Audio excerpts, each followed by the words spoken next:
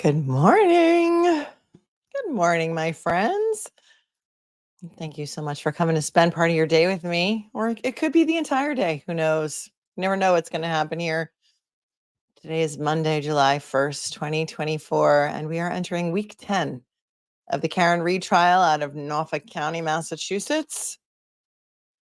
Norfolk Superior Court, and I'm glad I came on a minute or two early because it looks like the camera is panning down already to the courtroom on NBC 10. Let's go to court. Parties having anything to do before the Honorable First Justice Beverly Pinoni, now sitting in the Dedham Superior Court. You can't even hear it though. Draw near, give your attendance, you shall be heard.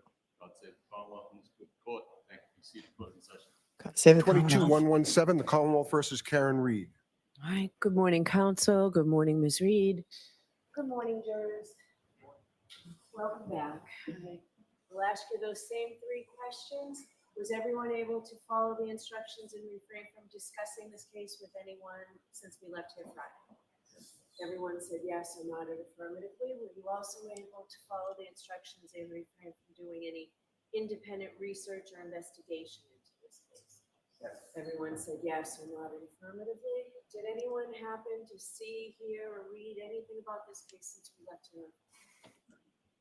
All right, so Mr. Fuller, we're going to send you folks all back out. All right, for the court, please. Jurors, follow me. And they're off.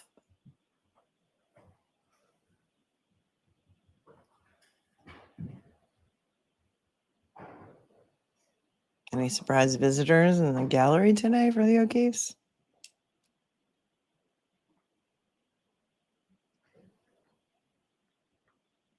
All right. Thank you, everybody. And that's it. Jury is sent out to deliberate. Everybody looks exhausted. The defense team looks exhausted. Karen looks exhausted. They didn't even show the judge, did they? Since so many of you are just joining, court started a little bit early today, which is a little surprising. So let's just take a look again. See who's there. See what the condition of the defense team is, because that's all we really saw. Hang on.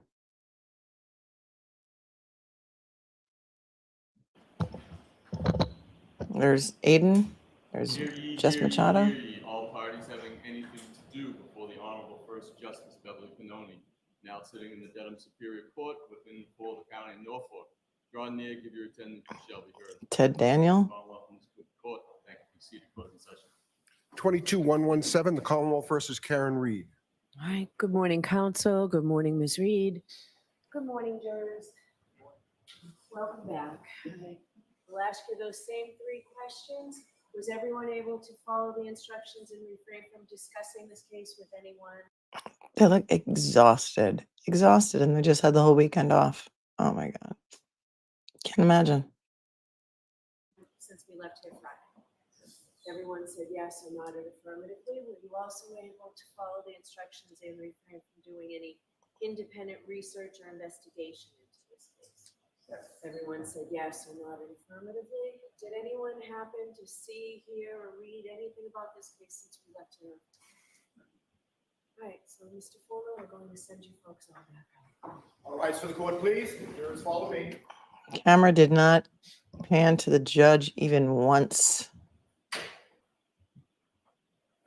She's like, I'm exhausted. I don't even want to be in frame today. Don't show me. I'm not ready.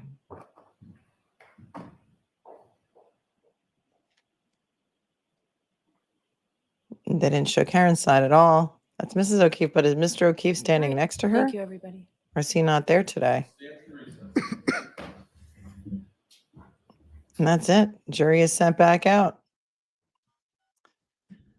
I'd like to check in with you guys and see how you're feeling after a long weekend of no coverage from court anyway. I took the weekend off and it was really great. Sometimes you just got to step away for a little while, you know?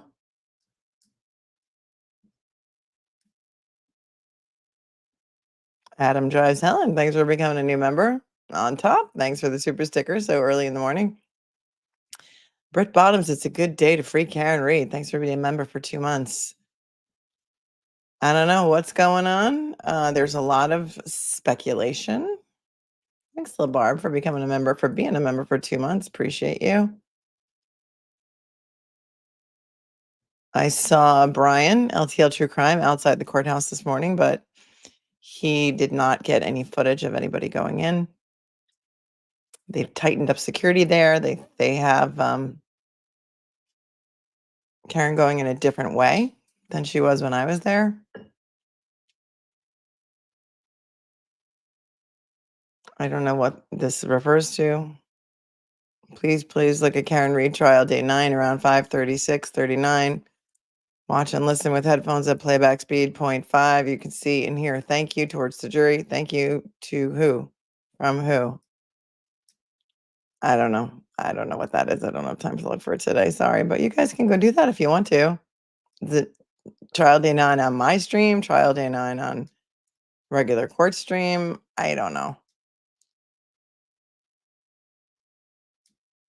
Thanks, Maureen Francis, for the cash app this morning. So generous. The young girl next to Mrs. O'Keefe, I do not know. Maureen says she's hoping it's a not guilty verdict day.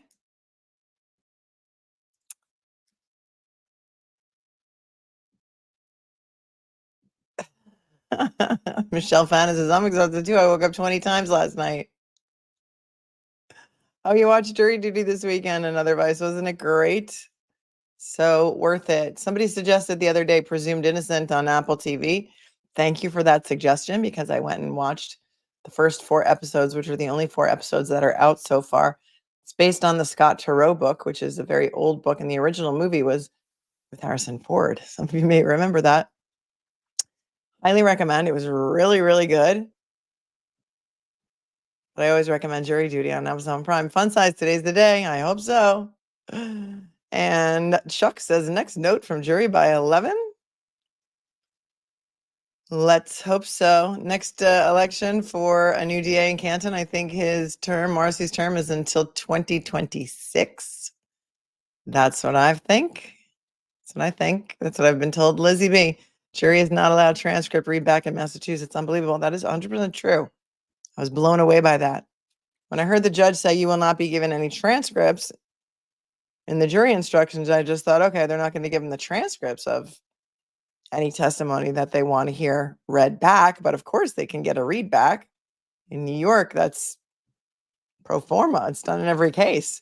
If the jury wants a readback of somebody's testimony with regard to a certain issue or the whole testimony of a person, they will pull the transcript. The court reporter will come in and read it back to the jury.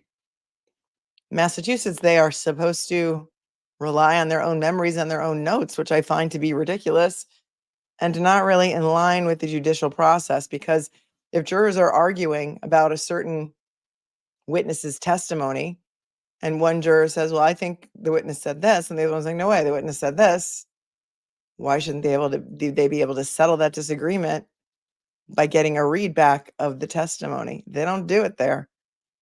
They don't. And I couldn't believe it either. And then I had a Massachusetts attorney, not even that they're not allowed, they shouldn't have the actual transcript to bring back with them, but they should be allowed to have a readback. People wrote to me who are Massachusetts attorneys and said, that's the way we are. That's the way it is here. It's the way it's always been done. And this judge likes to say that a lot. That's the way it's always been done here. That's the way we do it here. We try cases for 100 years in a courtroom where some of the jurors only see the back of the witness's head, and we don't see anything wrong with it. This is the way our verdict slip is, and we don't see any reason to change it. This is how we do it in Massachusetts. Maybe this will bring some changes to Massachusetts law and procedure, because it seems to be a little bit ridiculous. Well, Cupcake says doesn't seem to be in the best interest of justice to disallow transcripts. I agree. They're supposed to just rely on their memory instead of actual facts, of actual testimony, of actual witnesses. There's a lot of things wrong with that case, and that's just the latest. Sweet Magnolia Bell says United was watching one particular juror as they left the courtroom to deliberate. It's hard to see from this area. Hard to see from where we're sitting. Leah says, yes, they all do look exhausted. What a heavy, heavy burden to carry this over. I do feel fully rested as I had a very quiet, sanguine weekend. Very thankful and wish peaceful for all. Thank you. Thank you for that. Kathleen Turtleboy tweeted out just now. Thank you. I don't have Twitter, so I won't see that unless somebody cuts and pastes it in the chat. Link, thank you for the $5 super sticker. And be our guest, Jess. Thanks for becoming a new member. I'm just a girl in the world. Thank you for your early morning super chat. Today is going to be a good day for you, Karen Reed. And now that's true. Let's see. They're not allowed a readback from any of the testimony. In fact, the only thing the jury has asked for so far is a copy of the CERT report. That is SERT. That's the search and rescue team. Lieutenant Kevin O'Hara was the leader of that search and rescue team who arrived on scene at 34 Fairview, assembled his team sometime around 5:41 p.m. on the lawn of 34 Fairview. And that's when they started finding the taillight pieces. And the judge said, you have all the evidence. We can't give you anything else. Which means to me, either that report never made it into evidence or there is no report.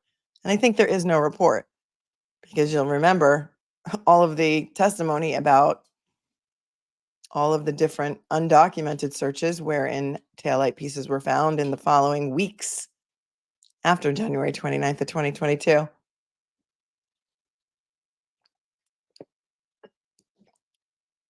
So there's that.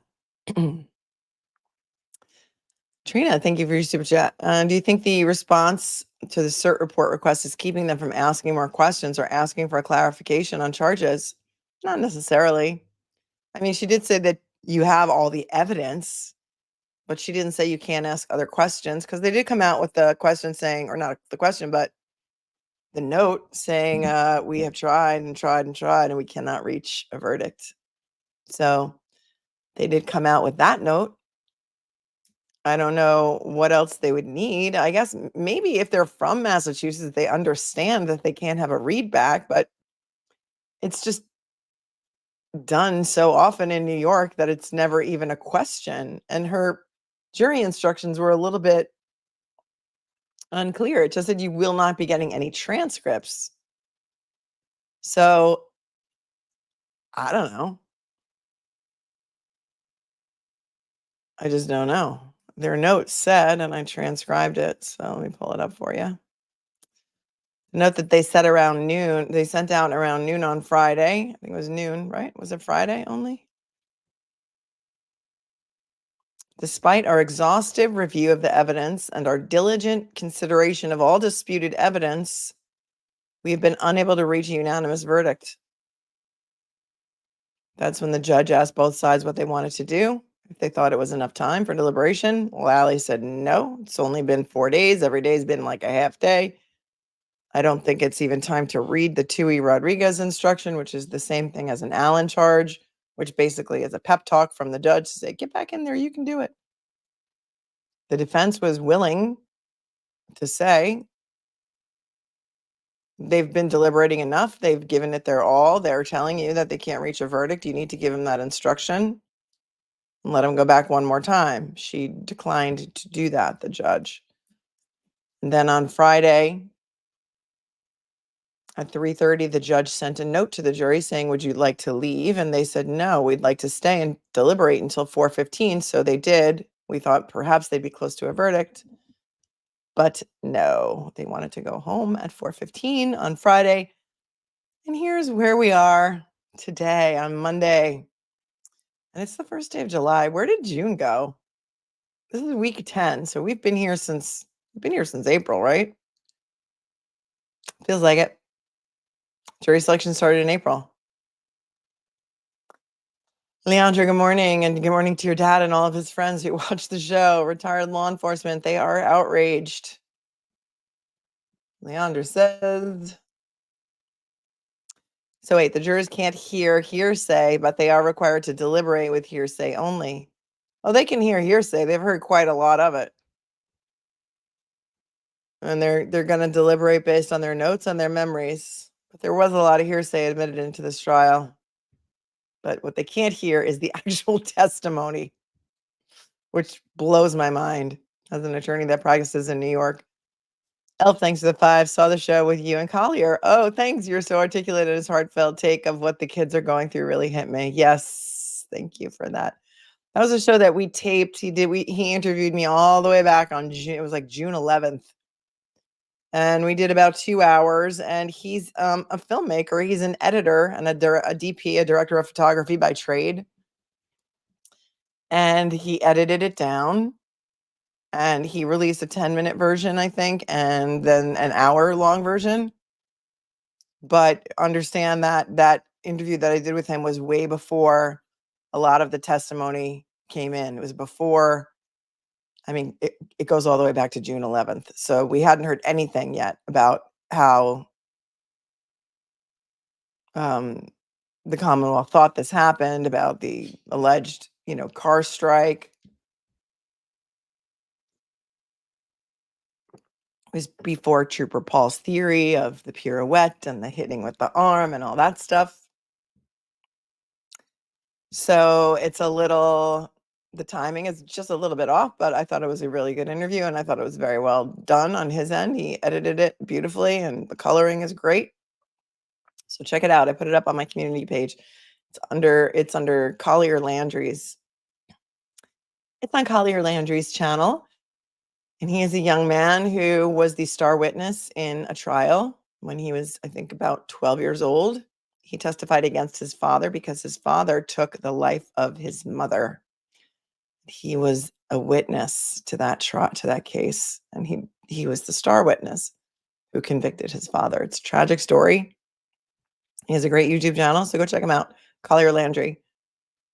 Rebecca Jones, good morning. Blows my mind. They formed the thesis of a motor vehicle accident, yet no law enforcement had seen the murder weapon taillight yet or found any pieces when she became the suspect. That's right. That's right. And it's interesting that you bring up Collier's show, because somebody started fighting in the comments, calling me a liar because I said that no taillight pieces were found until after the CERT team got on scene. And this person is like, what are you talking about? They started finding taillight pieces at 8 a.m. And I'm like, no, they didn't. Go back and watch it. Go back and watch Lieutenant O'Hara's testimony, but the person wouldn't have any of it. And you know how it is. You can't reason with someone who just doesn't want to hear reason. So you are correct. They did not start finding taillight pieces until after the CERT team got there, which was after 5:40 p.m. It was dark. They did their shoulder-to-shoulder grid search, and they were told they were given a scavenger hunt. Find some taillight pieces and a sneaker. And they did. But they only found like 3 taillight pieces. And then in the weeks following, that is when the taillight pieces started to reveal themselves. So there's that. Thank you for your super chat, BDB 85 super sticker. Afternoon from England. Thank you, Kelly. Thank you for tuning in from England, Kelly Hickley. Melanie, you're so lovely. Oh, thank you. I enjoy watching you and Mark. You're both so calming. Never been so hooked on a trial, but this one is so mind-blowing. Free the innocent Karen Reed. So much vitriol over the weekend that you guys were sending me. I think they're calling counter protesters are out there again today. And I don't know where have they been this whole entire time until now. Thanks, Jenny, for becoming a new member. Oh, Colleen St. Ange, thank you so much for your $50 so generous super chat. Thank you for your greatest coverage, maybe. Free Karen Reed today. I hope so, Colleen. I hope so. I don't know where you're watching from, Colleen, but we have been here for, as you know, 10 weeks. And we've been here for all of it, except for the one day that I actually went to court. And you were all very upset when you found yourselves in some very unfriendly chat rooms. So let's hear some applause from my moderators who keep the chat classy and they're so amazing and make this a safe place for people to be able to participate in a chat. Thank you, Colleen. I really appreciate you. Hi, an eclectic mind. Didn't Bev say they couldn't share their notes either? I don't know about that. I do know that I believe they're allowed to bring them into the jury room. Why wouldn't they be able to? But as far as sharing their notes with who? With the media? With each other? I don't know. Annie Ruler, thanks for the 5. I was former M1 hung juror. Would you like me as a guest? 2 to 3 week deliberations, DUI guy, huge show with former juror. I don't know what you are referring to. I think you sent me an email, but I don't really have time for guests during these shows while we're waiting for a verdict because you never know what's going to happen at any time. So if I did have guests lined up, they would have to be bumped depending on what happens. This is a very, it's a very sort of fly by night type of show because we never know what's going to happen next. We never know. Evan Hippie, thanks for the 5. The only relevance the DNA on the taillight and the hair on the Lexus have on the case is the mass they add to the 7,000-pound SUV in the momentum equation. Yeah. Which is what? Nothing. Glass on the bumper, remember, was not connected to the drinking glass that was found on the lawn. It was matched to some random glass in the street, right? And the hair allegedly is Officer John O'Keefe's, however, was not turned over until the trial had already started. And that hair could have been there for how long? And through any number of reasons, not from her hitting his head with her car, because remember, there was no blood, no tissue on the car. It was some touch DNA on the taillight, but not inside the housing of the taillight, just on the outside. No skin, no tissue, no blood. So if that taillight really did scratch his arm, it would have been, there would have been something other than touch DNA on it. Just my opinion, but it's strange credulity that we're still sitting here. Kyle, thank you so much for the 5. Turtle Boy on X. Juror number 8, dressed in shirt and tie, looks like a solid not guilty. Number 7 is a female and looking upset for what it's worth. Yeah, I don't put any stock into observations. You never, ever, ever know what's going on inside a jury room, ever. And you never will unless one of the jurors decides to speak out. Thanks, Debbie, for becoming a new member. And Robbie, thanks for becoming a new member. Hey, Robbie. Haven't seen you in a while from Australia. Kathy says in California, juries can also have testimony read back. Massachusetts is bizarre. Right. I mean, how can justice be done if they can't get the actual readback of the actual testimony? Thanks, Kathy. Oh, thanks. BHCCHI says you and Bettero are the best. Thank you so very much. I believe he's still on trial, so he has an open invitation to call in whenever he wants. Amber, did you hear the cleaned up Jen McCabe 911 call? Yeah, that's not new though, right? I did somewhere. There's so much information out there, you guys, that I am just inundated with between everyone sending me stuff on this case and other cases and just my everyday life and 5 kids. And it's been a lot. Good morning. Good morning, Jen Barkley. Does moral certainty hold as much weight as reasonable doubt? This is my first super chat and you're really fantastic. Oh, thank you so much for tuning in from Canada. Moral certainty, reasonable doubt. Are they one and the same? I don't know. Let's look up the definition of moral certainty in Massachusetts because that is something that is not used in, I don't know if any other case uses it. Moral certainty definition. Let's see. The definition of moral certainty is a probability so great as to allow no reasonable doubt. So I'm going to say that it's the same. They're using it interchangeably. Same with regard to Massachusetts law. Yeah. In Massachusetts, moral certainty is a term used in criminal trials to describe the highest level of certainty that can be reached in human affairs based on the evidence presented. It is another way of saying proof beyond a reasonable doubt. The actual jury instruction says, when we refer to moral certainty, we mean the highest degree of certainty possible in matters relating to human affairs based solely on the evidence that has been put before you in the case. So yes, That is one and the same. Excellent question. Thanks for your first super chat, Jen. Welcome to the jungle.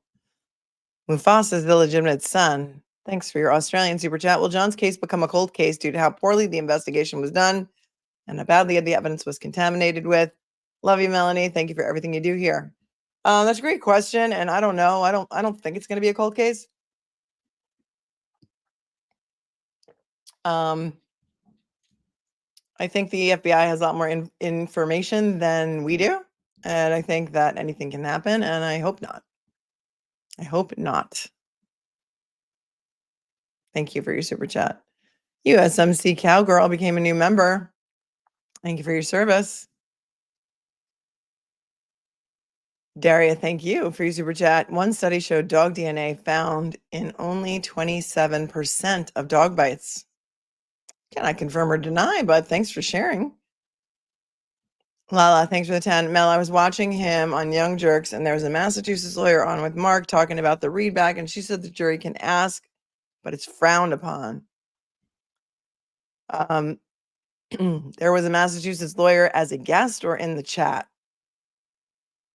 They can ask, but it's frowned upon. But in her original instruction, she said you will not be receiving any transcripts. So that I think that's what she meant by that. And I think she already ruled on it. And I think that was her ruling. So thanks, Lala, for your super chat. I don't know who said that. I don't know if it was an actual guest. I don't know if it was somebody who put it in the comments or a super chat. They can ask for it under the law, but it sounded like to me in the jury instructions that she said no transcripts will be given. So I don't know if she preemptively ruled on that. Oh, happy birthday, Mackenzie. It's Mackenzie's birthday. Let's get a not guilty. Happy birthday, Mackenzie. Tanny Simmons, thank you. Kerry Roberts, Lucky Lochran, Officer Barros, and all 6 defense witnesses provided an abundance of reasonable doubt. I agree with you. In addition to all of the conflicting testimony from all of the people that were in 34 Fairview that night, not to mention the ARCA witnesses, Dr. Rentschler and Dr. Who's our other crash daddy? Dr. Rentschler and Dr. Wolf, right? They said physics doesn't lie. Physics doesn't lie. John O'Keefe was not hit by a car. Car did not hit John O'Keefe. That's what they said. Science. It is just based on science. Jen, thanks, Jen. Do you have any info about Karen Reed's statement of didn't hit him that hard? I know KRA is innocent and don't know how her statement fits within all of it. There's some rampant rumor out there that never was put in evidence. The Karen Reed haters are out there screaming that Michael Proctor, when he was going through Karen's phone without a warrant, found a text message from Karen to her attorney that says, I didn't hit him that hard.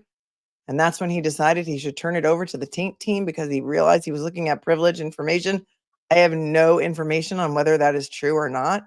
Don't believe everything you read, especially on the cesspool of Twitter. So I don't know anything about that. I cannot speak to the truth of it. It was never brought into evidence. And there's a lot of people out there trying to make a lot of noise. And they're out there in front of the courthouse today, too. All 5 of them with their signs. I don't know if there's more than 5 today.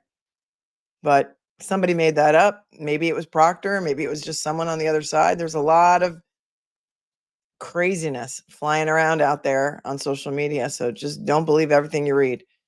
Sonia, thanks for the 10. Sending advice from Lisbon, Portugal. Hello, Portugal. As a teacher, can you tell me why different states have different trial rules and vocabulary? Because the states are independent with regard to their judicial systems. There's a federal court, and federal court has uniform rules, but each state has their own rules. It's just the way it's always been, as Judge Bev would like to say. It's just the way it's always been. Lizzie, thanks for being a YouTube member, becoming a new member. Allison Cosgrove, new 911 call has him found face down, among other things. I don't know if that's new. I mean, I heard a call where Jen says we just flipped him over. It was never dug into during the trial, so I was confused about that myself. I don't know. At this point, who knows what Who knows what? But I did hear her say that we just flipped him, or they just flipped him over. I don't know if it was ever proven to be true because I don't think Jen McCabe ever went over to the body. I don't think she did she? I mean, correct me if I'm wrong, but I don't think she did. Happy Canada Day. Hello, happy Canada Day to my northern friends. Hoping the verdict comes today. Thanks, Cove, and thanks for being a member, and so do I. BDB, thank you. On your stream on trial day 9, watch and listen. You can see and hear Nicole Albert say thank you towards the jury. Well, you know, her husband did too. He said thank you to the jury when he got up and walked away. Oh, it's not the court feed, it's outside. So I'm not surprised. He probably told her, you know, make sure you say thank you to the jury. It's a polite thing to do when you get up and leave. Make sure you say thank you, because he did it. And Brian Albert testifies on the regular. So I'm not surprised. Wasn't there one other person who did get up and say thank you to the jury? I can't recall who it was. Thanks for the super chat. Jessica, where did they get the information that one juror is a retired officer? How would that information be known, or are people assuming? I don't know. The media that has been in there during jury selection, they may not know that through having sat there during jury selection, that they were questioned about what they do for a living. So that's possible.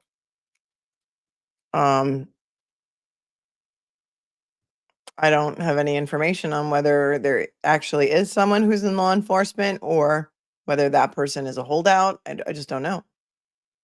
But they could have received that information from sitting through jury selection, because many of the media did. Christine, how can a non-lawyer obtain court documents? It depends on the state.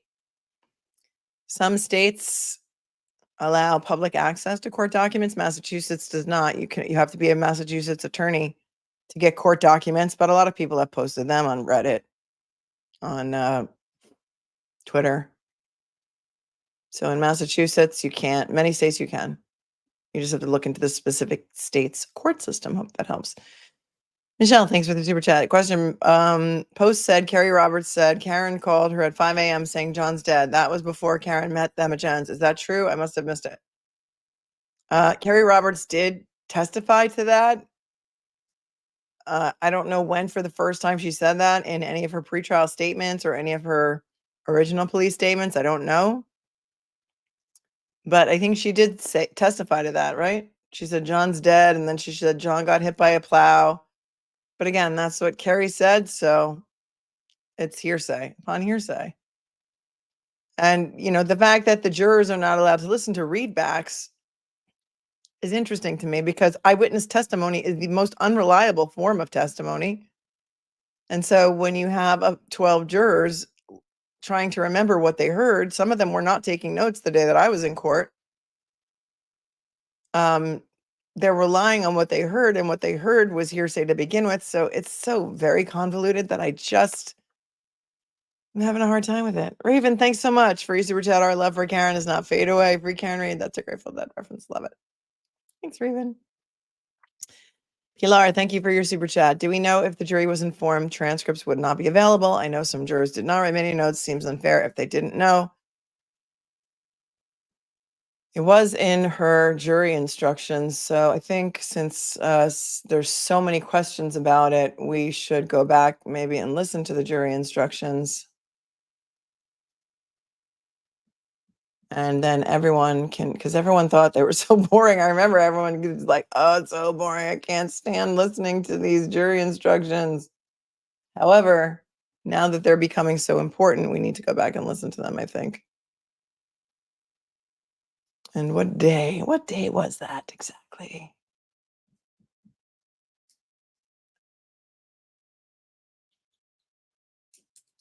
It was the same day as closing arguments, which would have been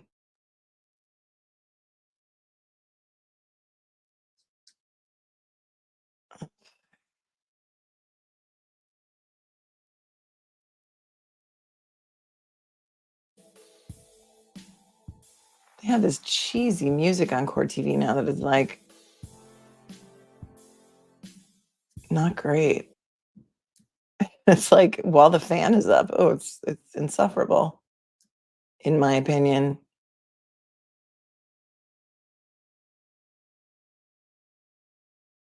What day did the jury get the case, you guys? Monday? What day is closing? Tuesday? I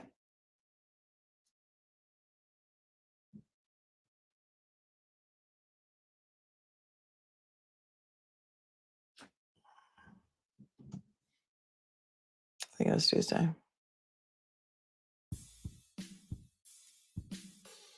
Law and Crime likes to strike, so Court TV's tagline is "We're insufferable." That's great.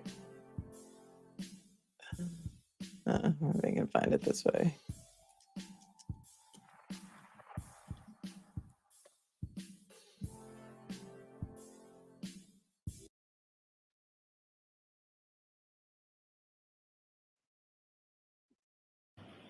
Yes. Courtroom and on nothing else. No prejudice. All right, here we go. I've got a feed up of just her jury instructions, so let's listen to it again so that we can settle it once and for all. Thanks, Pilar. Seems like we're going to be waiting here for a long time anyway.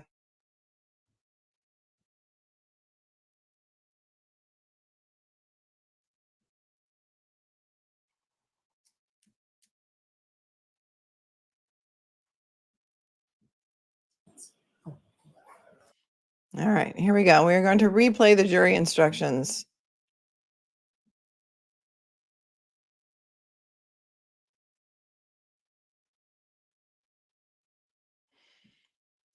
For those of you who are just joining, the jury has been sent back out to deliberate. As soon as we have more news, we are going to play it. But for now, we're going to listen to the jury instructions again.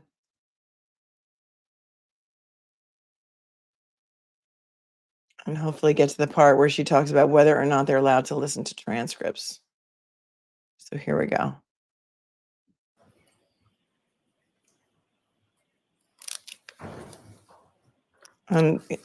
Tara, this goes straight to it. Thank you for everything. Do you think the jury instructions bogged them down? It's legal word salad glazes the eyes of non-lawyers. Let's take a listen. All right, jurors. Thanks, Tara. Thank you for serving on this jury and for being so attentive. You'll soon deliberate for the purposes of reaching a verdict in this case. But before you do that, it's my responsibility to give you instructions concerning the law.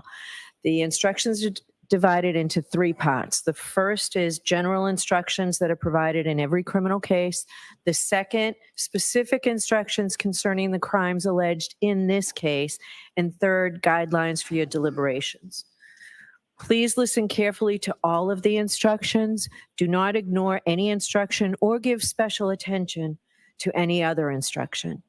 To make sure that I give you the instructions accurately, I will read them to you.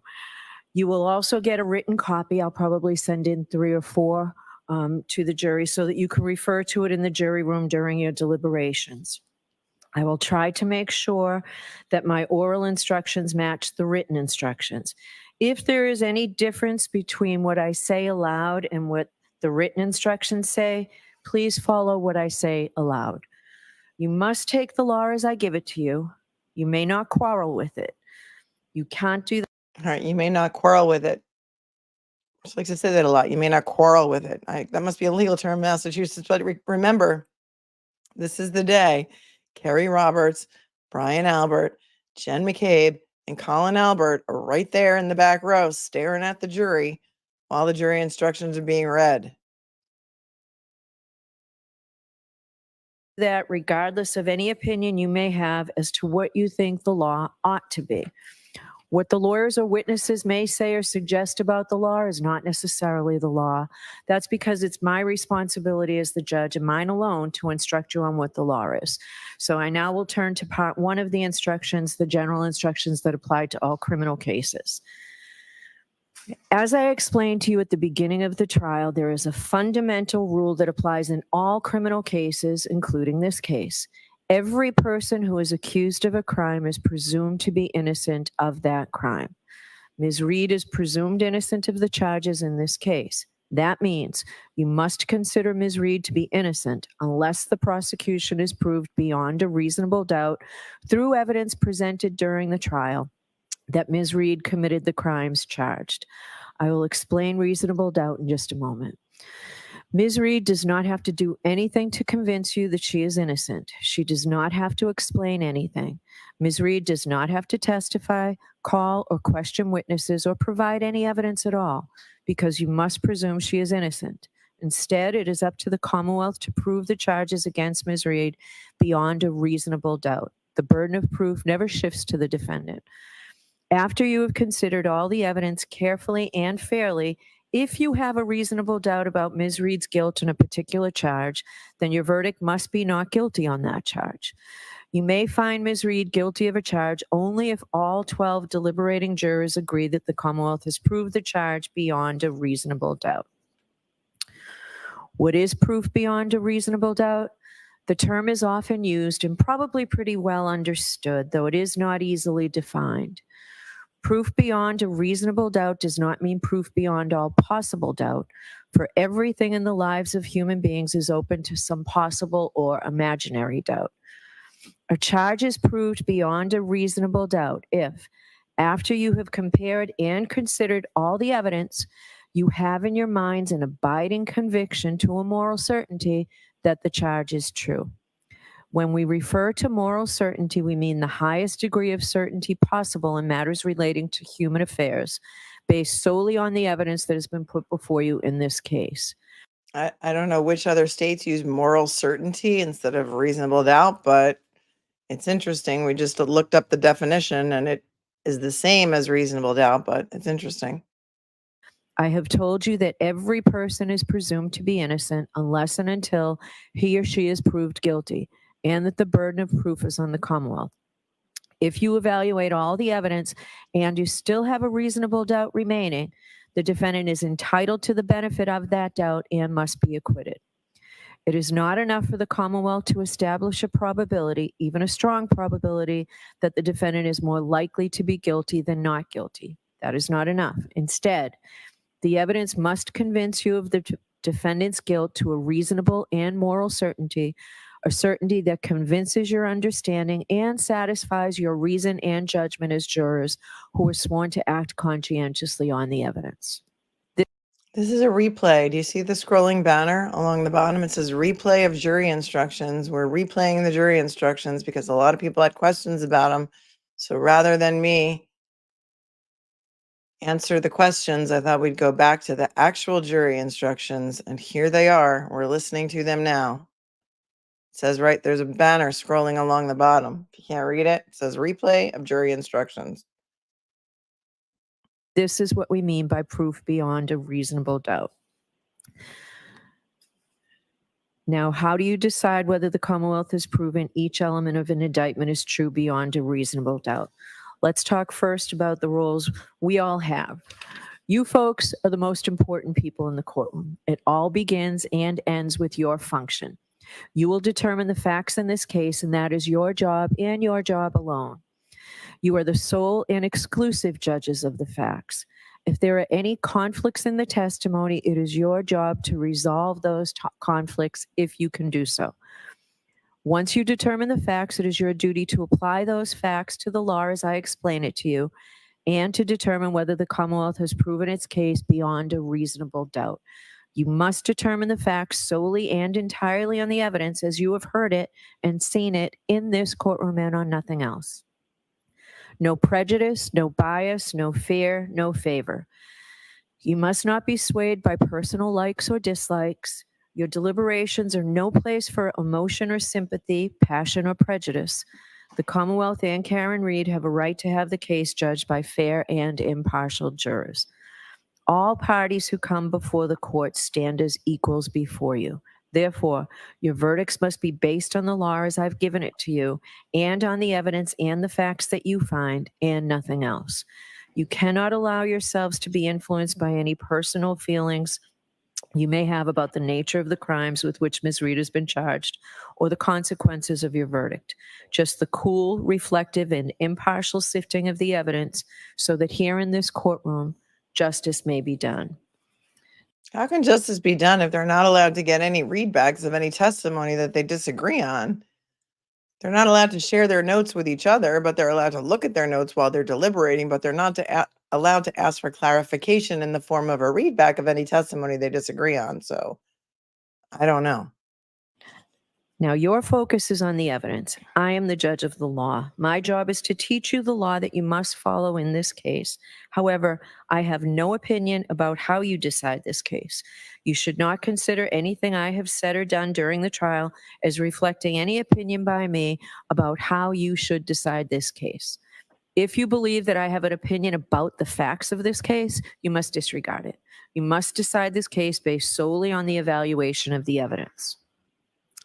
Now, the arguments of the lawyers are not evidence. They are not witnesses. If a lawyer during argument made a mistake in summarizing the evidence or argued something not supported by the evidence, you must disregard it.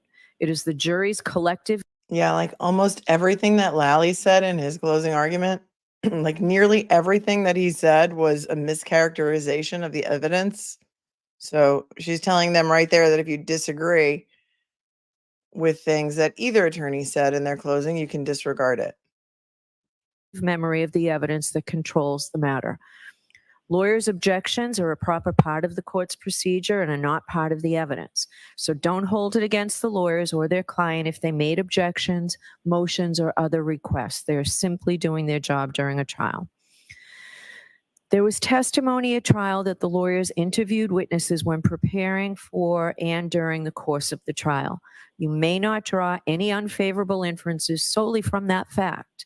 There is nothing improper about conducting such interviews. On the contrary, the lawyers are obliged to prepare their case as thoroughly as possible and may interview witnesses. Now, the verdict must be based only on the evidence and the jury's collective reasoning applied to the evidence in a fair and impartial manner. The extent to which you believe or disbelieve a witness or what an exhibit purports to show, the importance to give any testimony or other evidence is entirely up to your own good judgment. The evidence consists of the testimony of the witnesses and the exhibits in the case. There are some things you have heard about that have not been introduced into evidence, such as written statements by witnesses, police reports, autopsy, and accident reconstruction reports. Occasionally during the trial, you have heard references to such documents, and you may naturally wonder why neither side introduced any of them into evidence. The answer is that under our rules of evidence, such reports usually may not be admitted, although the parties may refer to them for certain limited purposes while questioning witnesses. So you should not hold it against any party that you do not have them, and neither should you speculate on what they may or may not contain. Okay, so they don't get the reports of the ARCA reconstructionist or of, I guess, Joe Paul, Trooper Joe Paul's reconstruction. So the reports are not admissible, but the testimony is, but they're not allowed to ask for a readback of the testimony in case they don't exactly remember what it said. There's so many things wrong with this that I just don't feel like getting upset this early in the morning. It's only 9:47 a.m. Eastern time. But this is where we are. And no wonder they're having trouble in the jury room. Didn't she also say at the beginning of her instructions that if there is any conflict in between my verbal instructions and the written instructions that I give you, the verbal instructions are going to govern? Okay, but if we're not allowed to ask for a readback of the verbal instructions, how can we remember what you said? They've been sitting there for 30, how many days of testimony? At least 30, right? Similarly, as you view exhibits, you may find that some information has been removed because it is not relevant. Please. Right, like the undetermined manner of death on the death certificate. So no big whoop, don't worry. Please ignore that and don't try to guess what may have been removed or why. Any information that you may have read, heard, or seen about this case outside of the courtroom is not evidence. My instructions to you and any other comments I made, the lawyer's opening and closing statements, and any comments they may have made are not evidence. Answers that I struck from the record and told you to disregard are not evidence. Okay, this is from last week. We are replaying the jury instructions because we had a lot of questions about the jury instructions. At the bottom of your screen, it says replay of jury instructions. This is from last week. We are waiting. The judge has sent the jury back to deliberate, so we are waiting. We had a lot of questions about the jury instructions, so we are watching them again. only the testimony of the witnesses, that is, their answers to questions, and the exhibits are evidence. It is important to remind you folks that the verdict cannot be based on emotional reaction or sympathy for any person or side of this case. Certain of the testimony and exhibits may have provoked an emotional reaction in all of us. You may feel sympathy for the family of Mr. O'Keefe, and you may feel sympathy for the defendant as she sits here in this courtroom. But your job is to decide the case without bias, fear, sympathy, or favor, to view the evidence with a certain clinical detachment, and to decide the case based solely on the evidence and the application of the law to that evidence. Interesting that she says you're to decide the case without bias or fear while they've got Brian Albert staring right at them during the reading of these instructions. And some people think he's a pretty scary guy. I have allowed you to take notes during the trial, and you may refer to those notes during your deliberations. But remember, they are not evidence or a substitute for the evidence and your recollection. They are for your personal use. Please do not share them with other jurors. Okay, so there you have it. Please do not share your notes with other jurors. You are supposed to just use them for your own purposes.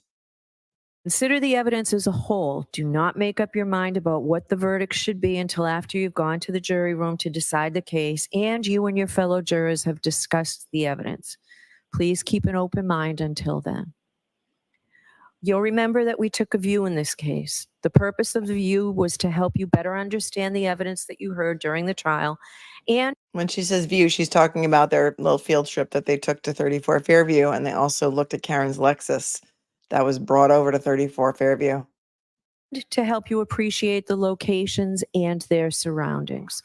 Your responsibility in the view was to see the places, observe them carefully, and remember what you saw. The view is part of this case. You may use and consider the observations that you made while on the view in your deliberations in reaching a verdict. The same is true about the demonstration we saw from the witness stand. The demonstration was done simply to help you understand the evidence, and you may consider it in your deliberations. It is the jury's job to earnestly seek the truth of the matter. In doing that, the jury must decide questions of credibility and reliability. The jury must decide how truthful or reliable or convincing any part of the evidence is. In deciding questions of credibility and reliability, you may rely on your common sense and reasoning powers and your life experiences. Consider a witness's testimony in the context of all the other evidence, not in isolation. You may consider the demeanor, candor, and appearance of the witness in testifying. Who was the witness? What relationship do they have to the case or to the other witnesses or the parties? Did the witness have any bias, reason, or motive to give false or shaded testimony? If so, you may consider that false or shaded testimony, or just plain shady. That's shady. That bias or motive in your deliberations, and ultimately as to whether or not it impacts the credibility of the witness and the assessment of the evidence presented. Is the witness someone likely to give an honest and impartial account? Consider not just whether the witness was honest, but also whether the witness's testimony was accurate and reliable or honestly mistaken. A prior statement by a witness, if inconsistent with his or her trial testimony in any way, may be considered on the witness's credibility and reliability, and only for that purpose. Now, you've heard... Right, so if they find that, for example, Jen McCabe gave many inconsistent statements, that can go to her credibility. And they can consider that when they decide whether or not she's telling the truth on the stand. Some evidence suggesting that the Commonwealth did not conduct certain scientific tests or otherwise follow standard procedure during the police investigation. This is a factor you may consider in evaluating the evidence presented in this case. With respect to this, garbage in equals garbage out. This goes to the shoddiness of the investigation. factor, you should consider three questions. First, whether the omitted tests or other actions were standard procedure or steps that would otherwise normally be taken under the circumstances. Like securing a crime scene, for example. Second, whether the omitted test or actions could reasonably have been expected to lead to significant evidence of the defendant's guilt or innocence. And third, whether the evidence provides a reasonable and adequate explanation for the omission of the test or other actions. Other actions like looking at other suspects, like pursuing other suspects, like pursuing other people who may have a motive to beat John up. Or perhaps pursuing other theories of how Officer John O'Keefe's body got to the front lawn of 34 Fairview that did not involve a motor vehicle accident. All things that they seemingly never considered based on Michael Proctor's testimony that he decided within 16 hours that Karen Reed was guilty and that Karen Reed hit John O'Keefe with her car. If you find that any omissions in the investigation were significant and not adequately explained, you may consider whether the omissions tend to affect the quality, reliability, or credibility of the evidence presented by the Commonwealth. All of these considerations involve factual determinations that are entirely up to you, and you are free to give this matter whatever weight, if any, you deem appropriate based on all the circumstances. So they are allowed to, these sound like Bowden jury instructions to me. They are allowed to consider whether the investigation was handled properly. And if it wasn't, they don't need to give that evidence much weight, if any. What, if any, weight do they need to give that evidence if they do not believe that proper procedures were followed? What, if any? Zero. None. Now, during the trial, I gave you some limiting instructions on how you were to consider some of the evidence you heard, and importantly, how you are not to consider the evidence. I am going to summarize those limiting instructions here. Ms. Reed is not charged with committing any crime other than the charges contained in the indictments. You have heard evidence about interactions that Ms. Reed had with Mr. O'Keefe and other witnesses in Aruba. The evidence was admitted solely for your consideration as evidence of the nature of the defendant's relationship with Mr. O'Keefe and whether it goes to her knowledge or intent or motive on January 29th, 2022. You may not consider that evidence as proof that she has a criminal personality or bad character. You may not take the defendant's prior acts as a substitute for proof that the defendant committed the crimes charged here, or to conclude that if she committed the acts in Aruba, she must also have committed the offenses with which she is charged here.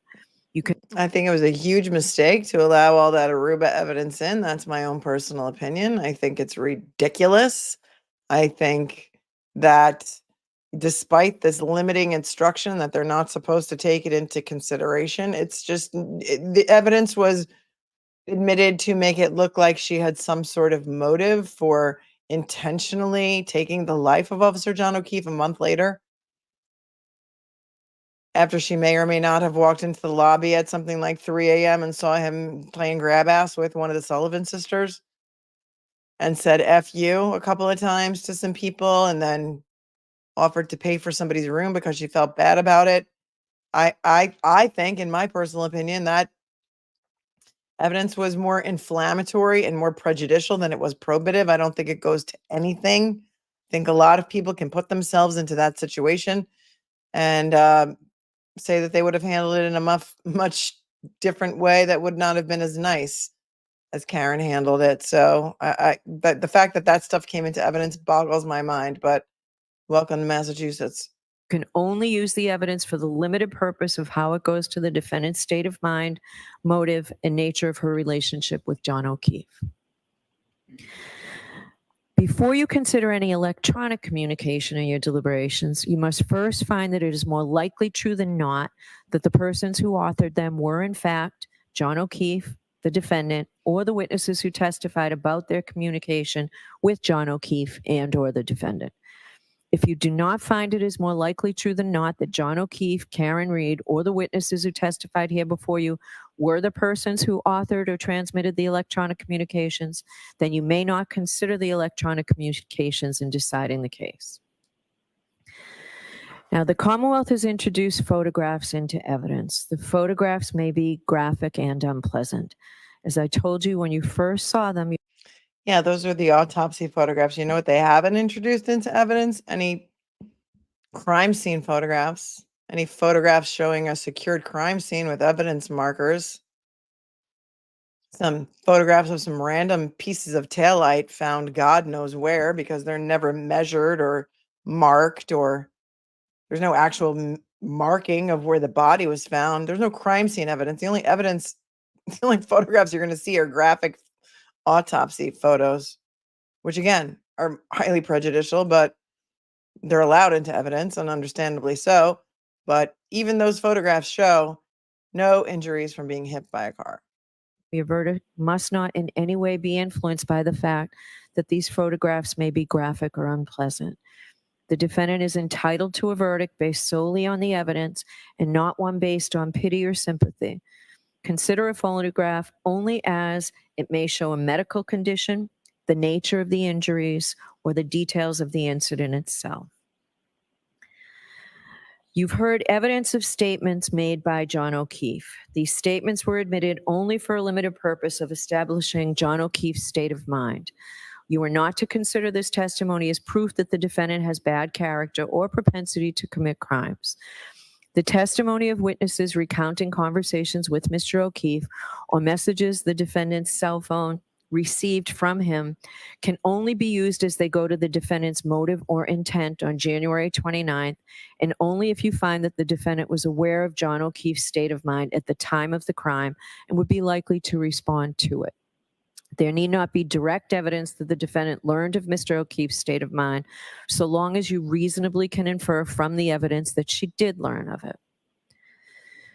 You've also heard testimony about statements allegedly made by Ms. Reed. Before you may consider any such statement, you are going to have to make a preliminary determination whether it can be considered as evidence or not, and for what purpose it may be used. You may not consider any such statement in your deliberations for the truth of any such statement unless, from all the evidence in the case, the Commonwealth has proven beyond a reasonable doubt that the defendant made the statement that she is alleged to have made, and that she made it voluntarily, freely, and rationally. In determining.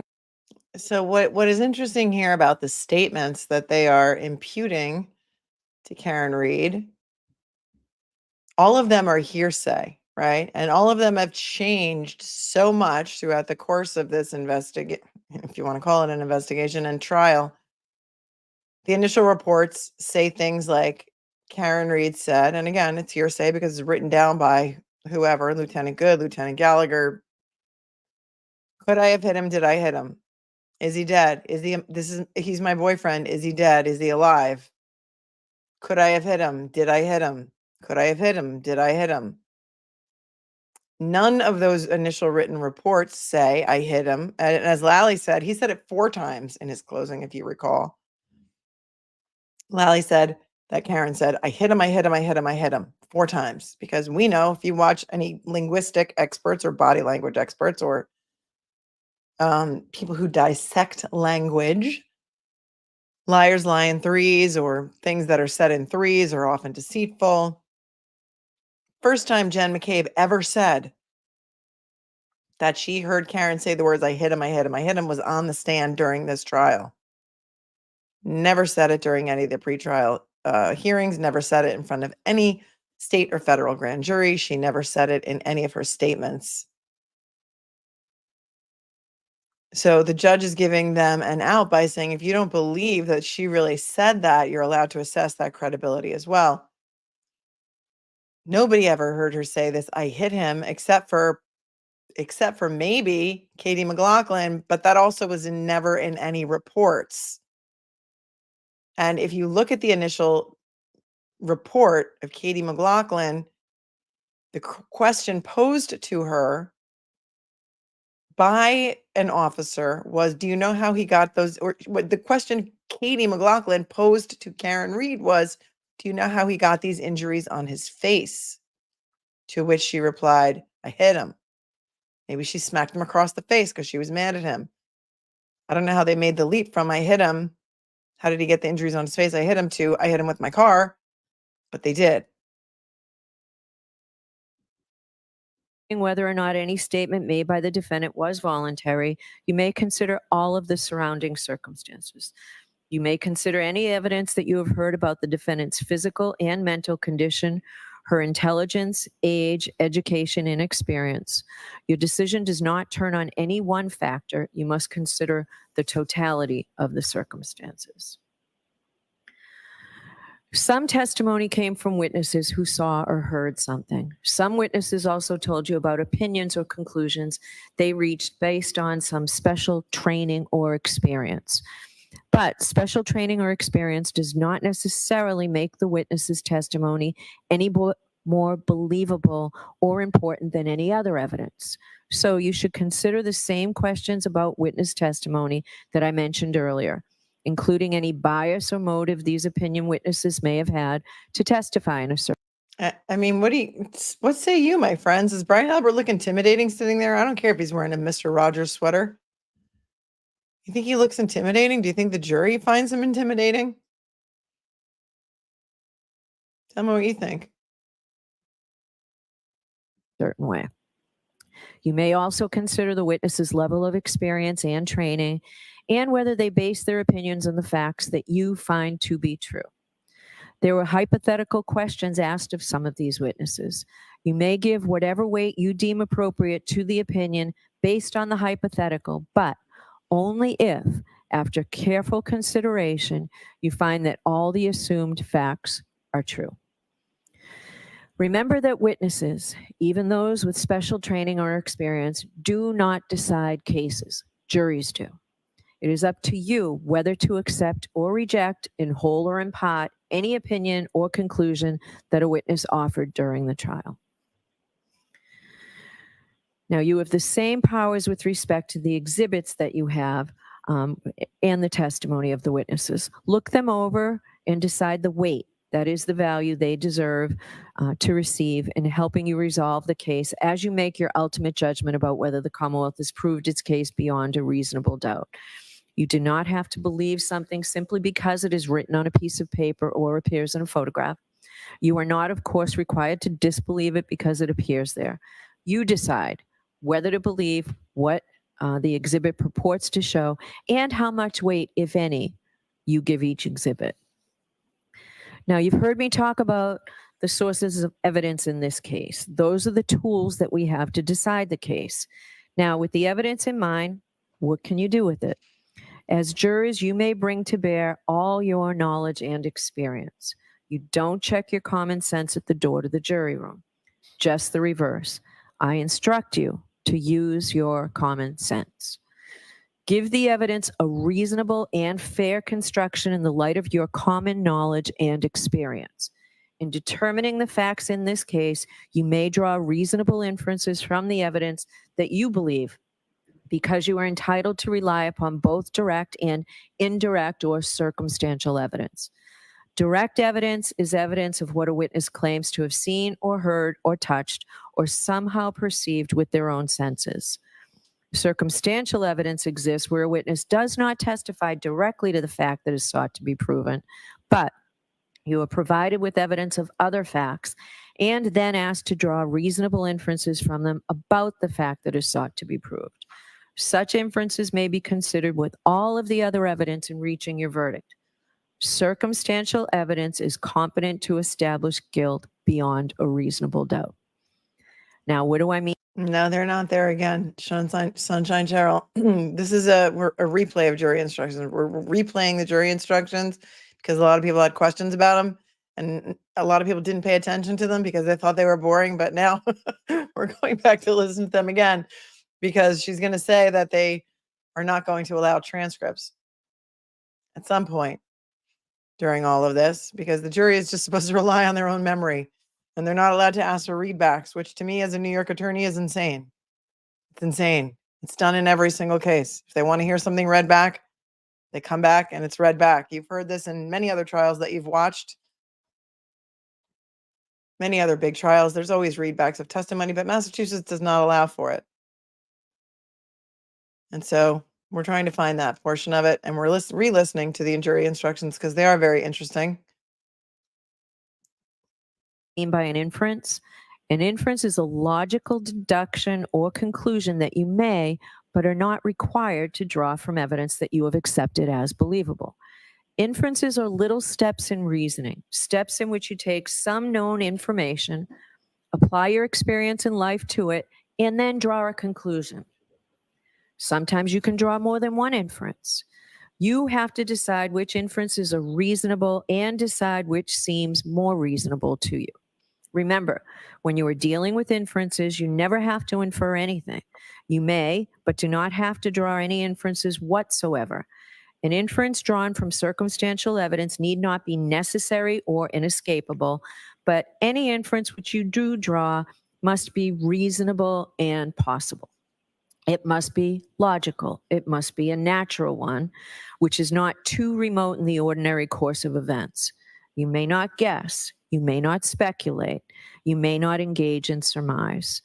You should not pile inference upon inference until the pile gets so high that it tips over logically, or the chain gets so weak that it doesn't hold together anymore. When you run through your inferences, check. I can't put the banner at the top, Phoebe. It doesn't give me that option. StreamYard has a format. I don't have control over the format. This is just the way it is. It's like in Massachusetts. This is just the way it is. Check the starting point and the ending point to make sure that they're still reasonable. Further, when the evidence tends equally to give rise to either of two inconsistent propositions, the Commonwealth has established neither proposition. In order to convict the defendant, you must find that all the evidence and the reasonable inferences that you have drawn, taken together, prove that she is guilty beyond a reasonable doubt. Let me give you an example of an inference. Suppose that the issue you must decide is whether the U.S. Postal Service delivered the mail today. If you go home and someone in your household, a child, roommate, or spouse, hands you the mail and states that he or she observed the letter carrier deliver the mail and retrieved it from the mailbox, this would be direct evidence that the U.S. Postal Service delivered the mail. The witness perceived the event with his or her own senses and told you what he or she observed. I think this is kind of a dopey analogy, but if anyone can point me to where in this hour-long jury instruction she talks about no transcripts, that might save us some time. Maybe I can look at the actual transcript of the transcript. She does say in here that there are no transcripts will be provided to you at some point during these jury instructions, but I don't want to make you suffer through an hour of this just to find it. So this is the feed from the YouTube video of WCBB Channel 5 Boston. Karen Reed trial. Judge Cannoni explains jury instructions. If anybody wants to fast forward it and find it for me, that would be awesome because I'm getting tired of it too, as are you. But she does say at some point during this, you will not be provided with any transcripts, which the jury is supposed to know that means that they're not allowed to ask for a readback, which I don't understand. The whole damn thing is very confusing to me, and I have a law degree, and I've been practicing law for 30 years. So can you imagine what it's like for the average layperson? It's whack. It's crazy. And no wonder they're having trouble in there because even the written jury instructions have to be really, really hard to understand. What is taking so long? What is taking so long? It just seems to me to be so obvious that John O'Keefe was not hit by a car that I'm having a really hard time with figuring out what is taking so long. The fan is still up on Boston 10, so there's that. If anybody finds the timestamp on it, on that video that we were just watching, my email is fanbase@mlittlelaw.com. Many of you are sending emails to me. I don't know where you're getting my other email from, but that's where all my spam goes. The only email that I use for YouTube is fanbase@mlittlelaw.com. So if you've sent me an email on a different email that you found somehow by Google or something, It's going to get buried. I'm not going to find it.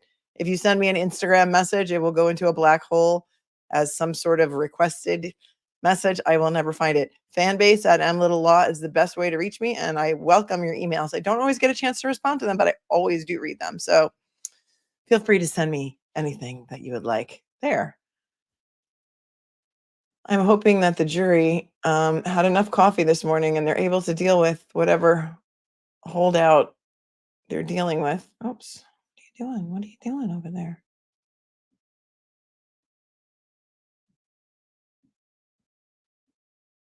And I'm hoping we're going to have a verdict by lunch, but you never know. It's 10:15. 10:15 New York time, East Coast time. Thank you, Elle, for giving a membership. And to whoever received it, welcome. Just gold. Ms. Little, are you ever going to discuss where exactly you found the view, though? Yeah, it's called a ring light. It's all about lighting. It's all about lighting, my friends. And sunscreen. Great channel, by the way. Thank you. I appreciate you. That's very kind of you. Not feeling the greatest today, as you can probably tell. People are like, you need more coffee. I'm like, yeah, I'm just not feeling great. But I probably do need more coffee. Lori Life 360 for the win. Always so generous. Such a great contributor to the channel. There's a former intelligence agent who analyzed testimony. Truth Revealed is his YouTube. Yes. Yes. Very interesting stuff. It's a new channel, I think. I don't know if he's former intelligence agent who did interrogations, I think, for I don't know, the FBI or something. He's got a couple of videos up on this case. They're very interesting. So many of you sent them to me and I watched them. I mean, there's a lot of stuff that I just, I don't know how accurate it is, but it's very interesting. It is very interesting. Oh, somebody very sweet just cut out a portion of this for me. Thank you. You guys are so collaborative. Thanks, Lori Life 360 for the win. As always, for being such a generous part of this channel. And to a viewer who may want to be anonymous, I'm not really sure.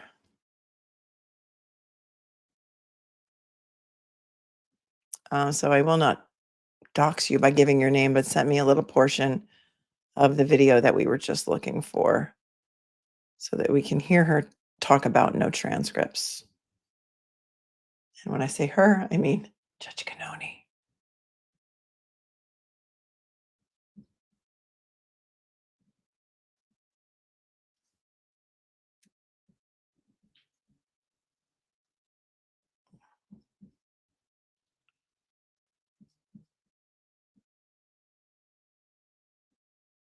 All right. Now we can watch it together.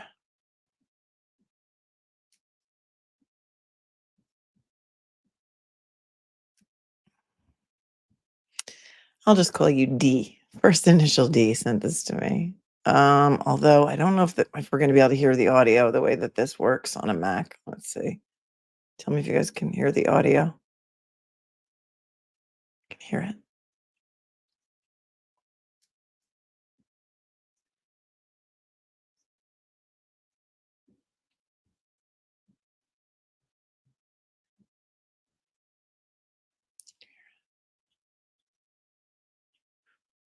No, can't hear it.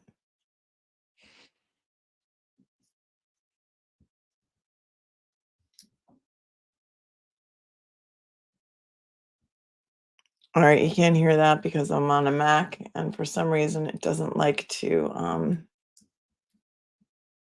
give you the audio. Just put on captions. I don't know because I had to download it. It's a whole thing. I don't know if that'll even work.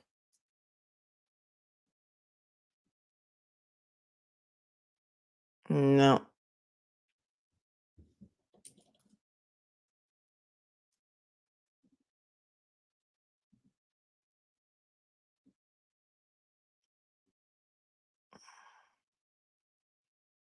So during which part of it was it? Yeah, the timestamps would be good.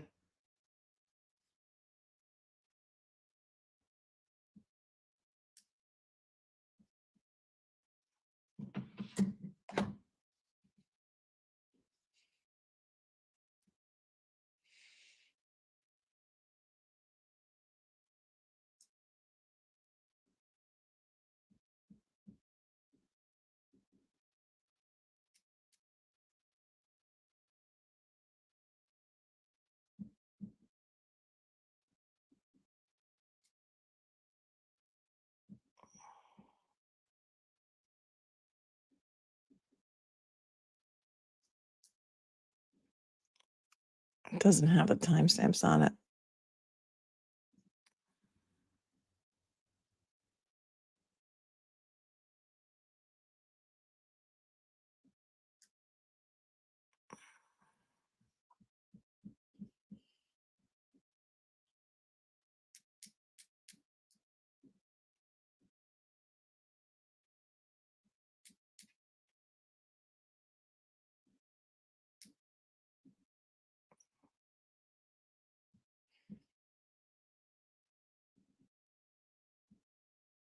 And then my whole everything disappeared. Oh, wait, here we go. All right. Oh.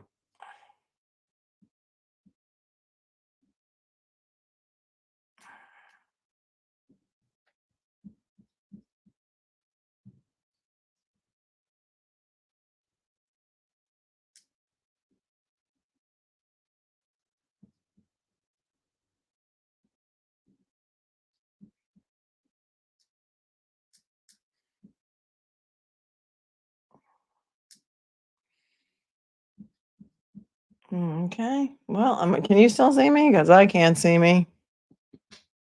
I lost me on my own screen.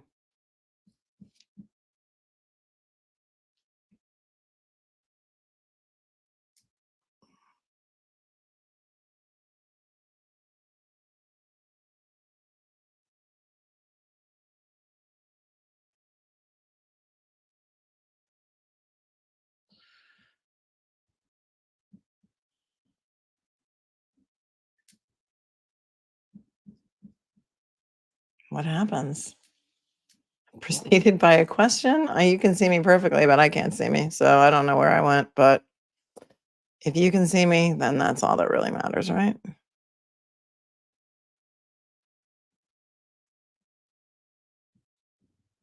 I just don't know how to get my screen back.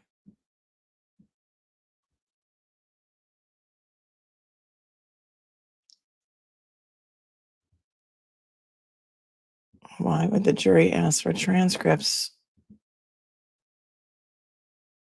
when they were told they can't get them? Yeah, you're right. That's a great point. And they're not. They're not asking for them.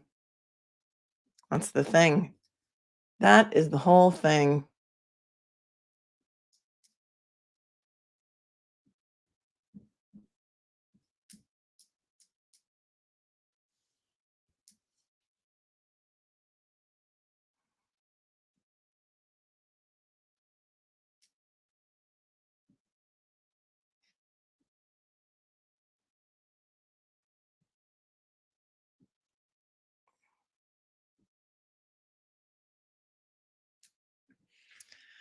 Okay, I'm back.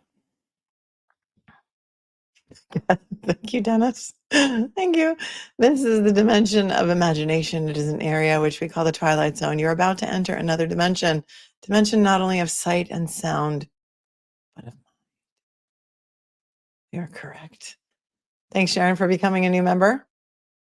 I'm just a girl in the world. To everyone fixating on what could possibly be a retired law enforcement on the jury, remember, nobody hates a bad cop more than a good cop. Oh, agreed. I'm just a girl in the world. I don't think that a holdout would be a police officer or law enforcement in this case. I just don't. Or a lawyer. I think that any lawyer can see right through this case, as can any law enforcement officer. I don't know what the makeup or the professions are of any of the other jurors, and it's been hypothesized that perhaps there's an engineer on the trial on the jury, and perhaps there's somebody in healthcare. I don't know. Angela, here I am in Brighton, UK, waiting nervously for the verdict. I'm crossing everything in the hope Karen gets a not guilty verdict and walks free. Thank you for your stellar coverage of this trial. Thank you, Angela, for watching all the way from across the pond. That girl, RWB, thank you so much for your $50 super chat. You're so sweet. Happy Monday. Thanks so much for covering. OG from Duty Ron's. Oh, thanks. So glad you made a channel. Thank you so much. Duty Ron and Ed came on the show. I think it was on Friday in the morning. And they wanted to come on and talk about the evidence in the investigation. And then it was great. And then they cut down a piece of it and made it into a different video where they imposed some other things into the video. For example, when Ed Wallace was talking about the tents that they have to erect in a scene when they're collecting evidence in the snow. They inserted like inserts of the actual tents that are used during snowstorm type evidence collection by CSIs and forensics examiners and collectors, and it was really cool. So go check that out on Duty Ron. Crime Time with Duty Ron and Ed Wallace. Great guys. Thank you, Vet Girl, so much for your generous super chat. Good morning, Laura. It would have helped to know before that they wouldn't have transcripts so that they could have been more attentive and willing to take notes. Agreed. I agree with you 100%. Wouldn't it have been? Right? Like, we're giving you pads. You have the ability to take notes, but you're not going to be able to take your notes. You're not going to be able to share your notes or ask for readbacks. You are 100% correct. That is right. Thank you so much to Dee, who sent this to me again in another way that we can actually listen to it. So thank you for that. Let's take a look. This is the jury instruction about transcripts.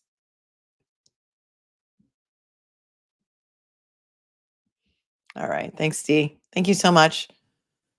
Heather says, thanks, Heather, for your very generous super chat. If Karen is found guilty on any charge, what are the grounds for appeal?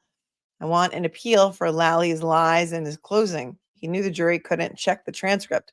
Verdicts based on emotion in Massachusetts. Are they normally based on emotion? I think there are a lot of grounds for appeal in this case. A lot of evidence that probably shouldn't come in that was allowed in. I think that the time to discuss that would be if and when she is found guilty, which I do not think that she will be found guilty. But if she is, we will come back to that question and answer it then. But I do not see any way that 12 reasonable people could come to the conclusion that John O'Keefe was even hit by a car.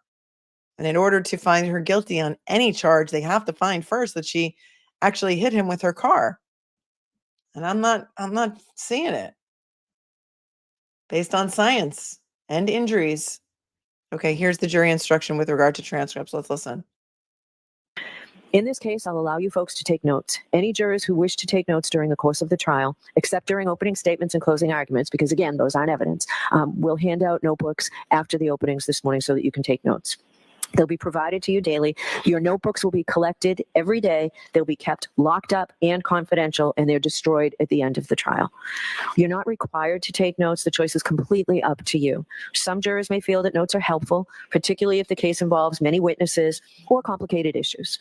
Notes also can help you to remember specific testimony or evidence, such as times, places, dates, names, relationships, events, distances, things of that nature. Other jurors may feel that note-taking is a distraction and may interfere with hearing and evaluating.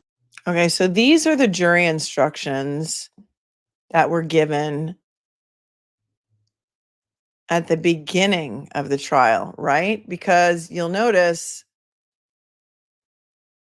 Brian Albert, Jen McCabe, Colin Albert, and Kerry Roberts are not in the gallery for this. So this was at the beginning, right?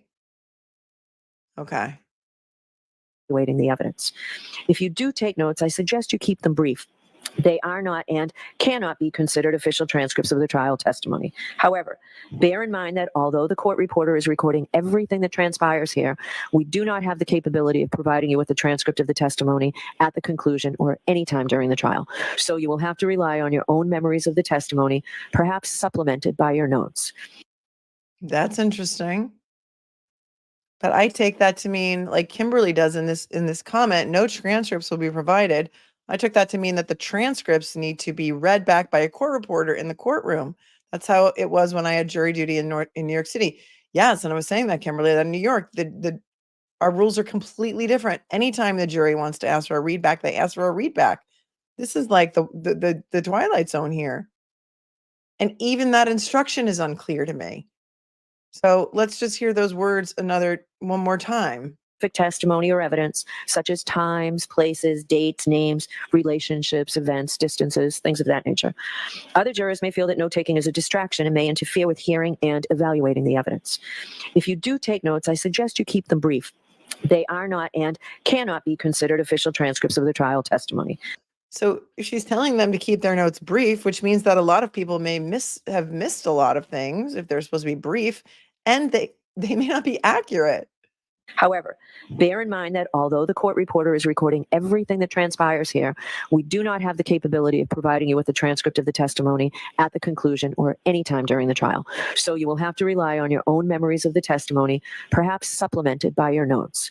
Regardless of whether or not you take notes, remember that how a witness testifies may be just as important as what he or she says.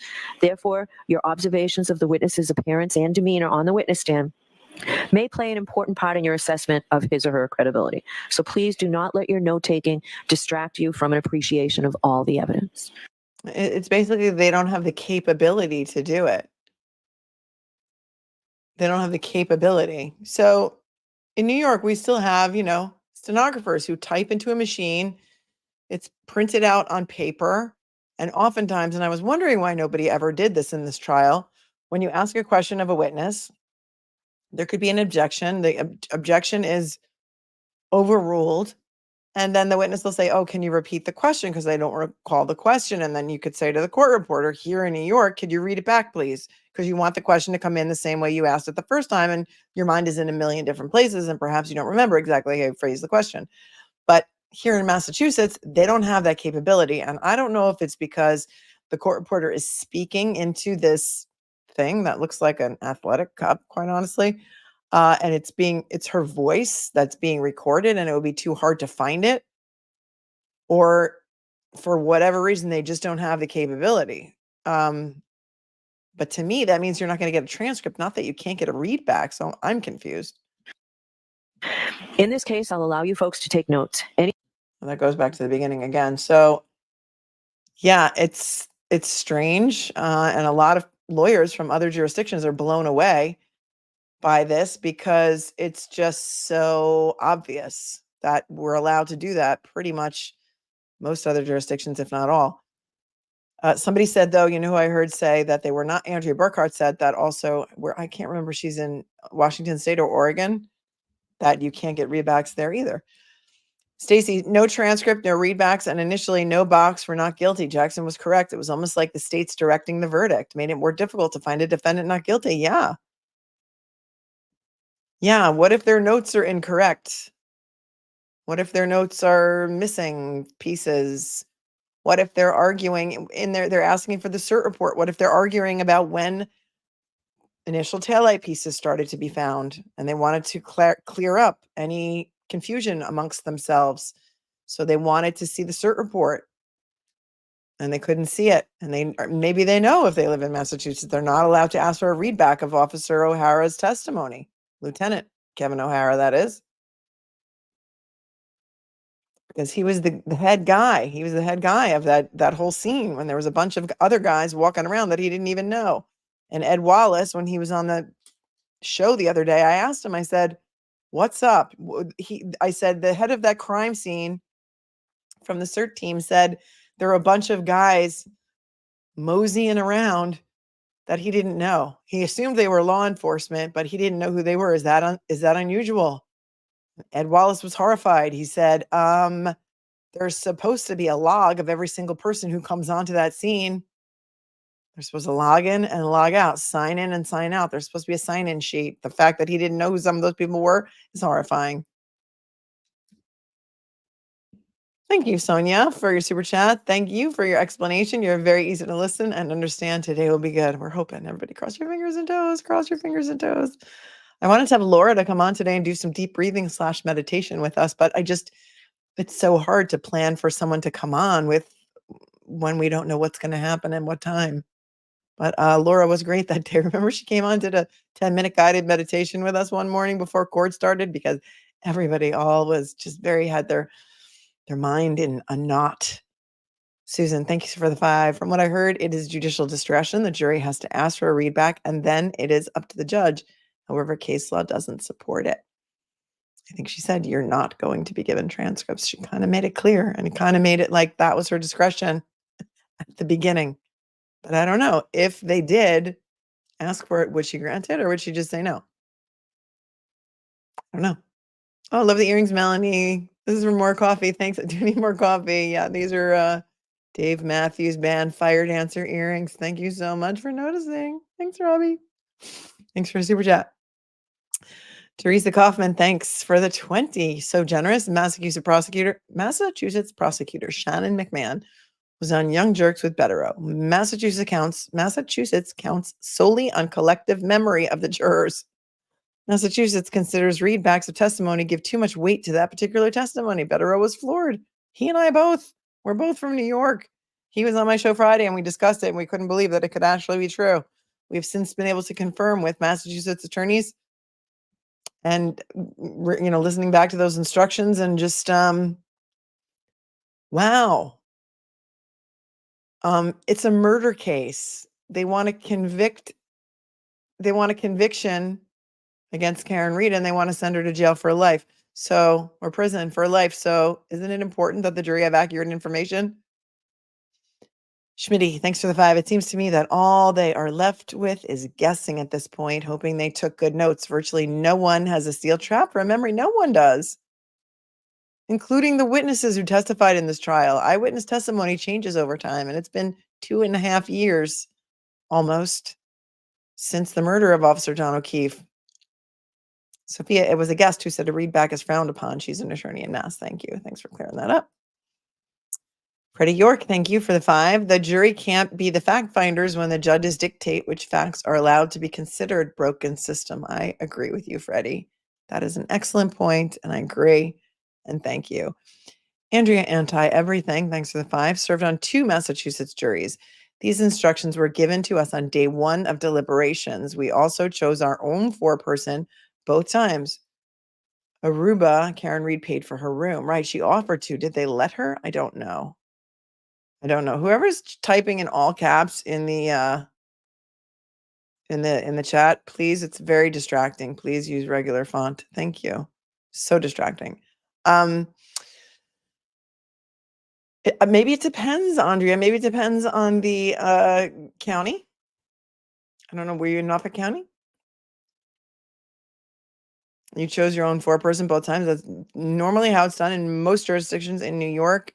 Whoever sits in jury seat number 1 is automatically the 4-person. So that is interesting. Yes, and she did agree. Karen did offer to pay for the room of Marietta Sullivan, who even said she sucks to everyone else sitting at the pool bar. But I don't know if they took her up on that offer. She also paid for dinner. Remember, she took all those people out to dinner, paid the bill while nobody was looking, as if that made her look like a horrible person. Very generous. Spent a lot of money on the kids. Spoiled the kids. They fought about it. John didn't want the kids to be spoiled. Again, not seeing a whole lot of motive for murder here. They don't have to prove motive, the Commonwealth, but, it would be nice. And so they're kind of grasping at straws here, if you ask me. Teresa, thank you so much. After replay, how many jurors remember these long instructions? I'm totally appalled at what jurors have to determine the life of any person. Yeah. They are allowed to bring the jury instructions back with them, but that's basically it. And then she did say if there's a conflict between my instructions orally and the written ones, you're to use my oral instructions. But I guess they can't ask for a readback of those either. I don't know. Melissa, don't forget Bev's word salad instructions was followed by the Commonwealth wildly misstating facts in summary. Yes. Kelly Kell, thank you. What did she mean by John O'Keefe's state of mind? Thanks.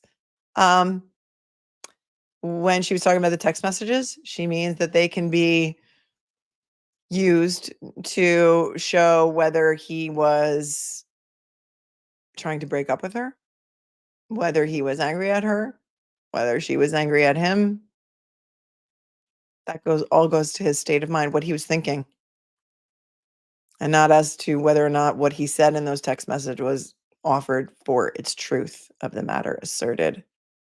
Just to his state of mind, what he was thinking at the time. Chloe Albert's revenge, thank you. Brian Albert equals Thanos. I don't know what that means. Michael Chardy, thanks for the 5. Are witnesses allowed to be in the courtroom after they've testified in a case? Yes. The reason that those 4 were allowed to come in during closings is because they were on the defense witness list and they were not called, and therefore they were allowed back in. Brian Albert, Jen McCabe, Colin Albert, and Carrie Roberts. But like, of all the people in that family, why Colin Albert? Why was he brought in there to sit there during closings? I'd love some thoughts on that. Why Colin? Oh my gosh. Thank you, Sarah B, for your $50 super sticker. You're so generous. Thank you. I appreciate you so much. Kim, thanks for the 10. The jury has to be smarter than this. Why is it taking so long for a not guilty? Why isn't everyone else being charged with OUI after the fact? Like Karen, you can't. It's just not done. I mean, it's a good question. A lot of people are bringing it up, but without actually seeing someone, pulling them over at the time, it's hard to prove that someone is OUI or did drive OUI. The reason it's allowed here is because it's connected to the other charge, manslaughter, vehicular manslaughter, murder. And so they're using this, what I think is fakakta evidence, to try and extrapolate it back. I don't even think that evidence should have been allowed in, but nobody asked me. I mean, Lennon, thanks for the 20. Thank you for all your insights. I want to see headline Karen Read, F''Read. That's very clever. How can any juror not be willing to see this betrayal of justice? Or afraid? This trial has shone a light on so much. Pray corruption is no longer an option. Thank you. Thanks, Emmy Lennon. Excellent thoughts. Thank you, Sharon, for your super sticker. Hudson, good morning. Is this woman free yet? Not yet. 55 minutes in. Thank you, Juan, for your super sticker. Super chat. Kimmy, 55 minutes in. Oh, is that when we were going back to the instruction? Was that in the closing jury instructions? Because the ones that we just watched were before, when they were first sworn in.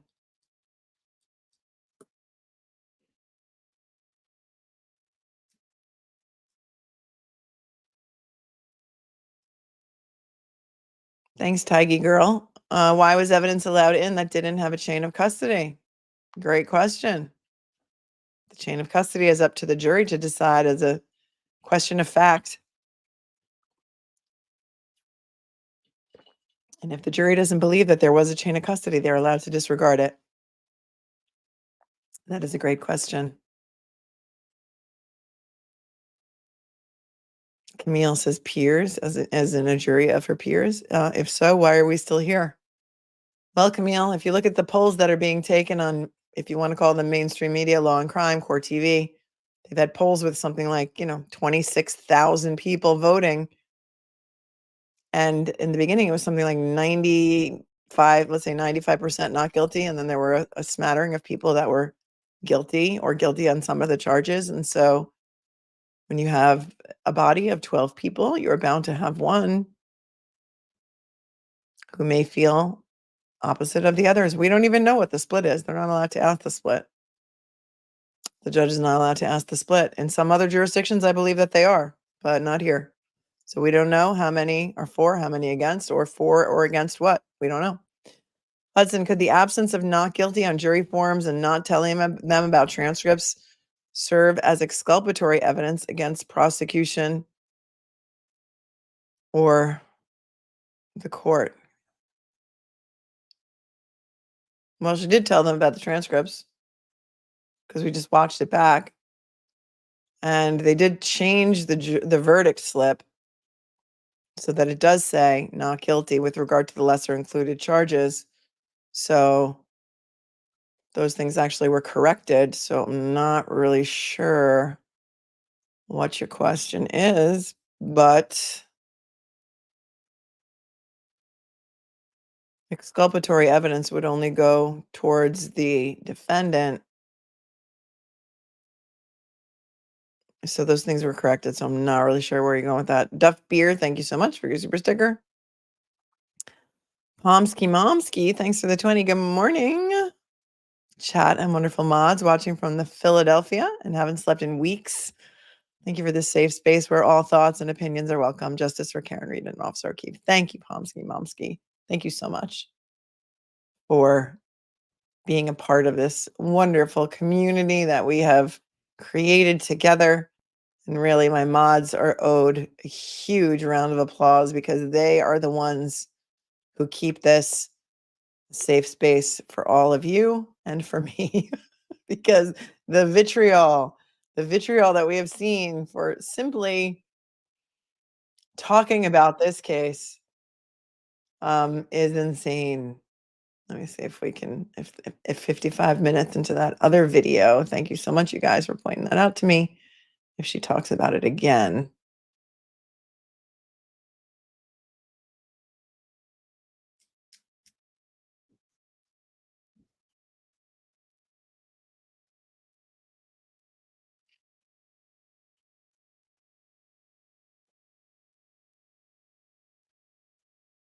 Mm, it's here.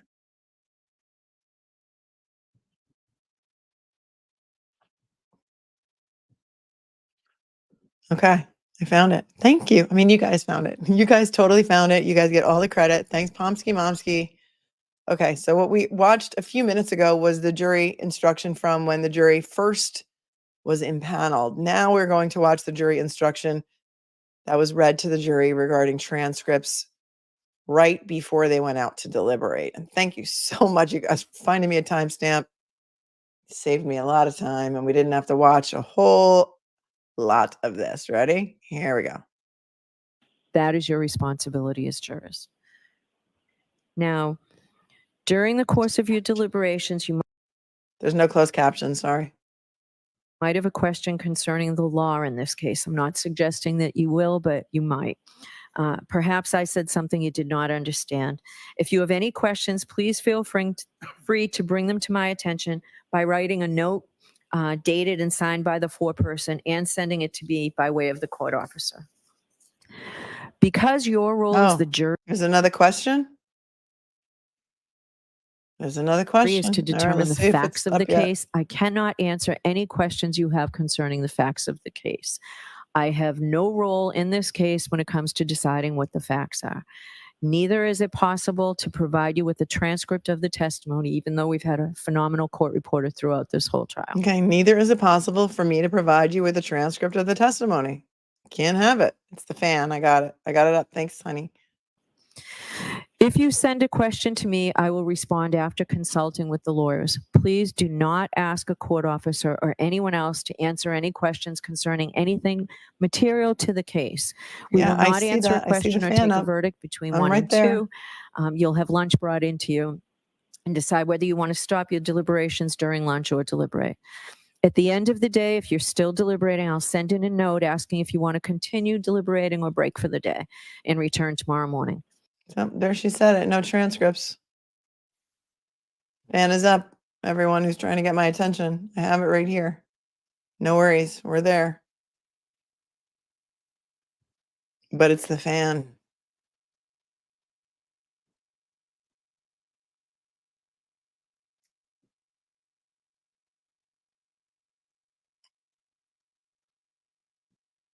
Okay. Jury question.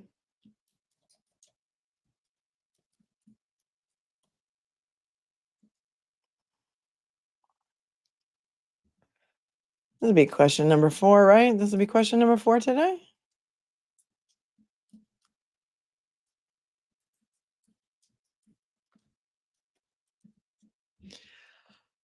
What do you think they're going to say? I think they're going to say, we still can't come to a verdict, Your Honor. Because otherwise the note would say we have a verdict. That's my guess. We've become very, very close with this fan throughout the course of this trial. It's going to be, you guys are going to miss the fan when the trial's over. Let's at least minimize it for a minute, shall we? So we don't have to get sick. Thank you, Susie. I love watching your channel, Melanie, here down under. Hello, down under. Hope today's free Karen Read is after 10 weeks, 4 a.m. bed. These eyes are struggling. Thanks, Susie. You guys are really like hardcore invested in this. That's a good question. Here we go.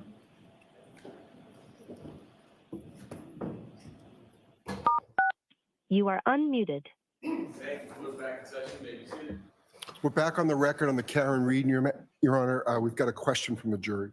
All right. So, Mr. Lally, I'd like to hear from the Commonwealth first about due and thorough deliberations.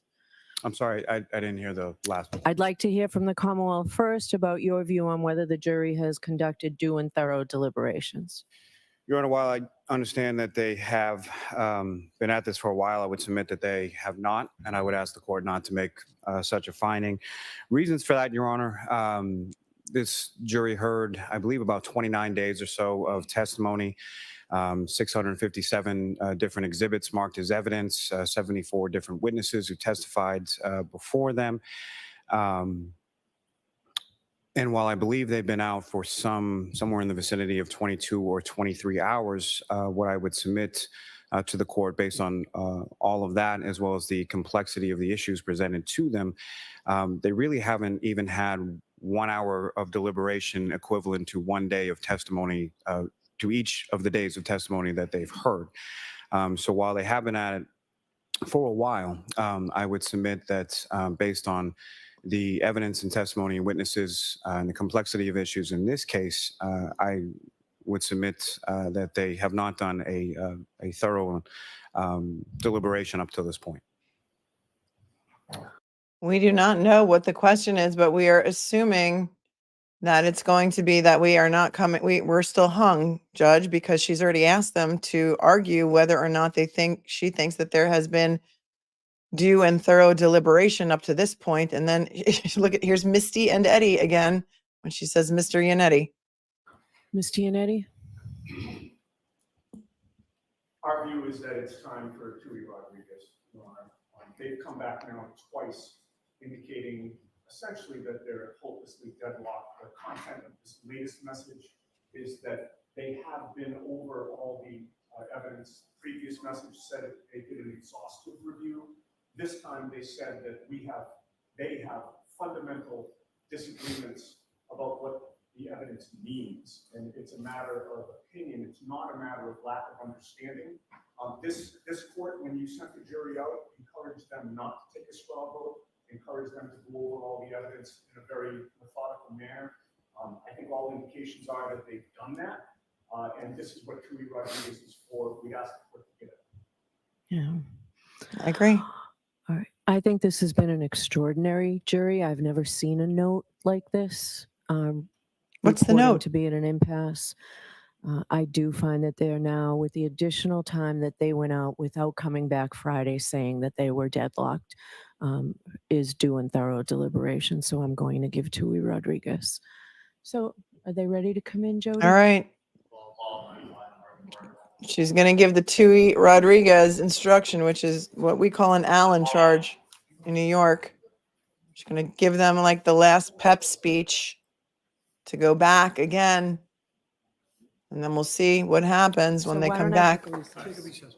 There's nobody, And then Nancy. nobody on the O'Keefe side in the benches. So what up with that? Where is everybody? Yes, Green-Eyed Southern Girl, it does equal reasonable doubt in itself, but there must be at least one person who wants a guilty vote, who does not see reasonable doubt. And they're still hung. That's what it sounds like. She's saying that they came back. She didn't read the note from the jury, but based on what they just argued, I am telling you that they are saying that they are still hung, that they have a fundamental disagreement as to what the evidence means. And based on the fact that they're not allowed to ask for any readbacks of testimony in the Commonwealth of Massachusetts, which is unheard of in mostly every other jurisdiction, that means that she's now going to give them the Tui-Rodriguez instruction that we went through together on Friday when I pulled it up. So this is live. We're going to hear it when she comes back. The Tui-Rodriguez instruction is like, probably when they come back in, she'll read the note. She'll say, I have received your note, and she'll read it out loud. But I'm assuming that she told the attorneys before she went to the bench to speak with just the attorneys outside the presence of the jurors. They were privy to what the note said. And that is why Yannetti said, Your Honor, they have said they have a fundamental disagreement as to what the evidence means. And therefore, it's time. It's time for you to give them the Tui-Rodriguez instruction, also known as an Allen charge federally and in other jurisdictions. And it's sort of like a last chance pep speech for them to go back and try one more time. And it is currently 10:54 a.m. on the East Coast, which is where this jury is. She may send them back. If she's going to send them back one more time, they may go for lunch and then they may come back and say, that's it, we're done. We can't do it. There is either one person or more than one person who will not flip. We cannot convince them. We have a fundamental disagreement as to what the evidence means. She called a little recess. There was nobody sitting on the O'Keefe side of the courtroom. So maybe we're going to wait for the jury to come in and wait for them to come back and let the fan get us a little bit nauseous while we sit and wait. This is live. We're back for live. An eclectic mind. Thank you. So I go for jury duty in September. I have my mother's old shorthand high school book. Going to try learning shorthand. That's so cool. That's a great idea. I don't know what jurisdiction you're in. Not every jurisdiction allows the jury to take notes. So they give you a notebook. It's locked up at the end of the day and shredded after the trial. Thank you, Danielle, for the super chat. Is there a guideline or limit? What questions the jury can ask? Can they ask, let's say, what time did Proctor arrive at 34 Fairview? Or what time did X say? No, because there's no readback. So they have to rely on their own notes, on the notes of their fellow jurors, and on whatever evidence they were allowed to bring back with them into the court, into the jury room. Remember, there's something like 657 exhibits, including whatever reports they were allowed to bring back, video evidence. We don't know. So no, they're not allowed to ask for a specific fact like that, Danielle. And that's, in my mind, it's a problem.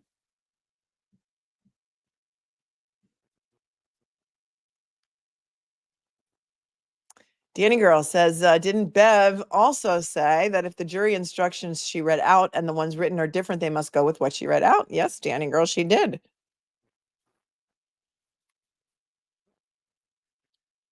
Yes, she did. And therefore, without readbacks, what is a jury to do?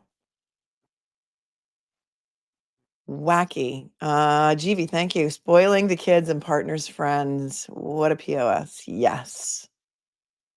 That's what they're trying to make the jury believe, and you and me and the world. Rob Williams says, this is really scary. Things should be fair and balanced in court. Feels like it's being tilted for conviction, Melanie. Thank you for everything. Thank you, Rob, for watching. To everyone out there who's watching. This is nutso. I am on with, see if Betero wants to come in. I don't know if he's on trial, but he's texting. All right, I'm going to send Mark Betero an invite. So you are going to be graced with Mark Bettero's presence as well.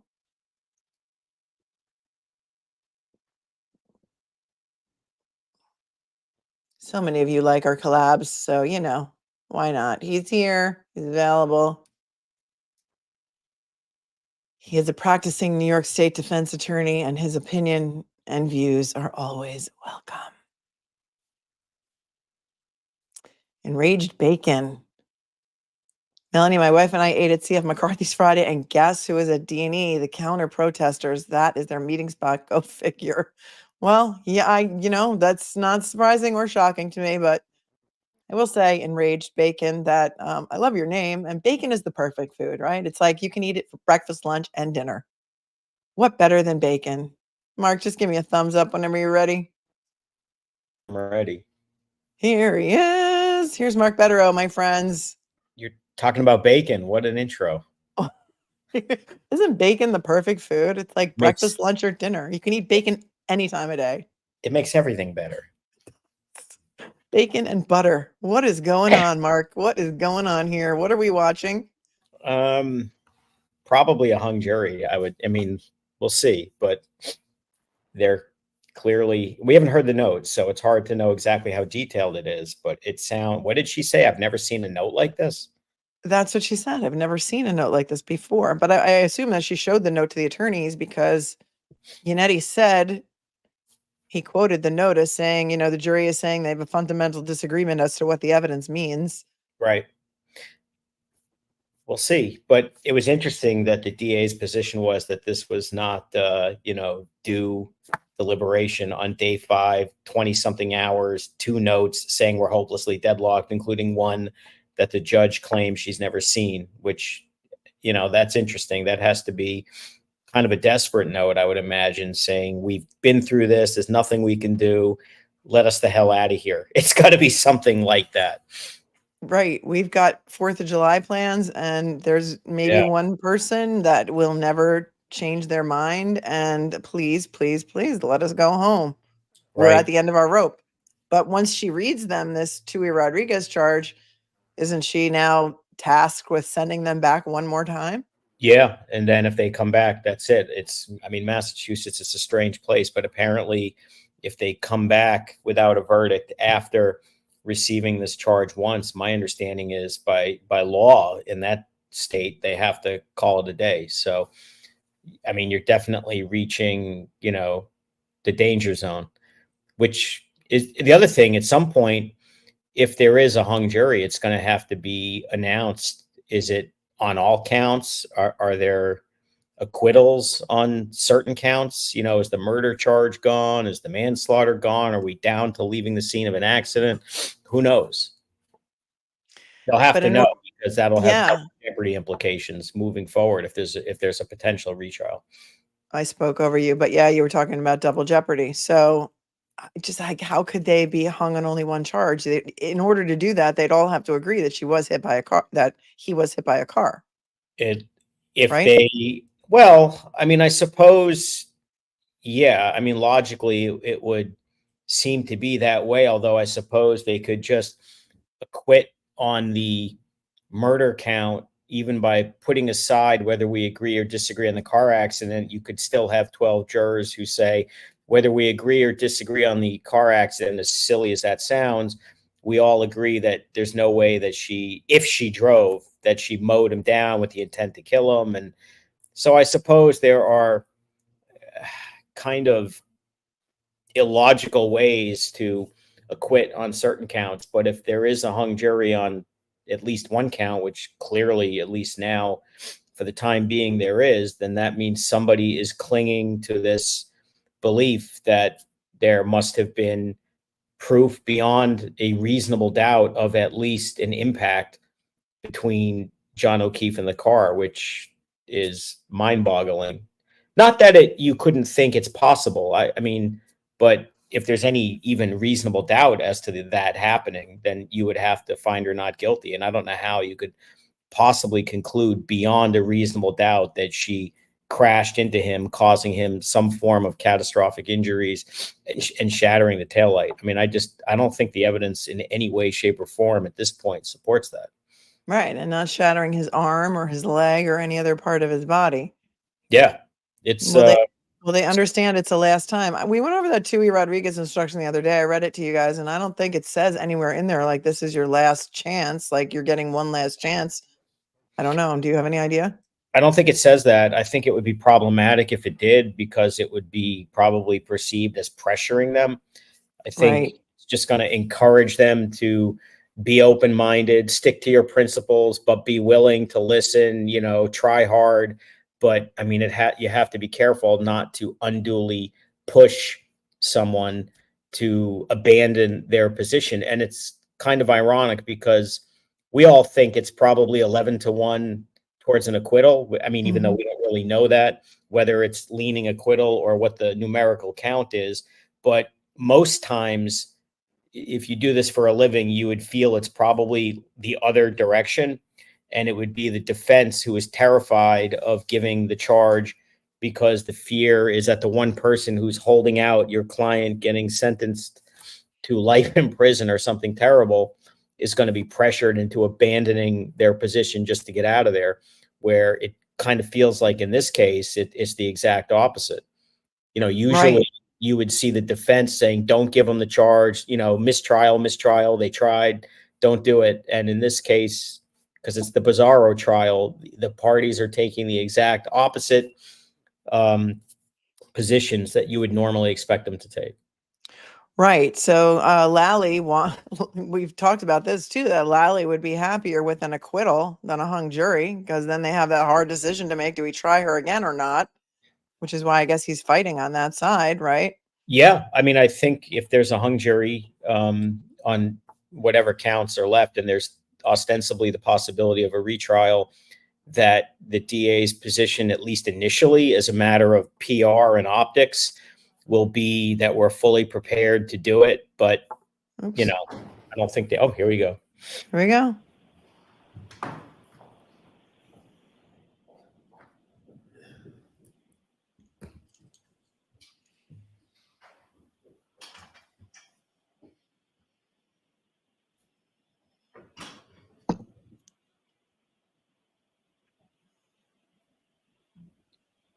Court is in session, please be seated.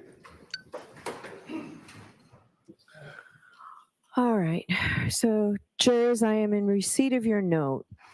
Judge Cannoni, despite our commitment to the duty entrusted to us, we find ourselves deeply divided by fundamental differences in our opinions and state of mind. The divergence in our views are not rooted in a lack of understanding or effort, but deeply held convictions that each of us carry, ultimately leading to a point where consensus is unattainable. We recognize the weight of this admission and the implications it holds. So, Mr. Foreman and members of the jury, I have an instruction for you. The strongest Our note I've ever heard Constitution saying we're and deadlocked. laws It's amazing. Say that again. Yeah. So well written, first of all, and incredibly strong, and by a very intelligent juror. I've never heard of a jury note written that eloquently, quite honestly. Provide that in a criminal case, the principal method for deciding questions of fact is the verdict of a jury. In most cases, and perhaps strictly speaking in all cases, absolute certainty cannot be attained, nor is it expected.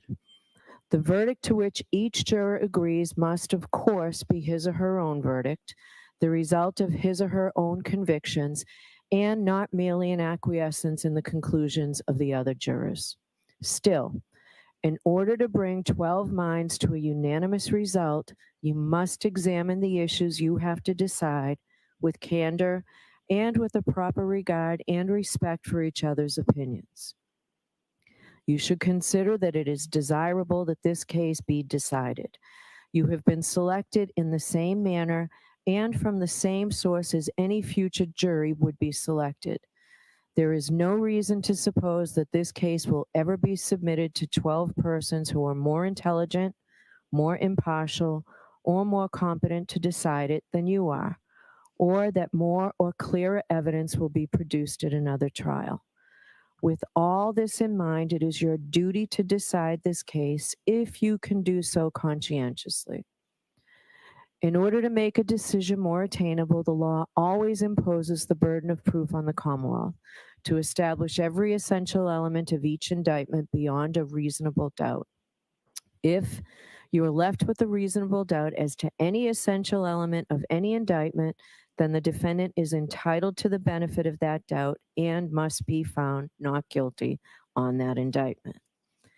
In conferring together, you ought to give proper respect to each other's opinions and listen with an open mind to each other's arguments. Where there is disagreement, those jurors who would find the defendant not guilty should consider whether the doubt in their own minds is a reasonable one, if it makes no impression upon the minds of the other jurors, who are equally honest and equally intelligent, who have heard the same evidence with the same attention, who have an equal desire to arrive at the truth, and who have taken the same oath as jurors. At the same time, those jurors who would find the defendant guilty ought seriously to ask themselves whether they may not reasonably doubt the correctness of their judgment if it is not shared by other members of the jury. They should ask themselves whether they should distrust the weight or sufficiency of the evidence if it has failed to convince the minds of their fellow jurors beyond a reasonable doubt. I will now ask you, Mr. Foreman, and members of the jury to return to your deliberations with these instructions in mind And as with my final instructions and the supplemental instructions I sent in, I will send in a copy of this charge as well. All right, so may that be marked, Madam Court Reporter, please. All right, so thank you. We'll send you folks back out to deliver. You know, that's a really strong pro-defense charge. And I mean, nothing to do with this case in particular, but the Massachusetts, whatever they call it, dynamite charge, Tui-Rodriguez, I would call an Allen charge.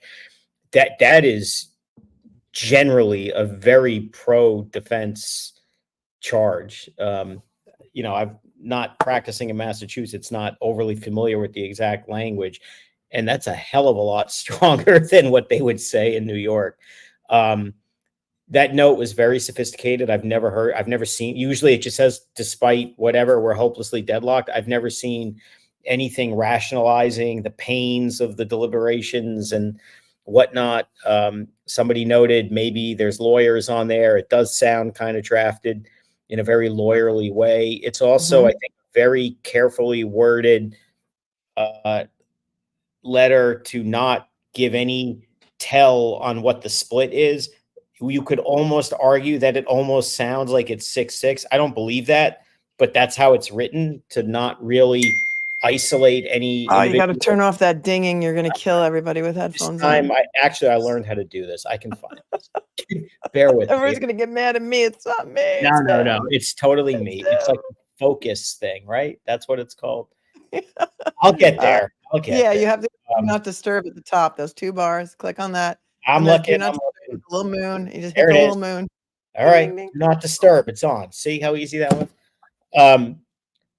So I think that was written in a way to not try to embarrass any particular juror who might be the one clinging to whatever. Very diplomatic, unless they're really split at a greater number. But that was interesting. I've never seen a note that detailed and never seen a charge that detailed saying, if you're hanging on to guilt, you need to be much more open-minded. Yeah. So did you send them twice after? Send them back twice after an Allen? Laura wants to know. I don't think in Massachusetts they can. If I'm wrong, I'll certainly eat that. But I thought I was told by a Massachusetts lawyer that it's actually written into their crazy law, which there's been a lot of crazy law with them and the no readbacks and all the other stuff, that after this, if they come back, that she has to declare a mistrial. That's what it sounds like. One more time. Yeah. Hypothetically, if there's another trial, will the new jurors know it's the second trial, says Gabby for justice. Thanks, How Gabby. could they not? I mean, how, just because of the news coverage and right. I mean, it's everywhere. You'd have to live under a rock not to know, right? Will they be allowed to talk about it in the second trial, that there was already a trial? No, although, you'll once again have that prior testimony from another proceeding and earlier testimony, but they won't be able to imply. And then, of course, the other thing that could affect prior jurors or subsequent jurors, excuse me, if there is another trial, is it's only a matter of time before at least one of the jurors, when they're released, will talk to the press. And they're going to say it was 11-1, 10-2, 6-6. They're going to say it. I mean, of course, yeah. I mean, if there's a hung jury, that's like the number one story that every reporter will be pursuing. They're going to get it. That's going to be news. And every juror on the next trial is going to know what the breakdown was. Also, in a normal DA's office, with the big asterisk, because I don't think you're in normal world here, a normal DA would be impacted by the split. If it's 11-1 to acquit after they put on the best evidence that they're ever going to have, almost any sane DA would say, we gave it the old college try. 11-1 is telling us a message. It's probably one kook, but we're never going to get 12 in light of the ARCA reports, the butt dials, that go on and on, the whole Proctor thing. And I would think that any sane DA would push it away. When you get like 6-6, 7-5, I think they get a little more courage. They get a little more emboldened. But I don't think there'll be a mistrial. I mean a retrial. They'll say they want it. They'll keep that attitude for weeks, and then I think when reality sets in politically and everything else and problematically, that they're I never going to mean, have a better case than this, right? the public uproar if they don't, or if they do. I mean, either way, it's like there's going to be such uproar that There is, I agree, there's no good answer, but I think the uproar of a retrial, just based on the whole public, and this is not a scientific survey, but I mean, putting aside the absolute loonies and just excising them from this conversation, I think if you took a public view of this case, the overwhelming majority would say something's wrong here. I don't know what happened, but she appears to be getting treated poorly, is probably either actually innocent, legally not guilty, getting framed, whatnot. So I think and although it is the death of a police officer, which is terrible, they could take on a lot of heat from police agencies, the state police, although who really cares about them right now? Right. Certainly, but the reality is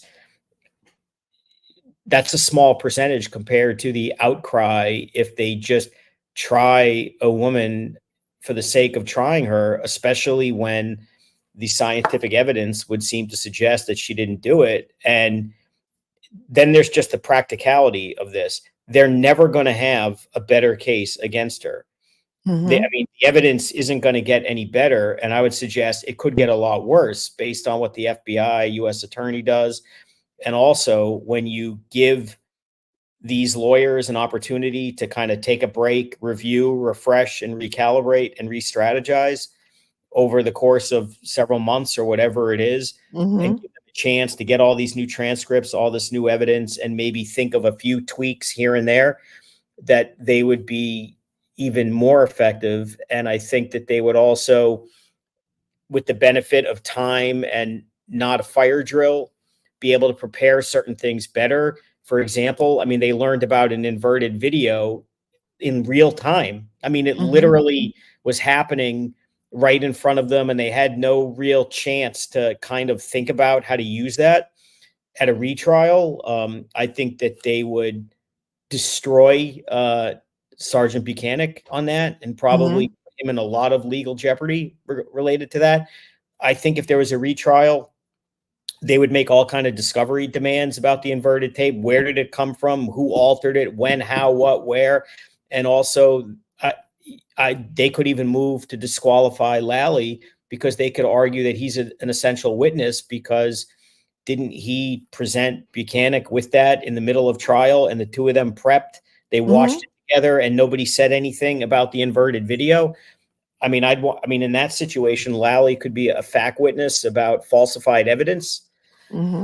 So I don't think it would be retried. The sad thing is, if she does get, a mistrial and a hung jury, in terms of demonstrating actual innocence, that's much harder publicly. Right. So that's just kind of an unfortunate thing. And I also think it's going to cause her and her team to keep their mouths shut a little longer than until they get final word that it's either going to be tried or not. So they kind of just have to temper their remarks. I mean, I think there are things that they would say, but if she's still in the legal soup, I think it impacts how hard you go with what they say and whatnot. So it's kind of like but on the other hand, that charge they just got, if the person who's holding out, if it really is one, is not a kook, if they're a kook, forget it. It's a hung jury. Like, that's it. If they're just for whatever reason struggling, but it's like legitimate, if not hard to comprehend, but at least it's sincere and they're willing to say, convince me, I can't get there. That charge could be very interesting. I mean, that was really something that was incredibly strong. We'll see. I can't. It's only what time? 11:19. When does Lally have to decide whether or not to retry the case? Do we know how long they have in I don't Massachusetts? know what the procedure is there, but I don't know, probably several weeks. I mean, it's not like they're going to tee it up next week. There are so many logistical problems. I mean, you have two of their lawyers, have been 3,000 miles away from home for months. They're going to go Yeah. home. I mean, the other issue is, you don't know what their arrangement is in terms of staying on the case. I expect they probably would, but that there's also considerations that we're not privy to in terms of compensation and other matters. You don't know. I mean, I don't think they would ever abandon her, but we don't know what their understanding is or what their own schedules are or their own preferences are. So I think there's a lot of logistics. You have to line up 70 witnesses again. Right. And I think even the DA has a lot of work to do. I mean, if they were seriously going to retry the case, they're not going to use this Trooper Paul guy again. They're going to look for a real expert. And then what's going to happen is they're probably not going to find one who's willing to undermine the defense expert, probably because they're going to agree with the fundamental analysis, because science is science. And that would probably make a normal prosecutor think twice. Maybe not these people. They would have to decide, what are we going to do with Proctor? I mean, how do we politically use him as a witness now, knowing what everybody knows? How does the governor feel about that? How do they feel about him getting cross-examined further when he's a lead detective or whatever, a case manager, I guess. Case the new vernacular. investigator. I forget what they called him in the end. Yeah, whatever. Whatever he is on that other big case that he has. Brian Walsh. Yeah. Right. So do they want to use that again? I think if Buchanan, I think ought to think twice about the mess that he's kind of mixed up in. And who knows what the civilian witnesses will do. Right. So I think it's going to take a long time for them to really figure it out. I mean, people are saying, should we write letters and what you Yeah, can? and here's what Azrin Fish says. Is there anything we can do if it's a hung jury to make our voices heard? Letter campaign to the AG's office not to retry anything? I mean, look, I don't know realistically what impact that has, but if a bunch of people, are protesting outside the DA's office or protesting about Proctor and the state police and are doing that sort of thing, that has to impact them in some way politically. It has to impact the governor and, her position on the state police. This thing is just a complete mess. And I know this sounds crazy, but I'm telling you, if you're somebody like Lally, he'd rather have an acquittal than a hung jury. I actually believe that. Yeah, because he doesn't want to have, they don't want to have to make that decision. DK, if a hung jury and there's no statute of limitations on murder charges, does Karen have to look over her shoulder for the rest of her life because the Commonwealth can refile years later? Well, no. First of all, you don't know if they're hung on every count or certain counts.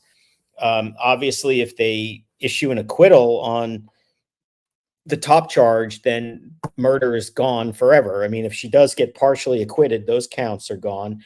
She could only be retried on the hung counts. So you don't know. But what would happen is the indictment is just standing there, but they have to make a decision,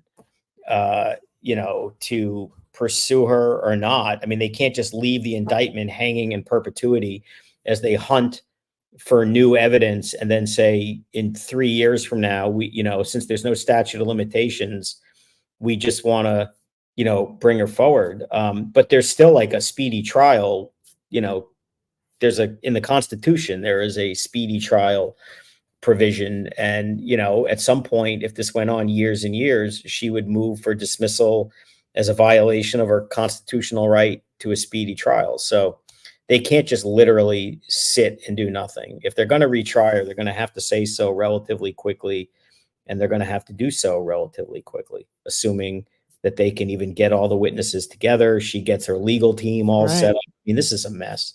And has to come up with another $1 million+ to retry the case. Gringa, do you recall any trials where the Tui instruction resulted in a verdict, or let's say an Allen charge?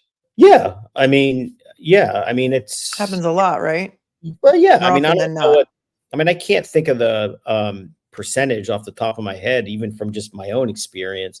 But I mean, it happens that they send notes and say, we can't reach a verdict. And then they go back, listen to what the judge says, and somehow come to a verdict. But, you know, there are hung juries. I'm just surprised that this would be one of them, because the evidence here is lacking in so many critical areas to the burden of proof that the prosecution has, that I just find it stunning that this is even a possibility. Yeah, don't we all? Yeah. Justice for all. Is it too late to tell jurors they can request a readback of the testimony? No, because they can't, right? Yeah. And the judge would never bring it up anyway. I mean, they would have to ask for it. And, you know, the judge would say, we don't do that. I mean, we were discussing some of this last night somewhere else, that even if there was a mechanism to provide them readback, which in this case, it appears there isn't, she can't just volunteer it. I mean, if they've been told you can't have readback, I think it's asking a lot that they're going to say, let's ask anyway. I mean, that's just Right. not, if the judge tells them no, they generally respect the judge and don't send notes saying, I know you told us we can't have this, but, you know, pretty please, can we have this? It's just not what they're going to do. Yeah. Doesn't Tracy make says there's a grand jury transcript, but no available transcript for a criminal trial. No, but they're not going to let them see the grand jury transcripts that were testified to. So they're not, Yeah, they don't and have them in the jury room. they can get a transcript at some point. They just, because it's all like recorded, it has to be created. Whereas, you know, in New York, you have a traditional court reporter literally typing. It just, I mean, you can get in New York, like what's called daily copy. I mean, you can just literally, that day's proceedings, you could have emailed to you by the court reporter if you're willing to pay for it. You're talking about the attorneys. I don't know if Tracy's talking about the jury getting it or the Oh, attorneys no, getting it. no, Yeah, no, the no. attorneys jury- can get it. No, but I'm saying that, like, the way they do this in Massachusetts, I mean, it's like nobody has access to a transcript. It's crazy. I mean, even the lawyers, normally in a case of this magnitude, in most normal jurisdictions, would get daily copies so that they can review the transcripts. It helps with the summation. It helps if you have to refresh a witness's recollection. It helps cross-examine if you have their direct and you have to shove it in their face.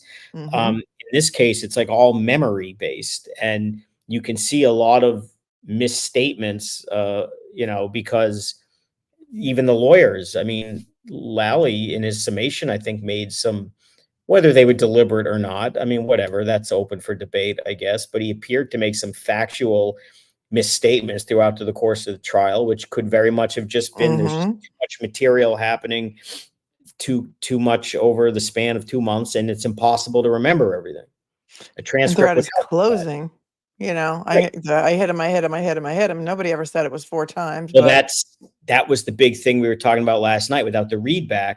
So he says that, you know, he overstates it, and you sit there and you say, is that true? Is that not true? You could have jurors who go back and they're arguing, and they, you know, they look at their notebooks and you don't know if they're taking accurate notes, and they're arguing over whose notes are right.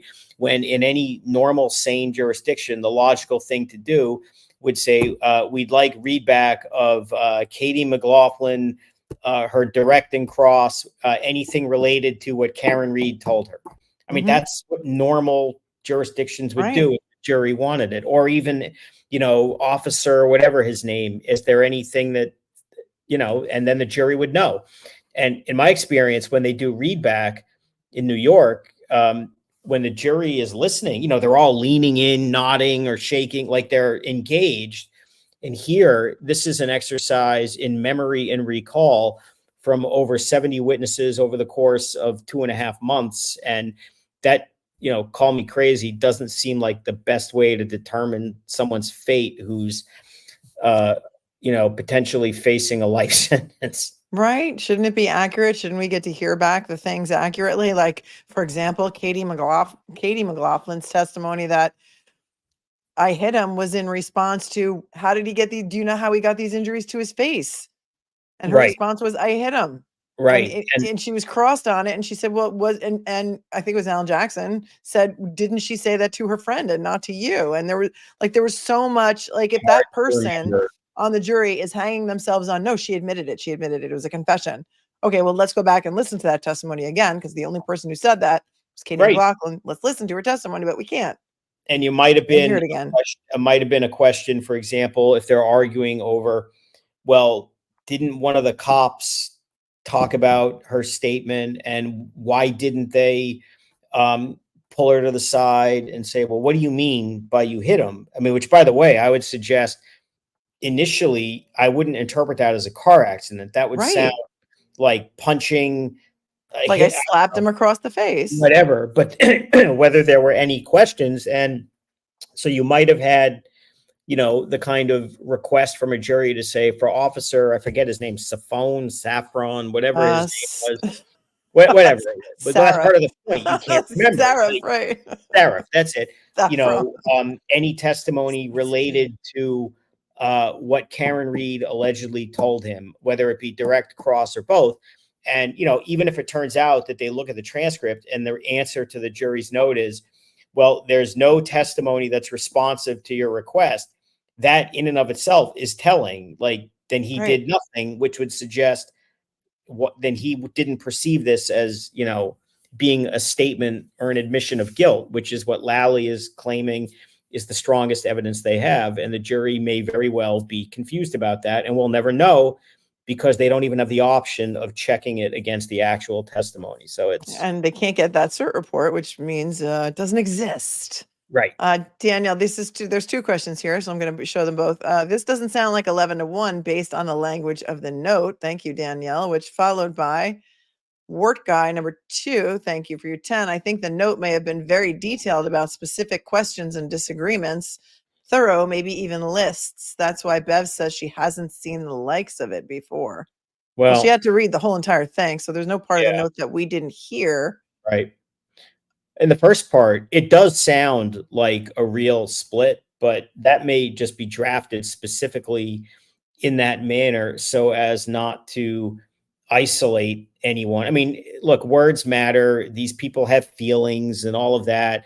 And, you know, if there's one juror who's all upset because they're all picking on me and leaning on me, if the note gives any indication that it's one jerk keeping us here, that can be offensive. So I think it actually makes sense to not isolate and marginalize someone. So you write it in a way where it just totally says, look, we're deadlocked. We're not giving any tell on 11-1, 6-6. It's just, we can't agree.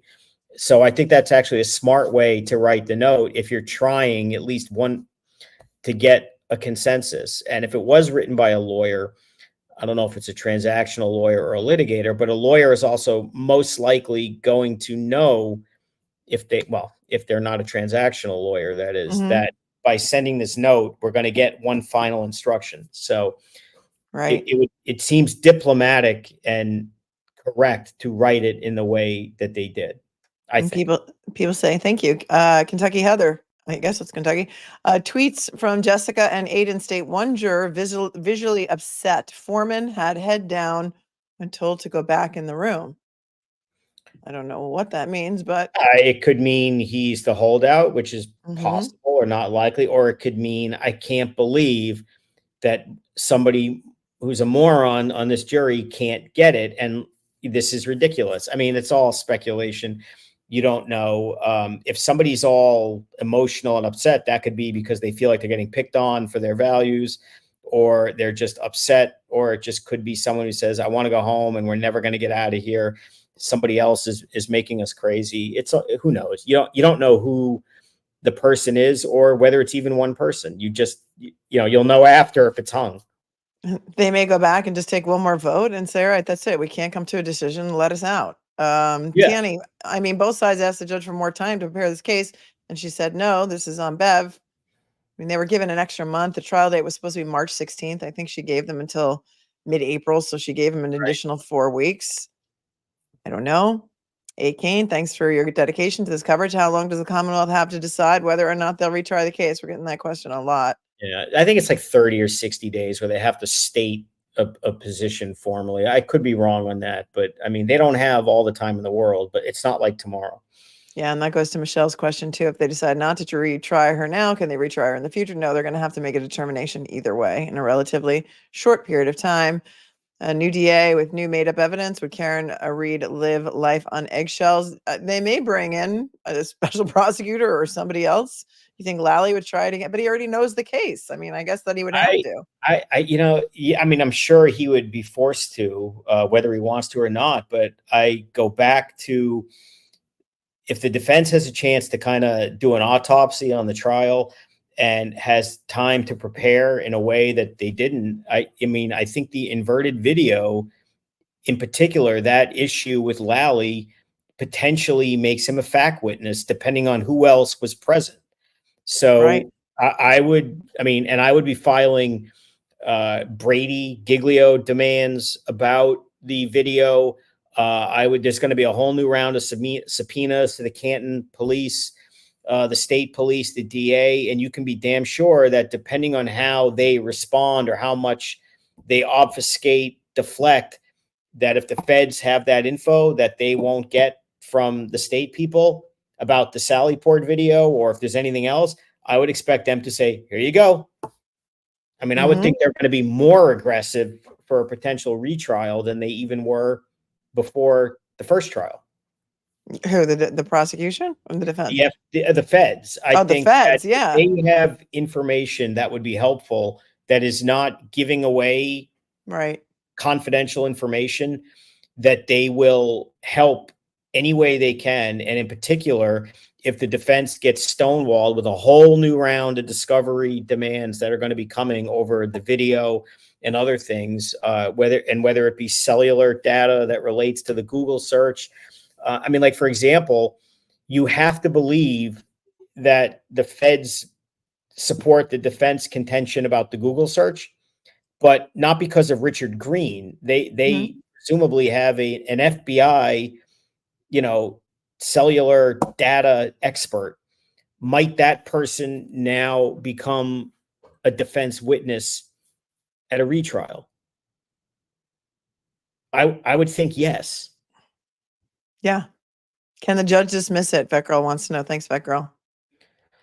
I mean, why would she? I mean, if it's a hung jury, judges don't like to make decisions they don't have to make. They like to blame it on others. And if the jury says we can't reach a verdict, why would she ever stake out a position and subject herself to any criticism? No, I mean, she's just going to say, okay. I mean, she can, but she won't. She's gonna thank them for their service and say, you're all set. And off we go. I'll allow it. You can go. Right. And Boogie, how can the state charge and try her when the federal government has proof that he was not struck by a vehicle? If she's found guilty, would the federal experts be enough to win the appeal? No. I mean, it's a question of fact. Right. If you're never going to win an appeal by saying the jury was stupid. Now, if the jury was misled by suppression of evidence or shenanigans and misconduct, you very much can win. But if your argument is the jury is stupid and got it wrong on the facts, that's not going to do it. So no. Agreed. Jay and Books question: if they do retry her, does she have to have the same judge? I mean, typically the same judge takes it just because she already knows the case.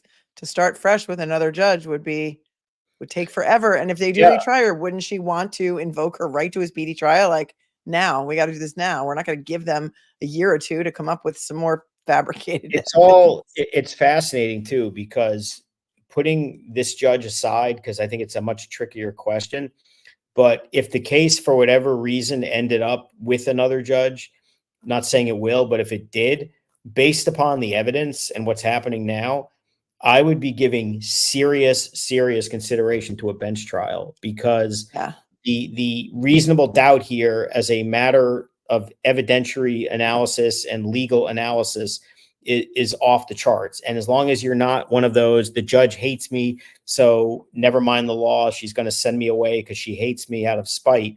If you're just looking at a judge who analyzes dispassionately the evidence, the ARCA reports alone are going to create reasonable doubt. And then when you sprinkle on all the other stuff, it's like not even a close call. So I don't know if they're thinking about that, but I would, because you're going to get rid of the kook factor. Now, if the judge turns out to be her, they're gonna, she obviously doesn't particularly care for them.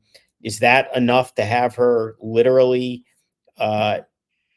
convict someone she knows legally is not guilty? I don't know. I doubt it, although I can understand the risk of that judge. But you know, she knows what the ARCA report says, and she knows Right. that as a legal exercise, she's not guilty. But if the jurors don't say that, I wonder if they opted for a bench trial and it was Judge Bev and then she decides to recuse herself. Wouldn't that be interesting? yeah, I mean, I Um, guess you wouldn't announce a bench trial until the very end, until you're really sure it's her. But right. um, look, I don't think they would ever do it in front of her, but just as a neutral exercise, if it was like, Judge X, I can't imagine any judge would ever find beyond a reasonable doubt in light of the testimony and evidence in the case, because the reasonable doubt here is everywhere. This goes back to our same question. If the jury's hung, can the judge still issue a directed verdict of not guilty, or is that ship sailed? I think we decided she could, but she won't, right? Yeah, I Could, mean, but she won't. yeah, It's possible. If the jury's hung, will they be polled I doubt it, just because in open court? no, because they're not going to be asked to say, what's your position? I mean, Right. they're not going to be humiliated on the live stream to know who's the holdout. The reality is, if there was a conviction or an acquittal, they could poll the jury and then, yes, that's my verdict and whatever, because they're all power in numbers, right? But a hung jury is not. But you're going to find out, because there's no question at least some or one or more of these jurors is going to speak to the press and is going to say, that one juror wouldn't do it. And depending on the personality of if there is one holdout, if that juror wants to be, a TV star, they will be. Now, they may not want to be, but if they have any of that ego and want their 15 minutes, they'll get it, because that'll be the most desired person in this whole fiasco to speak to about what led you to, not do it. And if it's a strong personality, they probably will. If it's somebody who's not, then, they'll kind of skulk out of there. And somebody else will say, God damn it, it was juror number 4. She didn't want to, she wouldn't Right. do it. And this is awful. But, you won't know until the press. If it is a hung jury, these jurors are going to be inundated with media requests and paparazzi and people chasing them, and it's not going to be fun for them. Australia, 3 paramedics testify Karen Reed said, I hit him. Each of them claimed Karen Reed was responding to them personally. Kind of thing you don't catch the first time through. I don't recall that. I don't recall that specifically either, but even if that's true, I mean, if that doesn't match up with the science, it becomes easier to explain that she may very well have thought she did, based upon the cracked taillight, what the other people were saying and being drunk and this and that. But that's less persuasive than scientific evidence that you didn't. And in any event, you don't have to prove anything when you're the defense. Does the fact that the experts said it couldn't have happened give you any reasonable doubt that she must be guilty? I mean, the answer is obviously it should.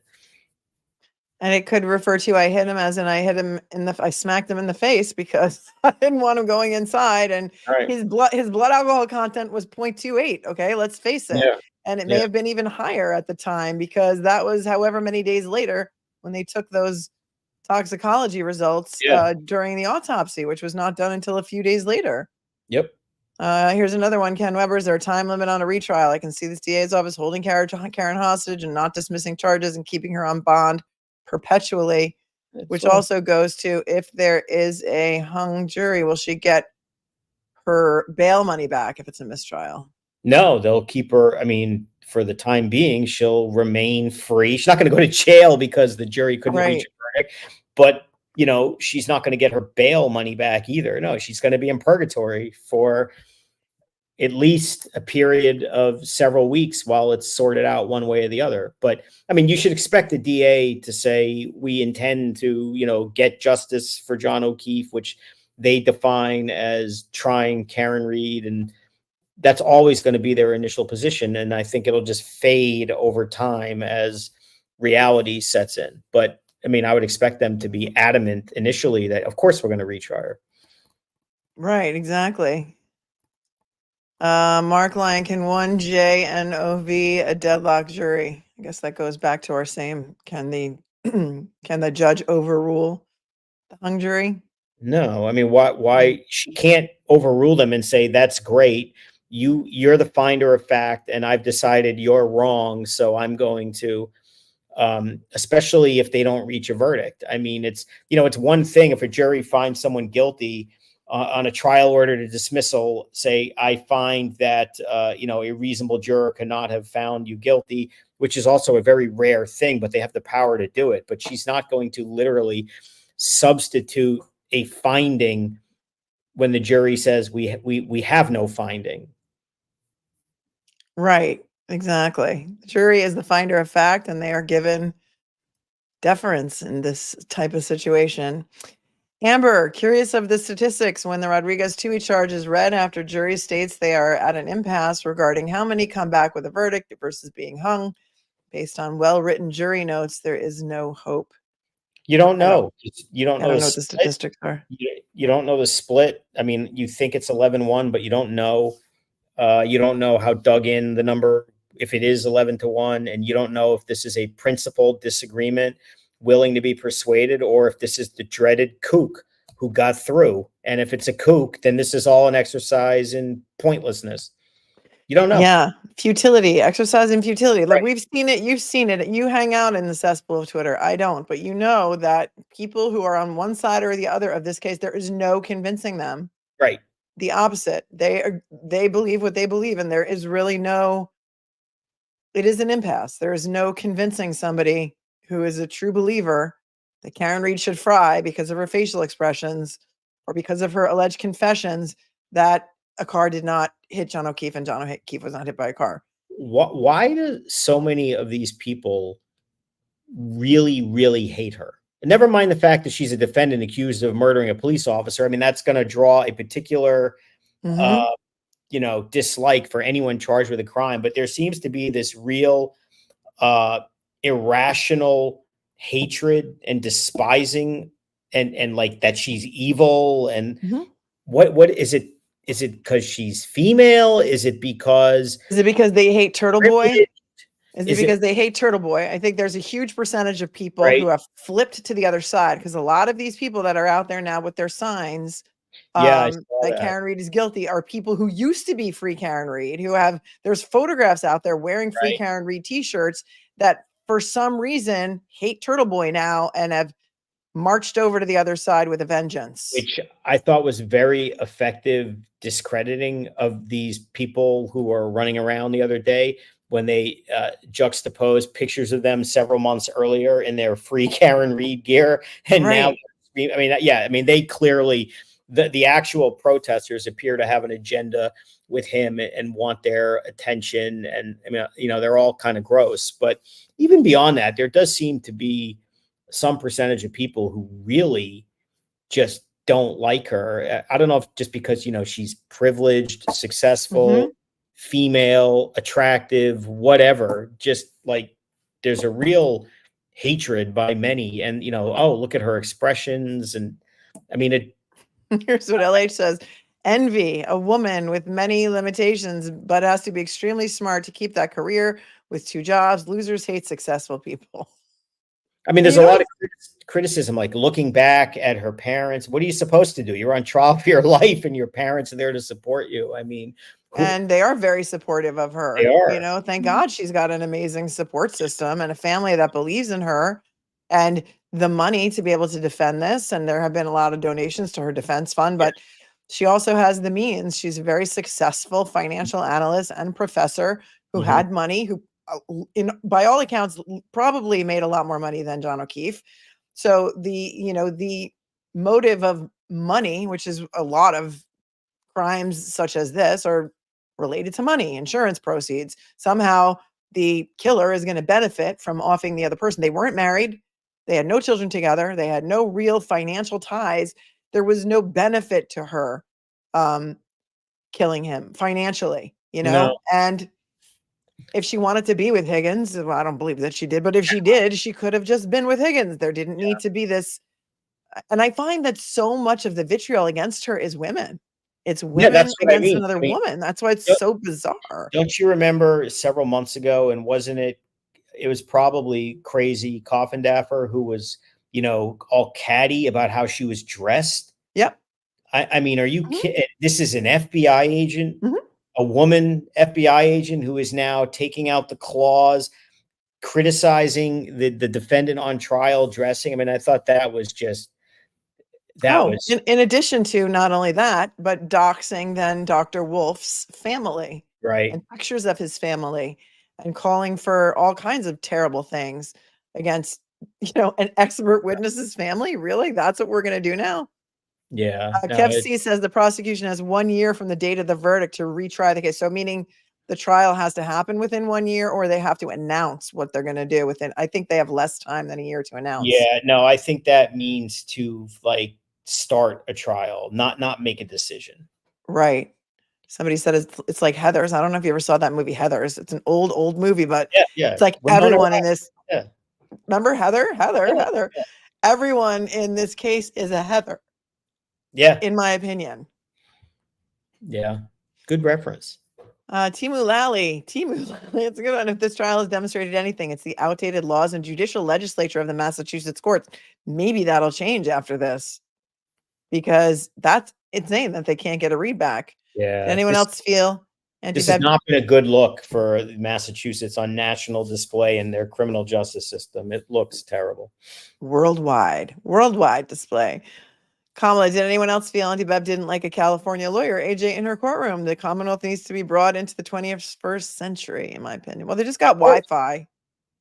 And the air conditioning wasn't great. So, I mean, Yeah. for sure, she did not like. No, I mean, he With his had butter. brings a certain gravitas and style and attention. And I think other things being equal, she prefers ruling over her quiet fiefdom without the excitement. And let's be honest, when he showed up, he brought a lot of sizzle with him and a lot of attention. And she doesn't like it and doesn't like him. And he moved to recuse her, or they moved to recuse her. It was not successful. The judge is a human being. She's not going to like that. And she would prefer that this would have been just like every other garden variety trial instead of the public spectacle that it's become. Agreed. Here's a couple of questions or comments based on what we were talking about and why there's so much vitriol against Karen.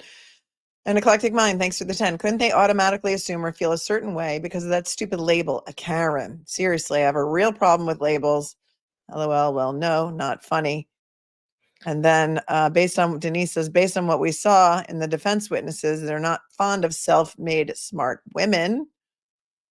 And then Latina says, Mark, it's only the trolls working for the McAlberts or Turtle Boy's ex-girlfriend. It's not anyone else but then. And then Barbara Brady says, I think it's because she's beautiful, independent, and intelligent. Yeah, All I think things it's that we've all of the above. surmised. Yeah, I think it's more than just, the trolls, so to speak. I mean, there are people who may very well believe for honest reasons she must have done something, and then presumably you could have an intelligent discussion, and you'd want that type of person on a jury if they feel the other way. The problem is, at least in terms of the online discussion, I'm still waiting to see who that person is, who can just rationally explain why they believe there's no reasonable doubt and not be one of these just online wackadoos who immediately resorts to just nastiness, personal attacks, doxing, and all of that. I mean, there's got to be a sane person who can articulate with a straight face why they believe there's no reasonable doubt. But they do all appear, at least the public ones, to be really wackos. Yeah. Okay, lady, thanks for the 20. How does the court find out the split in the end to make the decision on retrying or not? Also, 2 of the EMTs testified to I hit him. All the others said, did I or could I? One was in the closed ambulance, right? I think that was Nuttall or Flamati. I don't see Love that's you. can remember, which is why it's so hard. But I mean, the court's never going to find out the split in terms of ordering a retrial. She's just going to be told in a note from the jury through the foreperson that we don't have a verdict. And it's not even appropriate for her to ask, well, what is it? Who's the problem here? Let me speak to them. It's Right. if it's 11 Let me to call 1, him into my office. I mean, if it's 11 to 1 or 6 to 6, as far as the court is concerned, there's some kind of deadlock. So, I mean, you're only going to know from the press. You're not going to know from what happens when They're a not going to mistrial. pull them in open court, right? Right. They're not going to go around and say, all right, everybody, tell me where you stand. No, and So by the way, they that can would be totally even more violate- harassed publicly.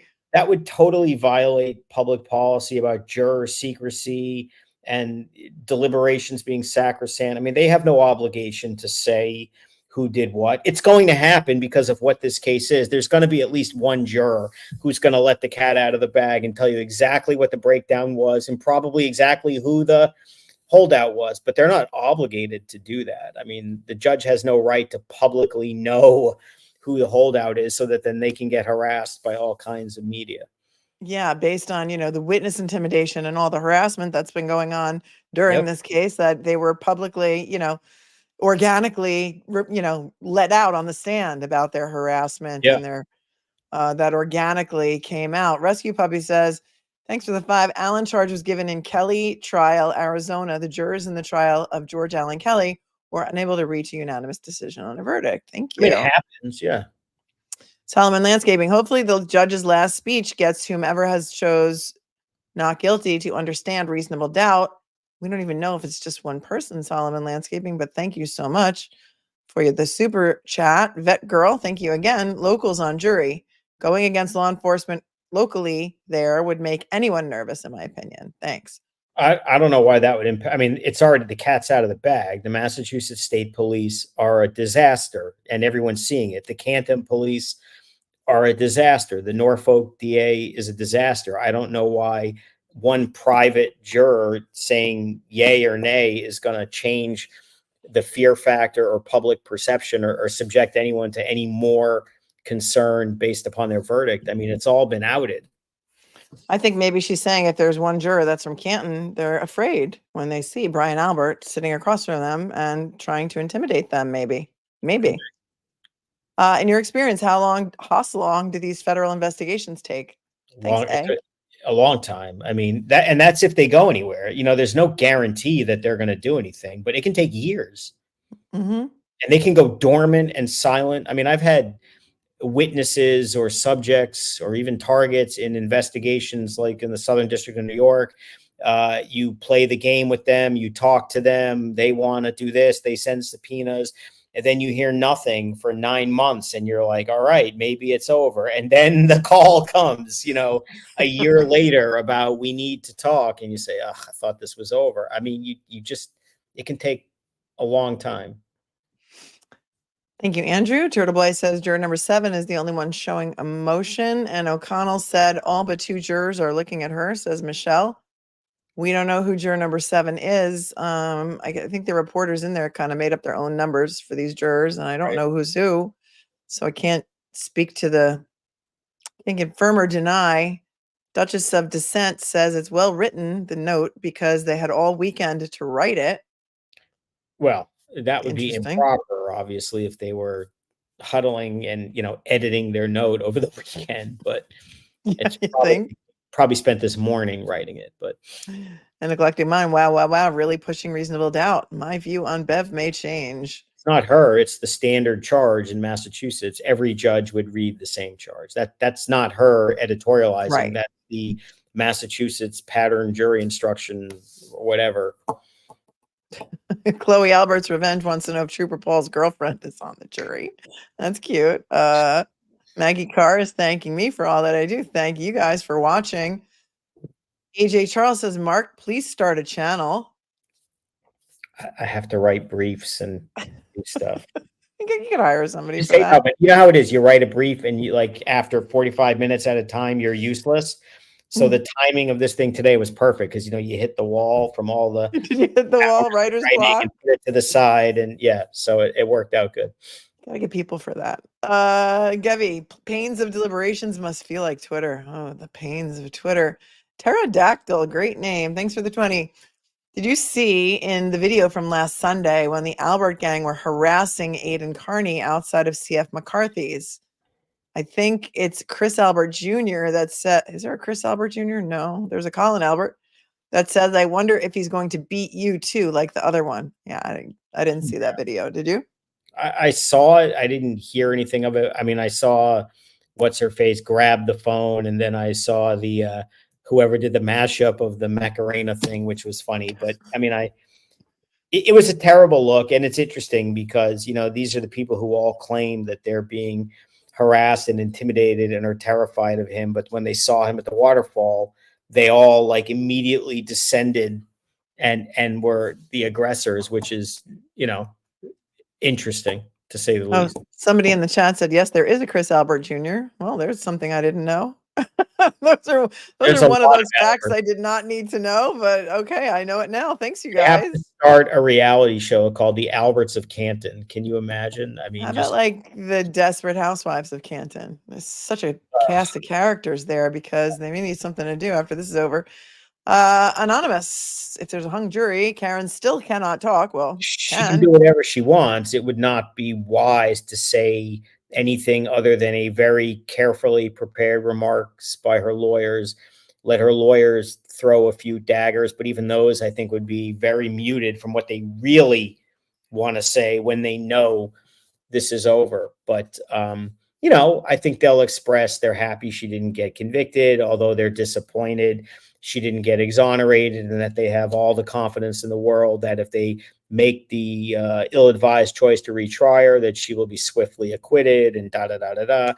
I mean, that's the kind of stuff that they're probably going to say, as opposed to the real stuff that I'm sure substance. I'm sure Alan and David would love to really say some things, and based upon what she's been saying anyway during the trial, I'm sure Karen has quite a few things to say too, but she's going to have to wait. She wants to. She's said a couple of things to reporters, and the second she says one thing, they just run with it as a headline somewhere. Karen's going to testify. Well, that's not what she said. She said she wants to tell her story, but right. Rhonda wants to know: have you and I watched the 3D videos done by Asget Industries? They say it all. The defense definitely needs this if there is, God forbid, a retrial. No, a lot of times reenactments like that are not admissible. Look, right. we heard a whole lot of buzz about Microdots being hired to do some stuff for this trial, and there was nothing that I saw that Microdots created other than the outside picture of the house. So Microdots may have created a whole bunch of stuff that was not admissible. So I have seen some of it, and she does good work. I just don't know that would be admissible at any trial.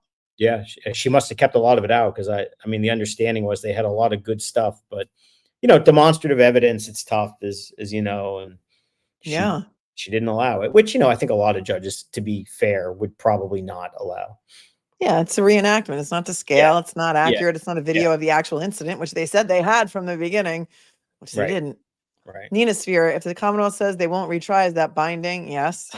Or can they change their mind 2 to 3 years from now? No, because once they say they're not going to retry her, what they're going to have to do is dismiss the indictment. And if the indictment is dismissed, there's no accusatory instrument, they're done. I mean, that's it. They can't just sit in perpetuity and come back a few years later. Agreed. Kay Willis, realtor, what are the odds they come back with a verdict? You know what? It's possible. It could be. I mean, put it this way, they didn't come back 20 minutes later and say, okay, we're done, so let us go home. So it happens. And the charge was very pro-defense. I mean, let's be honest. And if it was 11-1 and the juror is not a kook, this is a lot of conditions precedent. I understand. A lot of kook. But a lot of conditions, if all these conditions play out the way we're talking, then it's not unfeasible that they come back and say, okay, not guilty. I mean, and I read the statistics, but the statistics are pretty high that after getting that very strong charge, they do come back with a verdict. And maybe because the judge didn't say, this is your last go, maybe they think if we don't come up with a verdict, we're going to be here forever because let's go. Maybe that helps push them towards. I don't know. I mean, I don't know. That letter was not only was it written just, very articulately and very diplomatically, but it felt like it was written by somebody with knowledge about the certain buzzwords to make sure that they got the Right. charge so we could potentially go home. So Did you it do does, any outside research? You mean other than looking up what an Allen charge is? No. I mean, it really feels like they knew what they had to say to ensure they get what they want. And when you heard that note, you know, sometimes this is what's so annoying about lawyers too. You have to be like intellectually honest to the evidence. After you heard that note, now go back and here's Lally saying, I don't think that they've demonstrated the standard required to get the charge after day 5, 2 deadlock notes, including a deadlock note that I think anyone who's a lawyer, these 2 included, talking now and everyone else would say, have never seen a more detailed and thorough deadlock note than that. And this guy still gets up and says, oh, no, they haven't met the standard yet. I mean, it's just intellectually dishonest. He wants it over. I think he wants the acquittal. That's what I think. I think he doesn't want to have wants to to live go with this home. case again. Yeah. I mean, look, I don't blame him. I mean, he suffered from this and he's going to be damaged professionally from this. And I'm sure, you know, just let me go home, you know, buy a pack of lung darts, get some dunks and get out of here. Everage, do you think the defense should have included a simple DUI so the jury couldn't compromise without her hitting John O'Keefe? No, because you'd be emphasizing that she's drunk driving, which is a centerpiece of the DA's case. Right. No, and I still think that there's no evidence that she did it. So why? I don't fault them for not including a compromise misdemeanor because they should be getting a full acquittal based on the evidence. So why give an out that, I mean, you can second guess everything, but no, I think they did it exactly the right way on that. Anita says, one thing I can't get past, it's so odd that Jen McCabe was up Googling at 2 a.m. after a heavy night of drinking. I'd be out like a light. I understand Karen Reed being up with rage if she thinks her boyfriend is doing her dirty. Well, I don't know. I mean, you know, Canton, Foxborough High School girls basketball is an exciting thing at 2:30 in the morning when you come home wasted, right? Yeah, you got to look up the scores. I mean, it's pretty important, right? It's And then important to know that big Foxborough Canton game. I don't know. I mean, I think it sounds a little hokey. I agree. And you know, there's expert witness testimony on both sides of that, whether it happened at 227 or not. Mm-hmm. May Reed Walsh, if Karen Reed is found not guilty, what happens next? Another investigation into what happened to John O'Keefe. Start the investigation again. Greetings. Hello, Ireland. Hello to Ireland, Ms. Walsh. I mean, I think the feds would do whatever they're going to do or not do. But as far as an investigation into John O'Keefe's death, I mean, the Norfolk DA is not going to do that. The feds traditionally don't prosecute murder unless there's jurisdiction to do so. And they're looking at corruption related offenses, most likely in the state police, the DA's office, the Canton police. If it tentacles go out to the Alberts, Higgins, that kind of thing. But I mean, John O'Keefe's murder is just, or death is just the vessel of that investigation. It's not what they're attempting to solve. I think if they could solve it as part of their investigation, that's a bonus. But in terms of holding anyone responsible for the actual death, unfortunately, it feels like that's probably never going to happen.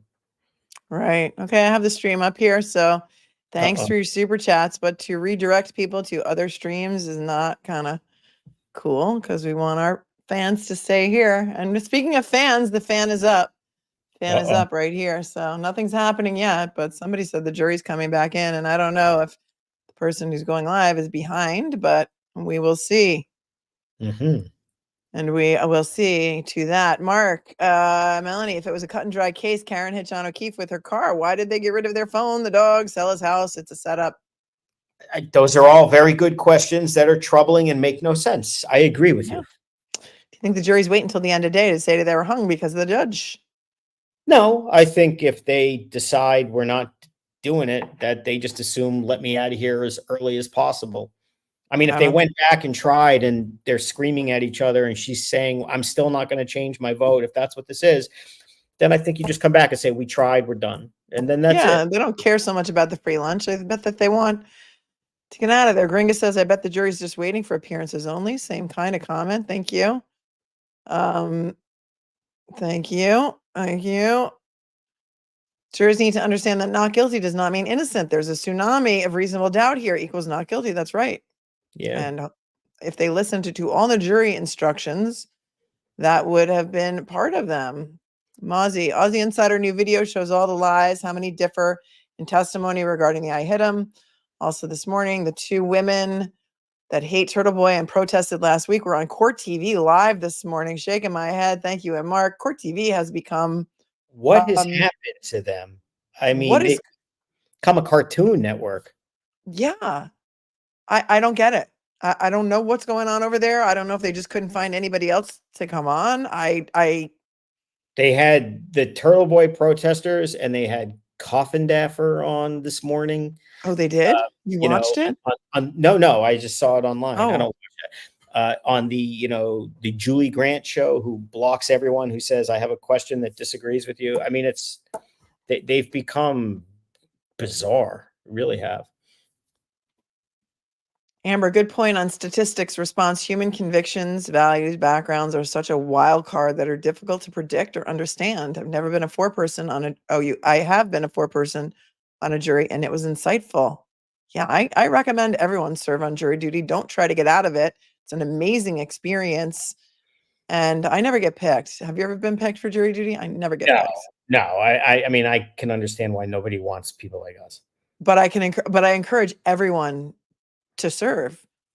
Until you get bagged for a case like this and have to go to court every day for 2.5 months. I know. In the summer. Corruption doesn't like sunlight, says Trina Taco. Ain't that the truth, right? Yep, Ain't that the truth? Is there a certain period of time the jury needs to deliberate before they can come back in? 2 hours, 30 minutes, they can go back, Whatever take they another want. vote. Yeah. No rules or regulations. There's no timer set. Would a life-size model of the rear quarter panel of the Lexus be admissible? I don't know about that, but they did go and look at the actual car. So yeah, in the sense, I mean, if you wanted to have, I mean, there's been cases where cars have been in evidence. I mean, I'm not saying you can literally haul it in the courtroom, but I mean, they did take a trip to the 34 Fairview and the Lexus was there. And so they were certainly allowed to get up close and look. So, I mean, in that sense, yeah. Isn't it unfair to not specify the reason for the objection? Sustained implies it was inappropriate and disregard, but it could be asked and answered. I mean, it's her way of doing it, which, is not the way most people do it in New York. And I mean, yeah. And a lot of times too, I mean, this happened, this was the judge's style in the case that I just tried. 90% of the time somebody would object and the judge would just say, on what basis? And, and put you on the spot, whatever side you are, to articulate a reason. So this idea of just, her not saying anything it's different. I think it's also unfortunate, but I mean, she's allowed to do it and she does it. I mean, I heard that's the way it's done. That's the way it's done in Massachusetts. And that way they preserve all reasons for the objection. All grounds are preserved for appeal, but I mean, if they say so, but it just, I guess. Yeah. Paul, even allowing for how bad court TV has been, their current poll, 20,000 plus people still saying 71% not guilty, 18% hung, and 6% guilty. 6 for manslaughter. Yeah. Interesting. But I think, because I think the people who watch court TV at this point and tolerate it are more inclined to be either in the middle or leaning, I don't like her. And if they're still overwhelmingly believing there's, not that this is scientific, of course, but I mean, you would expect that type of network to have the most favorable to the prosecution type of poll, and 71% not guilty is certainly overwhelming. It was even more, I think, when they first did that poll like a day or two ago. It was like 95%. Wow. Thanks, KOB, for thanking us for our excellent coverage. Wishing I went to law school, maybe a retirement gig. It's never too late. It's never too late. Wendy says, the first question during jury voir dire was, how old is the earth? Is that real? Did that really happen? I didn't watch jury selection, and I think only media was allowed in. It was not televised. So yeah, that's whack. Sandra says it must be a personal bias. That's why they're holding up. What part of reasonable doubt don't they understand? Thanks, Melanie Mark. Thanks, Sandra. Pedantic misanthrope. I think they just got rid of their phones due to the Sandra Birchmore case. It just happened to benefit them here too. I don't know what, if any, involvement Brian Higgins and Brian Alberts had in the Sandra Birchmore case. So I don't know about that. Margie, how does deeply divided mean votes are split evenly? Thanks, Melanie and Mark. I don't think so. I think it's a very diplomatic way of not marginalizing any particular juror. I think it's the right way to do it. I mean, it could mean that, but I wouldn't read into that meaning anything other than it's not 12-0.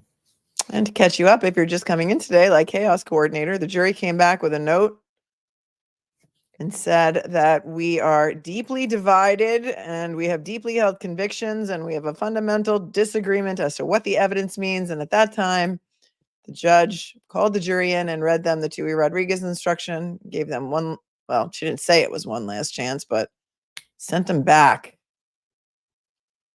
How soon after the final decision can the media talk to jurors? Like the second they walk out of the courthouse if they 20 want. seconds if they don't run away and, get out of there. Yeah. Right. And have a bulletproof vehicle to take them away. Right. The Which motorcade. may happen. Do you think the O'Keefes will file a civil suit after this trial's over? Say you. I mean, if it's a hung jury, I think that's a little premature.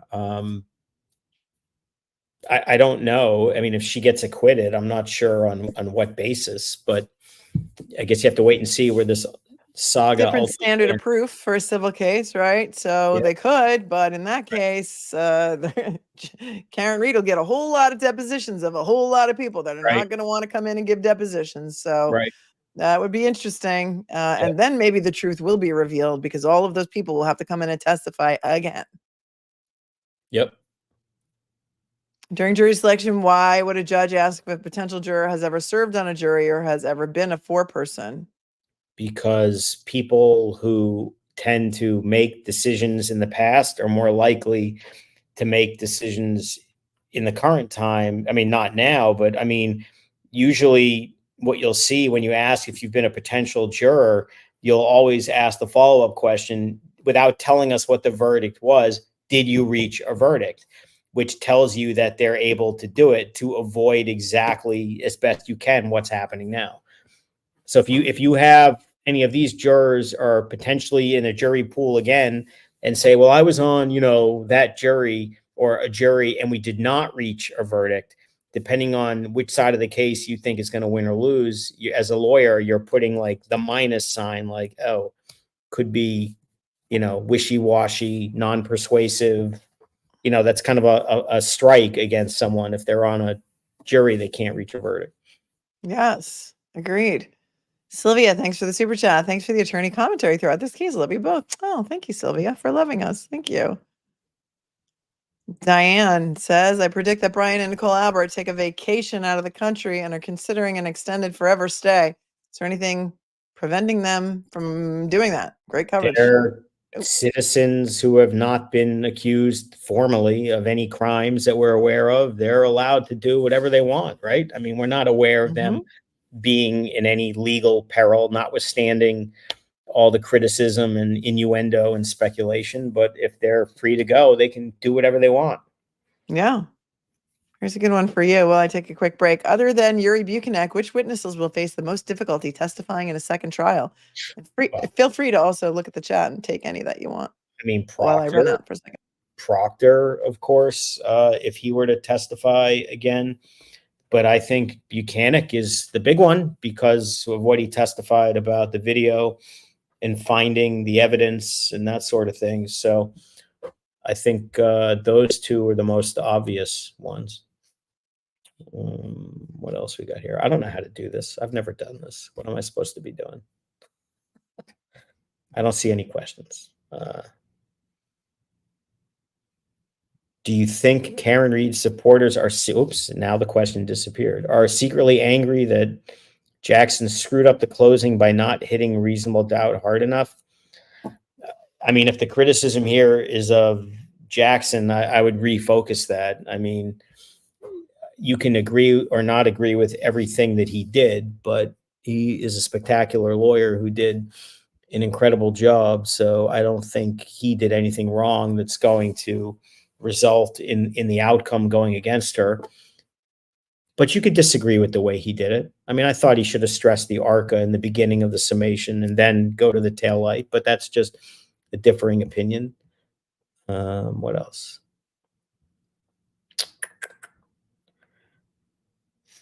The Albert should pack Higgins and they're okay. More bacon discussion. We like bacon.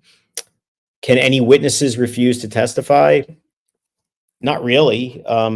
Anyone who's already testified has waived their Fifth Amendment privilege on the subject.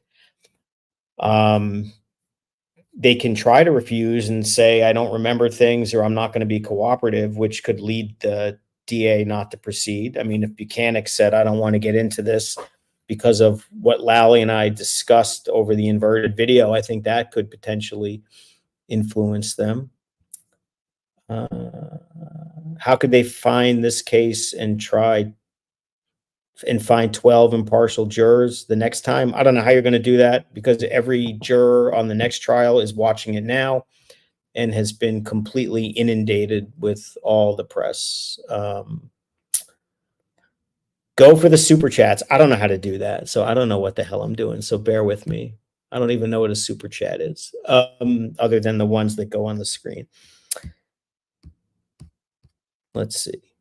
If someone thinks Karen Reed hit him, okay, take over, because I don't know what the hell I'm doing. All right, you did good. You did good. They're like, go for the super chats. I'm like, I don't even know what that is. So. Okay. Activities. My dad went to law school at 60. It's never too late. Oh, I love that. That's awesome. Do we give judges too much power or discretion? Says Mick of Time.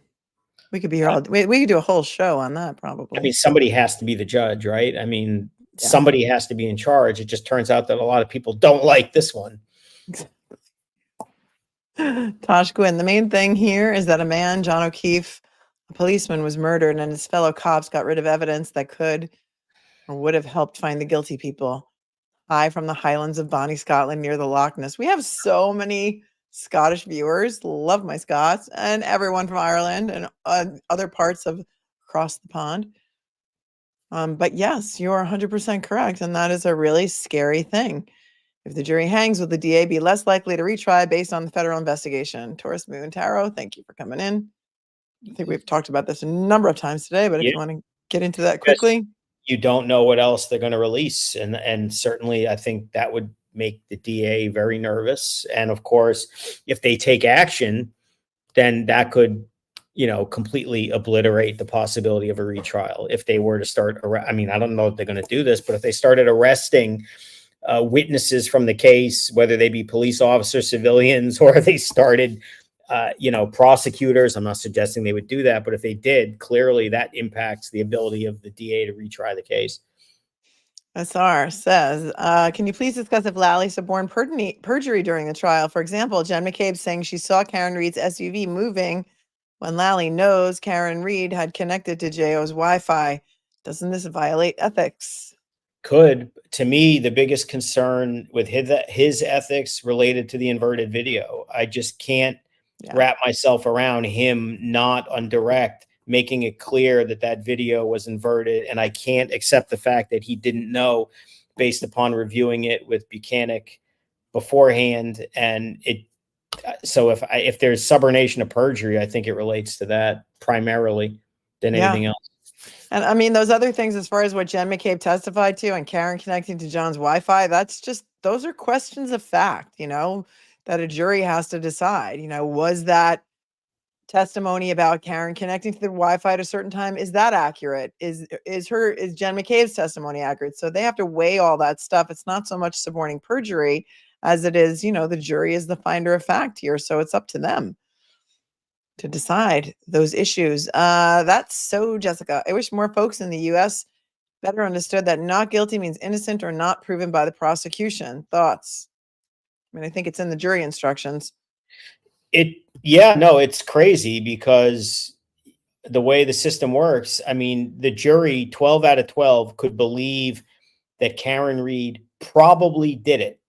I'm not saying that's what they think, but they could literally believe she must have done this and still find her not guilty. They would still be required to find her not guilty if that's what they thought, even if there was, but there is a possibility she didn't, but I think she did. I mean, that's supposed to be an acquittal. And so it's just confounding that there's at least one juror who is over that hurdle and beyond, and is basically saying that the evidence satisfies me beyond any plausible basis, beyond any reasonable doubt, to a moral certainty in my mind that she did it. And with that standard, that just makes no sense to me. But in that same vein, can you want to talk a little bit about jury nullification and whether that is something, what that is, and whether that is something that happened in this case? Jury nullification is that dirty little thing that no one ever talks about when there's a trial going on, but it's where a jury could possibly find somebody not guilty, even if the evidence is overwhelming for reasons that have nothing to do with evidence. You could feel sorry thinking a defendant is being overcharged or is sympathetic. Somebody gets charged with murdering their spouse and you think, well, but he beat her up for years and did these terrible things, so I don't care. You think that the government is overbearing, charging somebody with a crime just to screw with them, even though they're guilty. You don't think they should be convicted because it's a stupid offense or something. I mean, I don't think that Karen Reed would be a strong candidate for nullification, and this because it's a dead police officer. So I think if somebody believed that she murdered him, it's hard to believe that nullification would forgive that. On the other hand, if they thought it was a accident and leaving the scene, like lower down the chain of crimes here, and then you still thought, but I still think they framed her and all these terrible things and what Proctor said about her, then, is there someone who might say, well, maybe she did something she shouldn't have done, but we're going to let her go? I think they could. But again, there's no evidence of a car accident. So to me, it doesn't need to get to nullification. There's no proof of a car accident. So not in this case. Yeah. Right. I agree. Melinda says, I believe the reason why they hate her is because she was young, beautiful, and successful with no children. And the other women are stuck at home raising those young alcoholics. Thanks, Melinda. Tina says, in Canton, Bryans are the new Heathers plus Jen. So many Bryans in this case. So many Bryans. Yeah. Christine, it's 2 a.m. here in Australia, off to bed, and I hope when I wake tomorrow there's an acquittal. Thanks, Melanie and Mark. We hope that too. I think we hope that. Right, Mark? I think you hope that as well. Yeah. Trina, I think she should be acquitted, and I think she's getting screwed. I mean, I do. Corruption doesn't like sunk. I'm not sure. Maybe there's a typo in there somewhere. GV, people who feel she's guilty should be angry at the police work and blame MSP of why she walks. Lack of that shows they're not reasonable people. Agreed. Northern Empire says all females on my mother's side hate me because I chose a career over family. I'm a teacher. What career? Whether they feel that way about Karen Reed or not, I mean, that's not a reason to find her guilty of a crime that could subject her to a lengthy prison sentence. I mean, yeah, you'd like to think they could parse that out. Jeff Spicoli coming in with the 5. Thanks, Jeff. DL and thank you for your super sticker. Activista, any retrial would be amid the DA's re-election campaign in 2026. Well, not necessarily. I don't think it would take that long to retry her if they decided to do it. No, but I think, I mean, Morrissey is on borrowed time. Either way, he's politically, I think he's in a jam, and he's also a delegate to the National Democratic Convention, which I think is probably troubling. And, the other delegates in that state, they're very progressive. They're very different. I mean, he's a very classic Massachusetts politician, if you look, from the old establishment. And, he is in a position where he's defending the credibility of a misogynist state trooper who's just a grade A dirtbag, amongst other things. And if he uses him in the second case, which he almost would have to, again, this affects him in so many different ways. The governor's already come out against this particular trooper and has expressed concerns. I mean, I think he's just in an untenable, corruption aside, he's just in an untenable position. Yep. Suffragium, thanks. Under what circumstances can an appeal occur in their cast? I don't know what cast means in that. Yeah, a case. Maybe it means case. Under what circumstances can an appeal occur in their case? Nothing. There's nothing to appeal if it's a hung jury. I mean, the defense can't appeal until there's a conviction. So they're kind of Right. have to just win a trial. And then if they lose, they appeal. Yes. Lindsay Tyler in here with the song lyric. Karen just needs to remember not to worry her pretty little mind. People throw rocks at things that shine. That is a Taylor courtesy of Taylor Swift. Thank you. Thank you, Lindsay Tyler. We have a lot of Swifties in my house. As Crook, if the FBI investigation uncovers corruption, can the hung jury or mistrial be changed to not guilty? Nope. Or would it have to be retried? Or dismissed if it's appropriate based on, whatever, but they can't undo a verdict or a mistrial. Right. So they would have to dismiss the indictment. Yeah. Jen Mars says, if I were a juror, the obvious dog scratches or bites would be enough reasonable doubt for me. I can't get past that. That's what's had me hung up since the beginning was the injuries. Yeah. And they still, I mean, the other thing, which is confounding to me, is they still have not proven a homicide, let alone a homicide caused by a car driven by one person mowing down another person. They have not even established to me that John O'Keefe's death was unnatural in the sense that it was caused by another individual's contact, whether it was an accident, justified or otherwise. Well, at least not Karen's Right. conduct. Maybe, the frontal lobe injury. It was the frontal lobe injuries for me, and the injuries to the temples of the brain when Dr. Stonebridge testified, the pathologist for the Commonwealth who testified about her examination of the brain. Yeah. Maybe, and the brain swelling and the brain bleeds and what caused it. And, if wasn't people a car know, accident. It's not even like scientific evidence, but it's kind of common sense because people get in fights and see fights. Mm-hmm.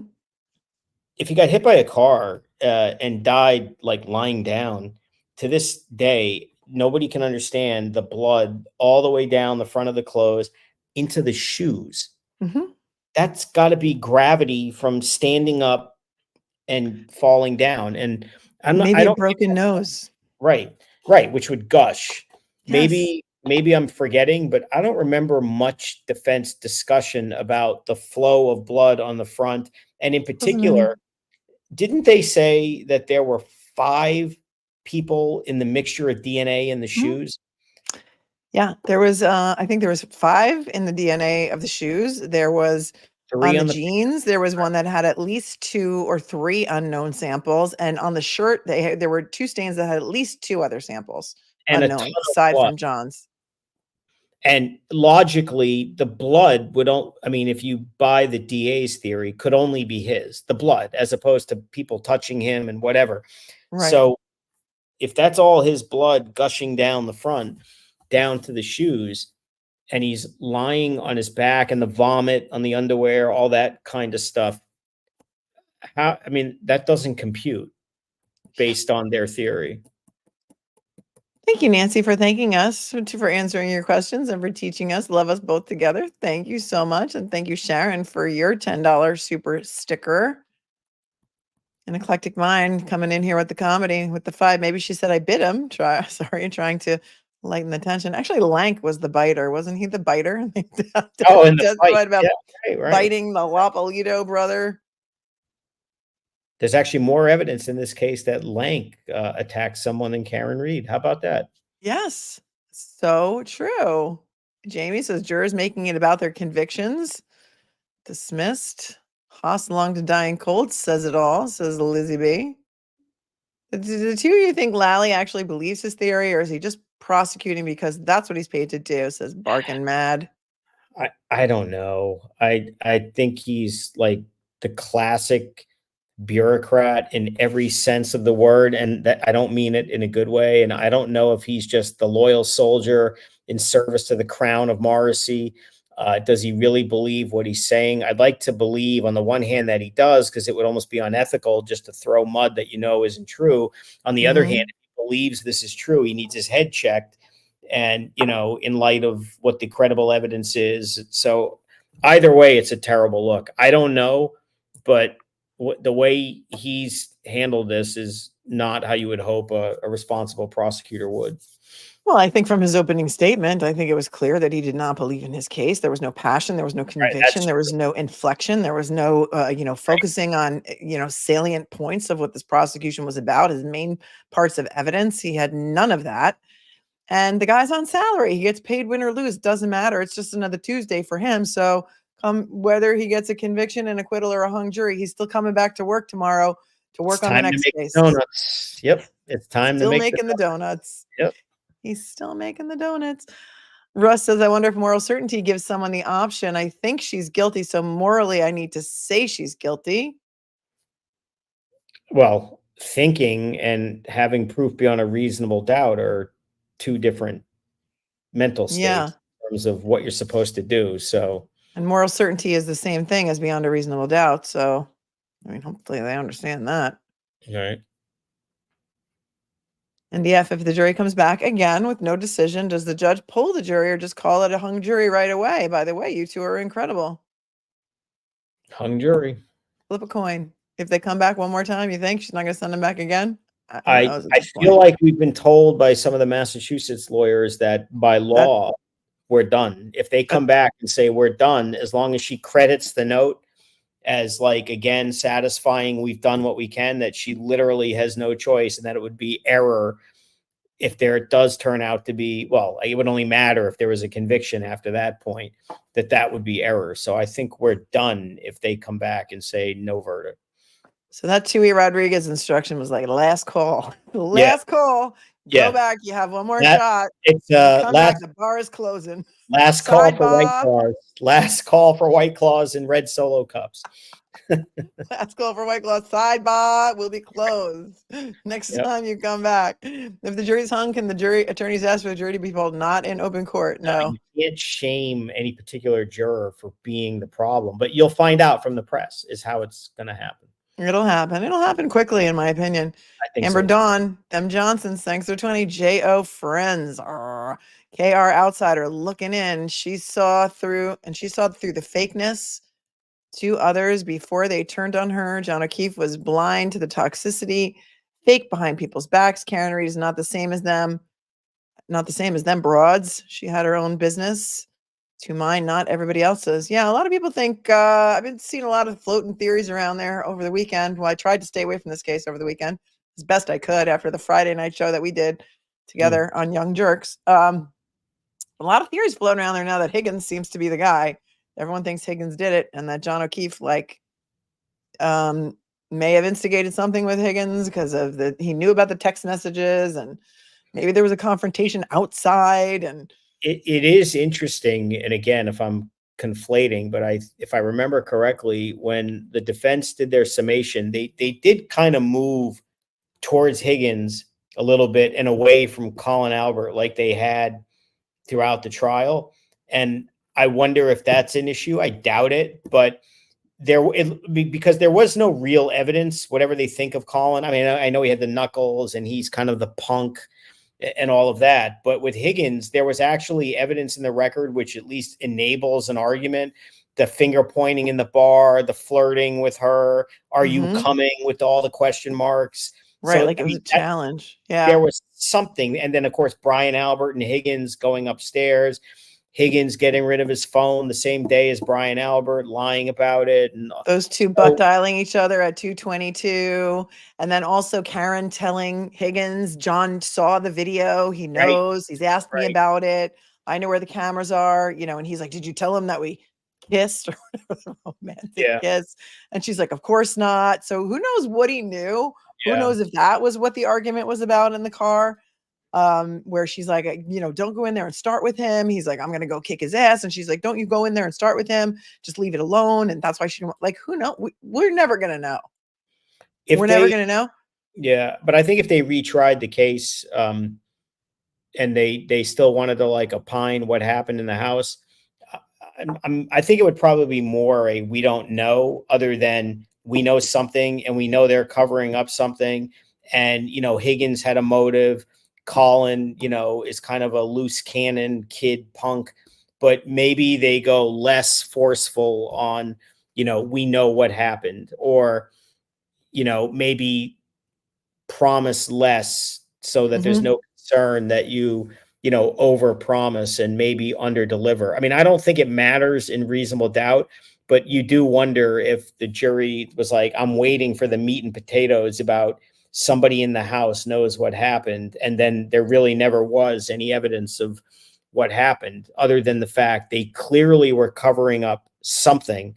But to a man and woman, anyone who was inside the house, all denied emphatically anything. And there were no real cracks in that other than Higgins saying, well, some guy who did fit O'Keefe's description came in, little things like that. But there was never any real proof of what happened in the house.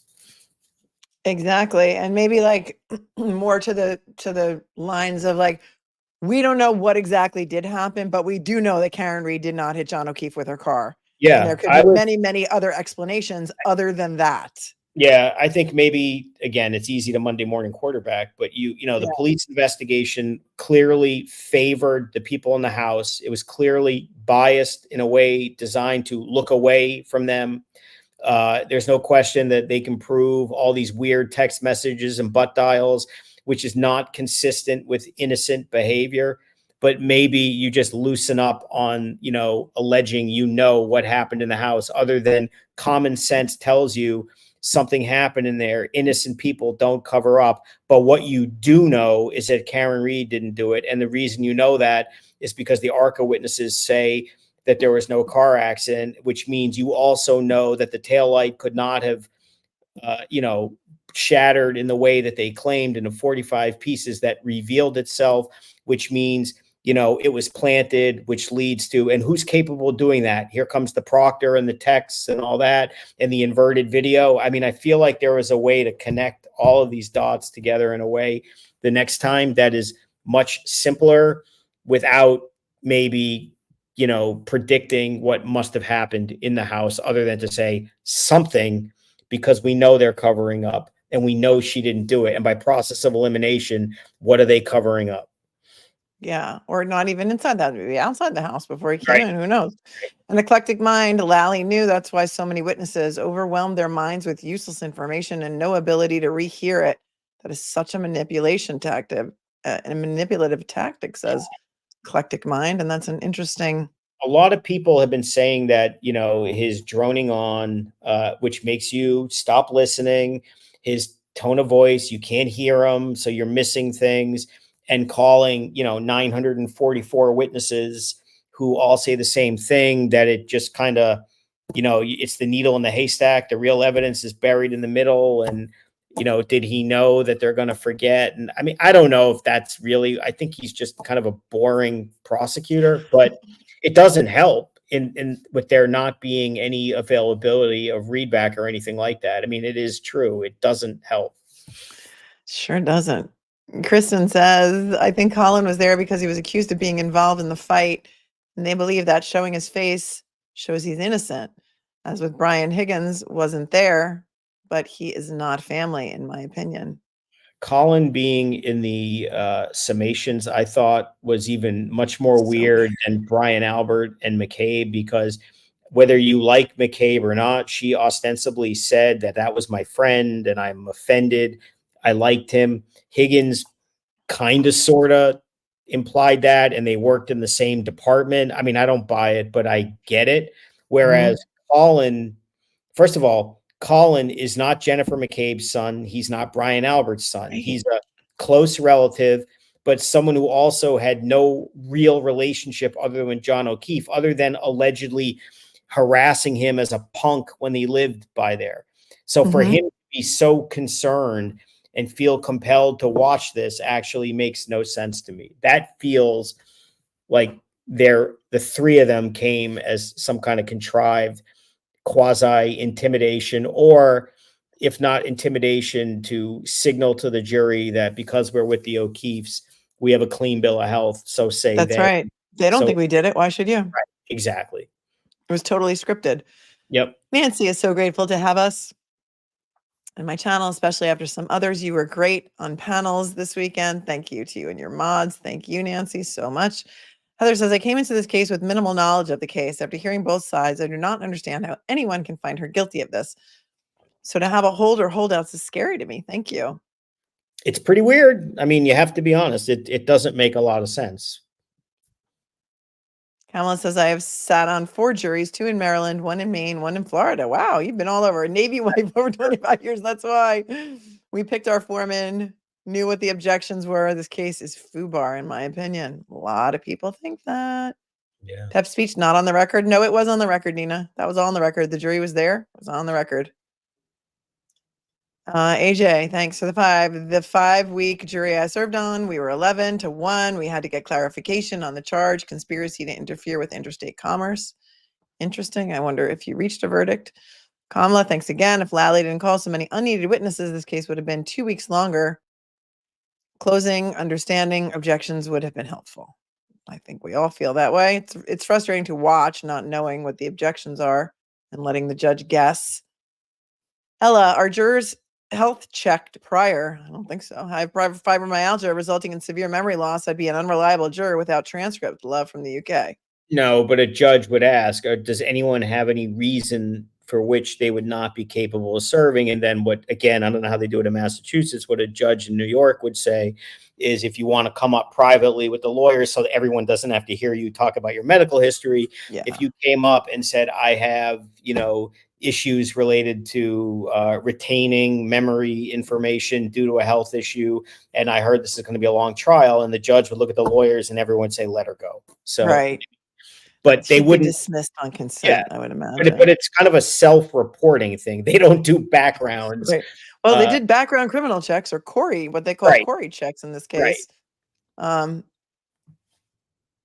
Does it reflect poorly on the judges? She got 2 hung juries in 1 year. Yeah, because the Chesna was just a hung jury too. I mean, I don't know that it reflects on the judge so much as the case. Thanks, Ashley. I don't think so, but I mean, as far as judges go, that's probably not good for them in some sense. I mean, hung juries, nobody likes them. They're a waste of time, essentially. And Resources and money. yeah. No, it's judicial not. Resources. Yeah, it's not good, but I don't know. Hopefully they'll come back with a verdict. I mean, it's 12:46. I think they take lunch at 1. For how long since they were told to try to figure it out, right? So they're clearly trying. Yep. They didn't send a note back yet, or they did send it back and we just haven't heard about it yet. Because maybe they'll come back at 1. It's 12:46. Maybe they'll come back at 1 so she can either read a note or break for lunch and tell them they can either deliberate during lunch or not, because that's usually their lunch break, right? 1 to 2. I think so. How long has it been, though, since they got sent back? I didn't write the time down, but it was at least an hour. 10:45 that they came in and she read the charge, maybe? It's been at like least an hour, maybe 2. I should have written the time down, but I didn't. If anybody did write the time down, let me know. You can't say that they didn't take what she said and at least say, let's give it a college try. Right. I mean, if they were going to just say the hell with this and let's go back, they would have done it already if they weren't sincerely discussing. Right. So you have to give them that.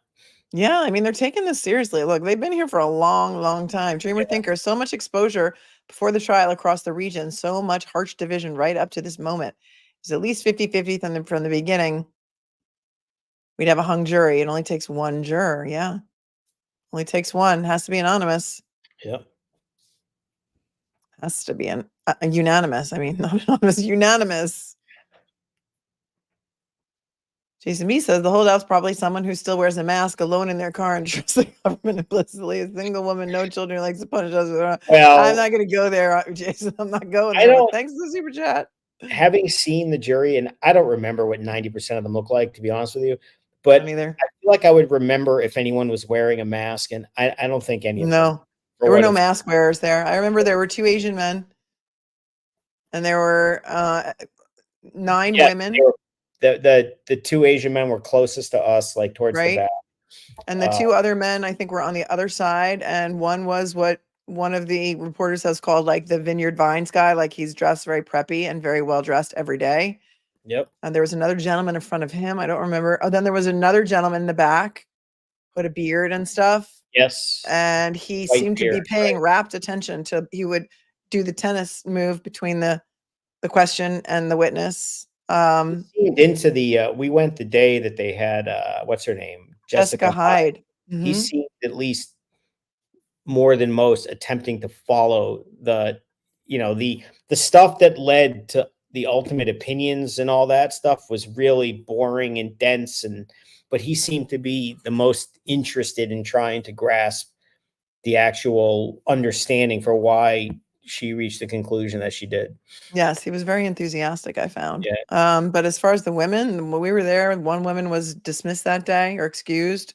Right. Then when time to pick alternates, 2 of the other women were chosen as alternates. So 6 women, 6 men left. That's what we Yeah. know.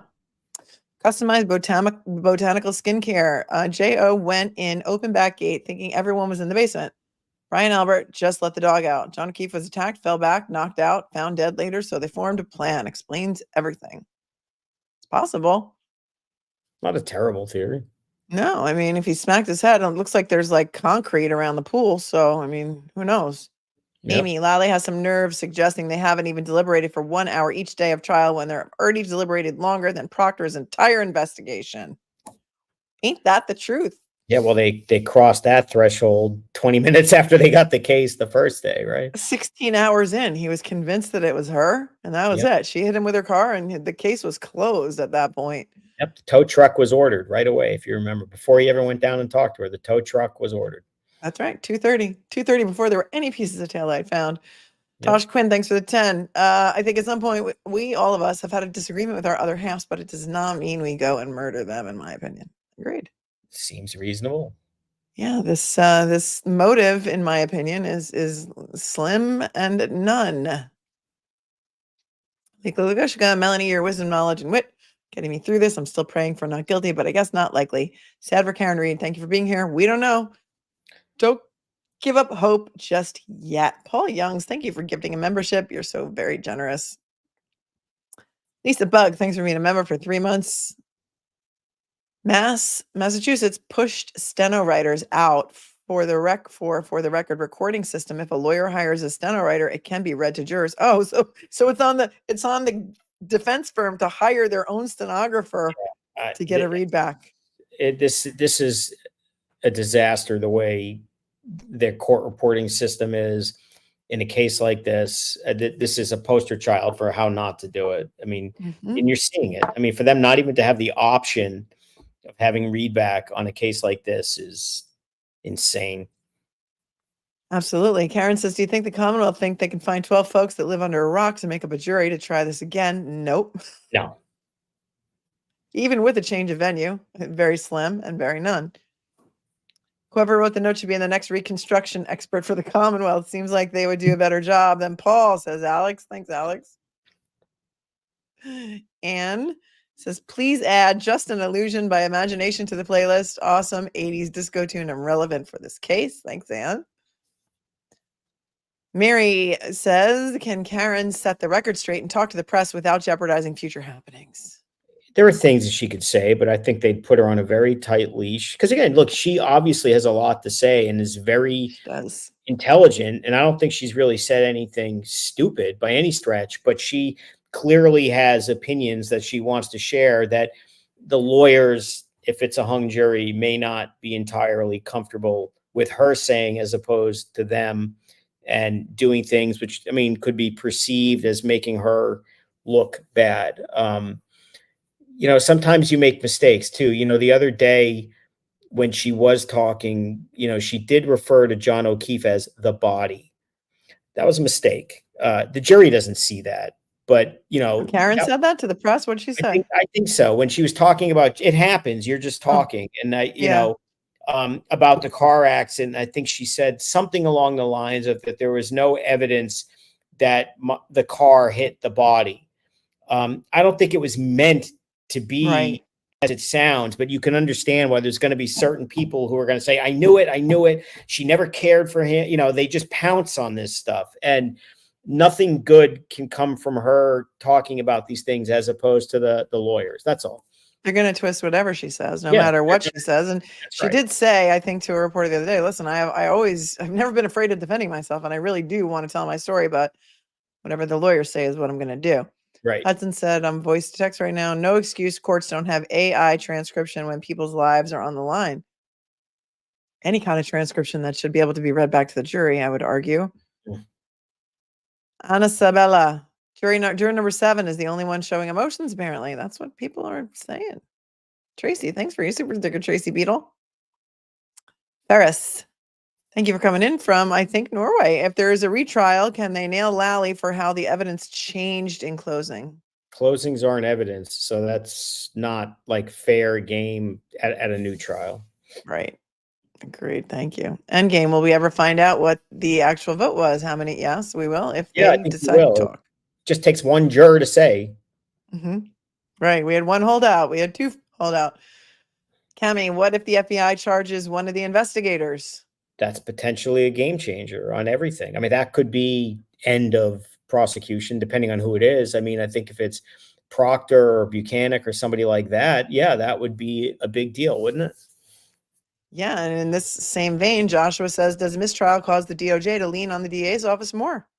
I think I don't know if lean on them is the word I would use, but is it make them more likely to quote unquote help the defense by making more TUI disclosures? Yeah. I mean, how could it not?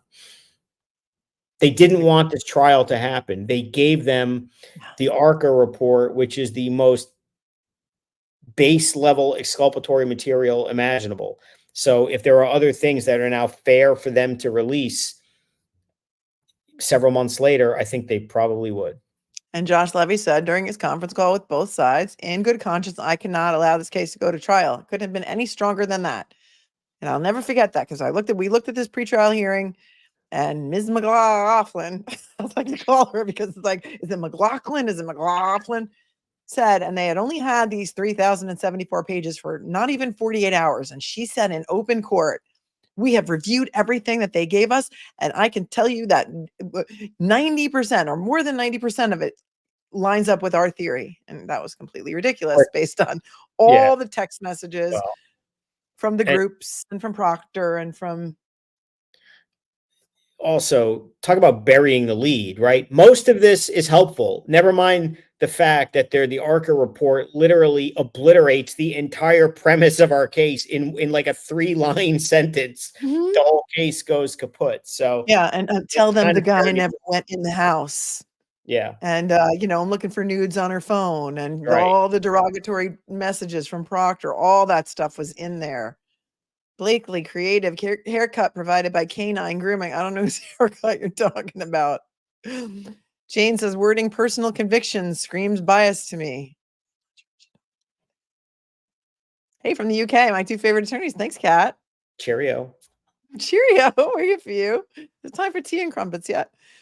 Please pass the pepper. Brian Alberts and McCabe, Colin Albert got in. Bev's endorsed jury intimidation.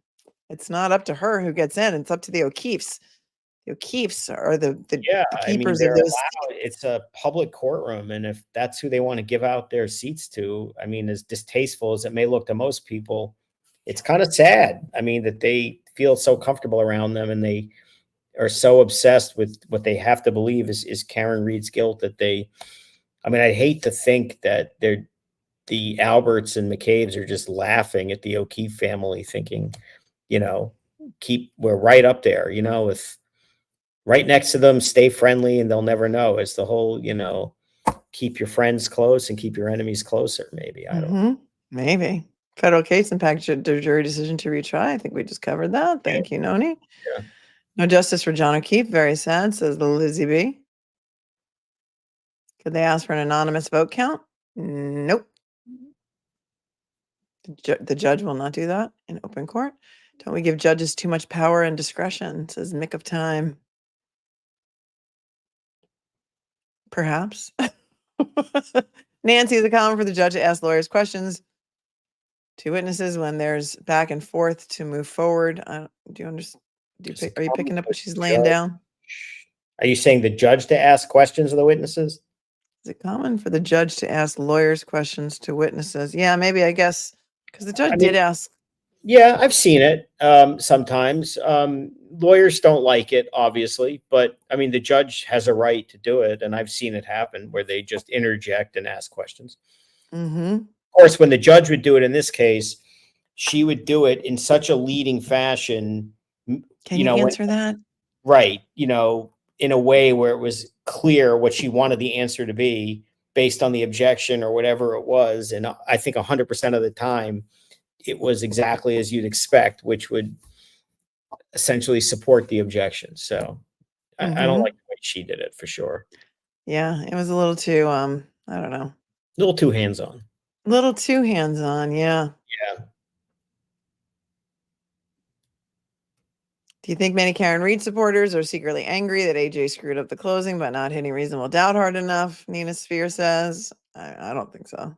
She's in a lot better position because Alan Jackson was on the defense team than she would be if he wasn't. So he's not going to be the reason that if there's a hung jury because he didn't do zealous and effective advocacy. So yeah, it's not going to be his fault or Right. David's Thanks, or Lori, for your comment. Activista thanks. After being a nurse and raising 8 kids, my mom went to college at 54, graduated valedictorian. Never too late. You are right. Love your coverage. Please look into Preston Lord case. More corrupt law enforcement. 16-year-old beaten to death by rich kids. I will do that. Thank you. Tosh, what's going to happen to Proctor Higgins after the trial? Melanie and Mark. Proctor's going to get terminated from the state police. Beyond that, who's to say? Don't know. Mm-hmm. There's some chatter in the chat about somebody escaping from a prisoner escaped from the Dedham District Court across the street, and cops just had to chase them down through the crowd. What? Is that real? God. Through the thousands of people that are assembled outside. Yeah, a prisoner escaped from District Court in Dedham, and people were chasing after him. This is real. Boston 25 just tweeted a criminal just ran out of the court across the street and was recaptured. You can't make All he this up. needs to do is put on a free Karen Reed shirt and hat and blend in, and they'll never find him. Right. Right? I know, right. Mary Ellen, thanks for the super chat. Dawn, can the judge prohibit certain witnesses from testifying? Well, Nope. depends. I mean, if they don't have relevant testimony or there's some basis that they can't offer anything helpful, sure. But I mean, generally, if you assume the parties know what they're doing and there's a reason to call a witness, they can call the witness other than, the prosecution can't call Karen Reed, obviously, things like that. But Right. I think a lot of these have been answered. I'm just going to read them. Thank you, Gina. How many times can the judge send them back? We believe that was the last time. Video inverted. Timestamp was not tampering, says Gooner. Thank you. John Lally spent 28 days asserting she killed him at 12:45, only for his own near last day witness to nullify with Wi-Fi connection. How can this be honest? It's not evidence what they say in their openings or closings. And so therefore, a lot of people are angry about this, Mark, that they think Lally lied in his opening and his closing. it's troubling. Mhm. I mean, it can be unethical if he's doing it to gain an unfair advantage and mislead the jury. I mean, making false argument is unethical, certainly if it's intentional. So it's concerning. I mean, I think he said a lot of things that were borderline misleading or not accurate, and that is concerning. Yeah. No way around it. Confused. If the jury votes not guilty on the main charge, I thought Mark said the lesser included charges go away. I also heard they were stuck on lesser included. No, if they were to acquit on, the murder charge, then they would have to consider the manslaughter. Mhm. If they acquit on that, they go to the next one, but they could theoretically acquit on 2 of the charges and hang on the third. But what we're saying is it ought to be all or nothing because each of the 3 charges necessarily involves a finding beyond a reasonable doubt that she mowed John O'Keefe down. And the credible evidence appears to make that extraordinarily unlikely, if not impossible. So Right.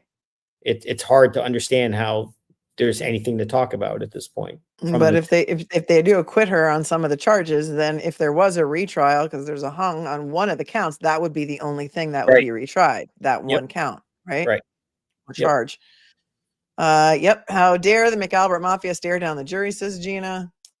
Wasn't up to us. If not guilty, do you think she'll sue the police civilly? Yep. I do. Yeah. Yeah.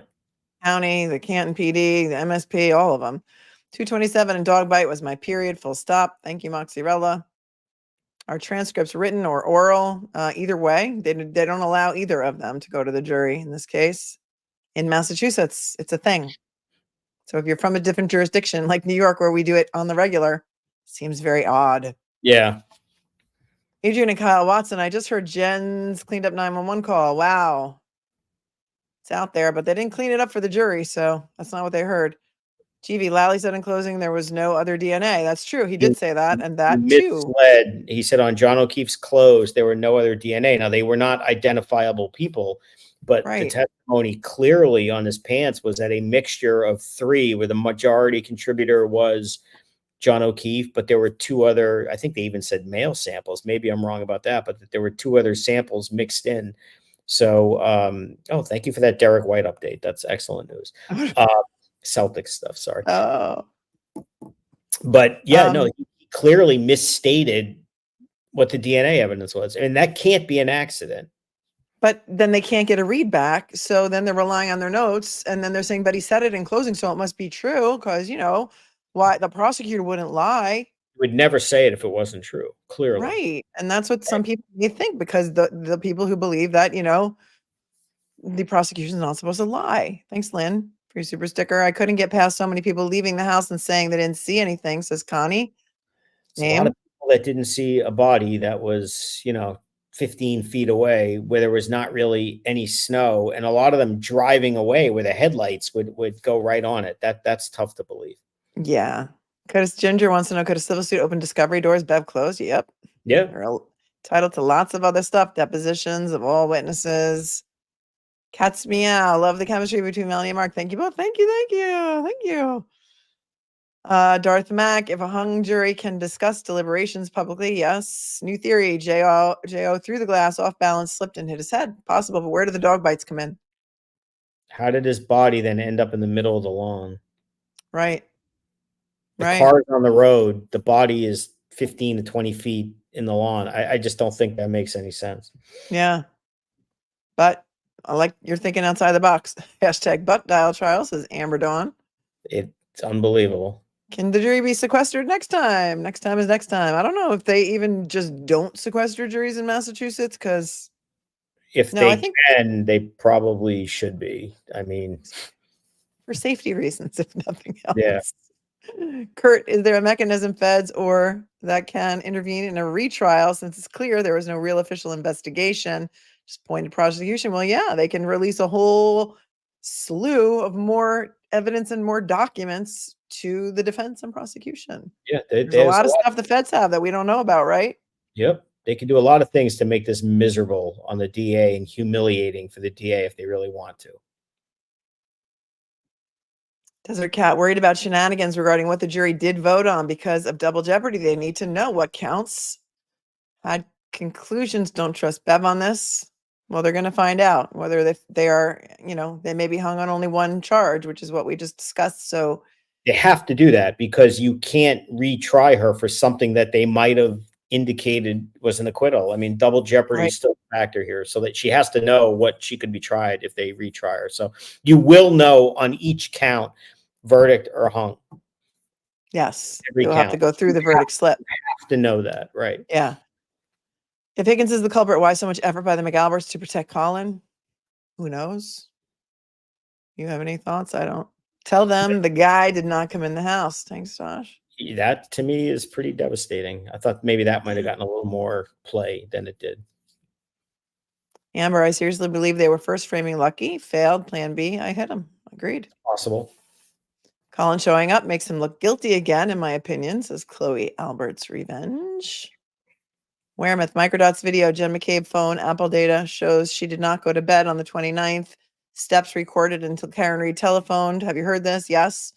I don't think it was admitted at the trial. Right. Because Jen McCabe is not on trial here. So therefore, a lot of that third-party stuff was not allowed in. Tosh Quinn, imagine going back to work after a night out partying. Would we do that if we were not? I don't know what that says. Rhoda D. I don't know. I don't know, but Higgins' whole thing was, I was getting wasted and I left Brian Alberts because they didn't have whiskey or something. So I, had to switch cars because I don't want to drive the company car wasted. So I drove my own car to the Canton Police Department, where I decided to move a whole bunch of other cars while wasted. Mm-hmm. It doesn't make any sense. Yeah. And he went back to rotate the cars. I think that's what it meant. Tiny, I don't think this is 1101 based on how strongly worded that letter was and the hopelessness in the tone. I don't know, could be just one really strong-willed juror that is saying, look, we could sit here forever, but I'm never changing my mind. So, hey, it's up to you guys. I'm willing to sit here another month, but I'm never changing my mind. We don't know. Eileen, was the jury told prior they get no readbacks or a million witnesses to take lots of notes? Yep, we went back and watched it earlier. We watched the instructions she gave them before they when they first were seated, and she did say there will be no readbacks. So take good notes. Susan, thank you for the super chat. On top, thank you. Kristen Wrench, thank you for the 25. Speculation, Jen McCabe protecting her daughter, Allie, who drove Colin out of there. Why did Brian Higgins drop his plow? Was he scraping away evidence of the flight? I don't know what all that was. Yeah, So I much testimony about that plow, and I don't know either. still don't necessarily understand what all the Higgins car thing was. I've had ideas, but I don't know. I am just as mystified as you. Heather, can the defendant put in a motion for mistrial due to the prosecution or judicial misconduct? Lally knowingly putting up witnesses he knew were lying. Sally Port videos, closing lies, or judicial misconduct, bias, manipulated videos. I mean, you could make an argument for some kind of motion about, sanctions for misconduct and whatnot. But I mean, there's no motion for a mistrial now. I mean, that cat's out of the bag. Look where we are. Yeah, the judge is going to have to declare a mistrial at this point. Yep. Northern Empire, let Lally cough on the jury until they reach verdict. They'll be back in 10 minutes. Also, Mark, step up your game. We need a YouTube. You guys, Mark has a full-time job. He is practicing. I am retired. That is why I am able to be with you here with you every single day. Mark is not retired. He currently has a practice. He is a lawyer. He's a criminal defense attorney in New York and New Jersey. And if you need his services, you can find him on the cesspool of Twitter, or you can find him at www.betterolaw.com, right? Thank you. Yes, very good infomercial. That was good. For the very best in criminal representation of all kinds, all the way up to and including the big bad M charges. That's what it is, right? David, if jurors wish to remain anonymous after the trial, is the press allowed to investigate and disclose their name publicly? I think that's a no-no.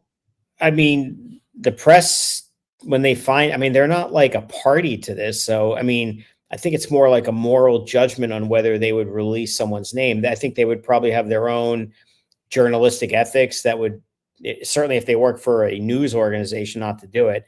Look, the reality is there's so much like independent media now, and who maybe don't subscribe to those kinds of, mainstream media principles. So I wouldn't be surprised if they get outed and named, whether you agree with it or not. But names aside, it's going to take them 5 minutes to find out what the count was and to attempt to locate, the holdout who may just run away and not want to talk. But, they're going to try.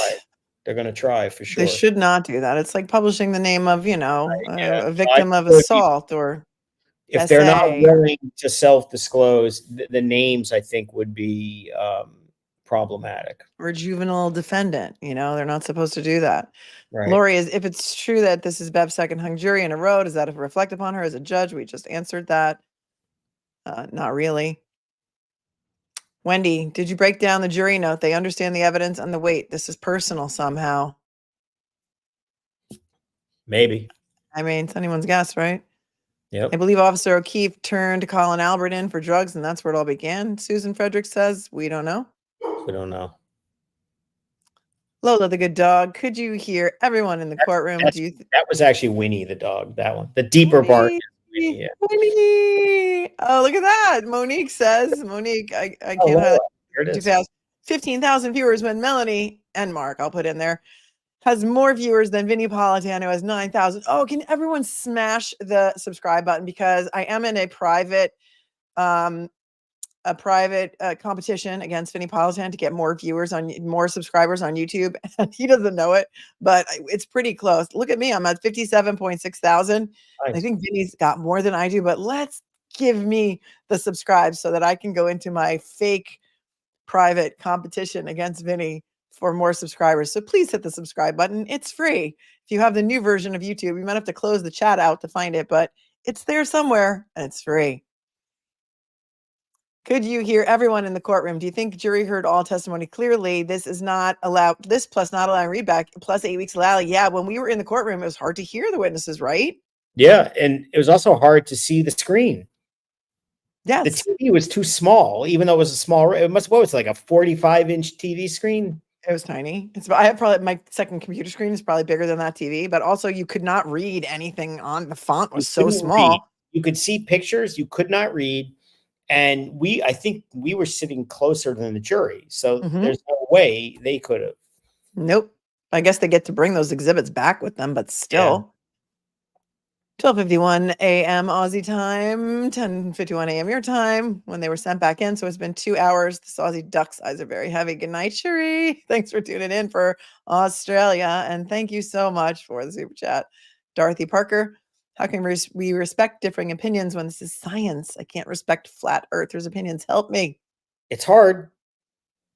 I mean, it would be very frustrating to be in that room if there's somebody who literally is being explained what that testimony was and why the taillight fragments didn't impact the analysis and why none of that mattered and all of that, when they're trying to say that the level of force that would be generated would cause this and that, and we don't have that.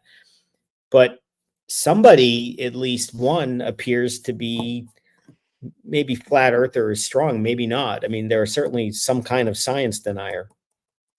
Seems like it. Yep. Because the physics doesn't lie, as the crash daddies told us. Can O'Keefe sue her civilly for wrongful death? Yes. They may not want to open that can of worms because it's going to open up all of their friends, including Jennifer McCabe, Brian Albert, Colin Albert, and Kerry Roberts, to civil depositions, which could take days. And really, everything is fair game at a civil deposition.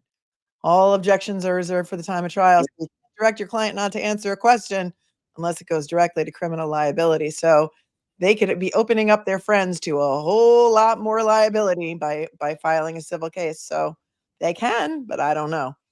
Jesse Golightly, hi, Melanie and Mark. Please shout out my boyfriend Patrick and encourage him to go to law school. He's an incredible critical thinker. I just Go to had, law school, Patrick. yeah, I was just thinking this guy Patrick should definitely go to law school. So go to law school. Jesse's boyfriend, Patrick, do it. It's never too late. Never too late. The world always needs more lawyers. Jen, thank you for your Canadian super chat. Herbert, no one would ever tear up a concrete floor because of a toilet leak upstairs. Maybe wood or carpet on top, but not the concrete. You know, we didn't hear any evidence of that at the trial, and there must be a reason for that. It must have been one of those things that just was not allowed in.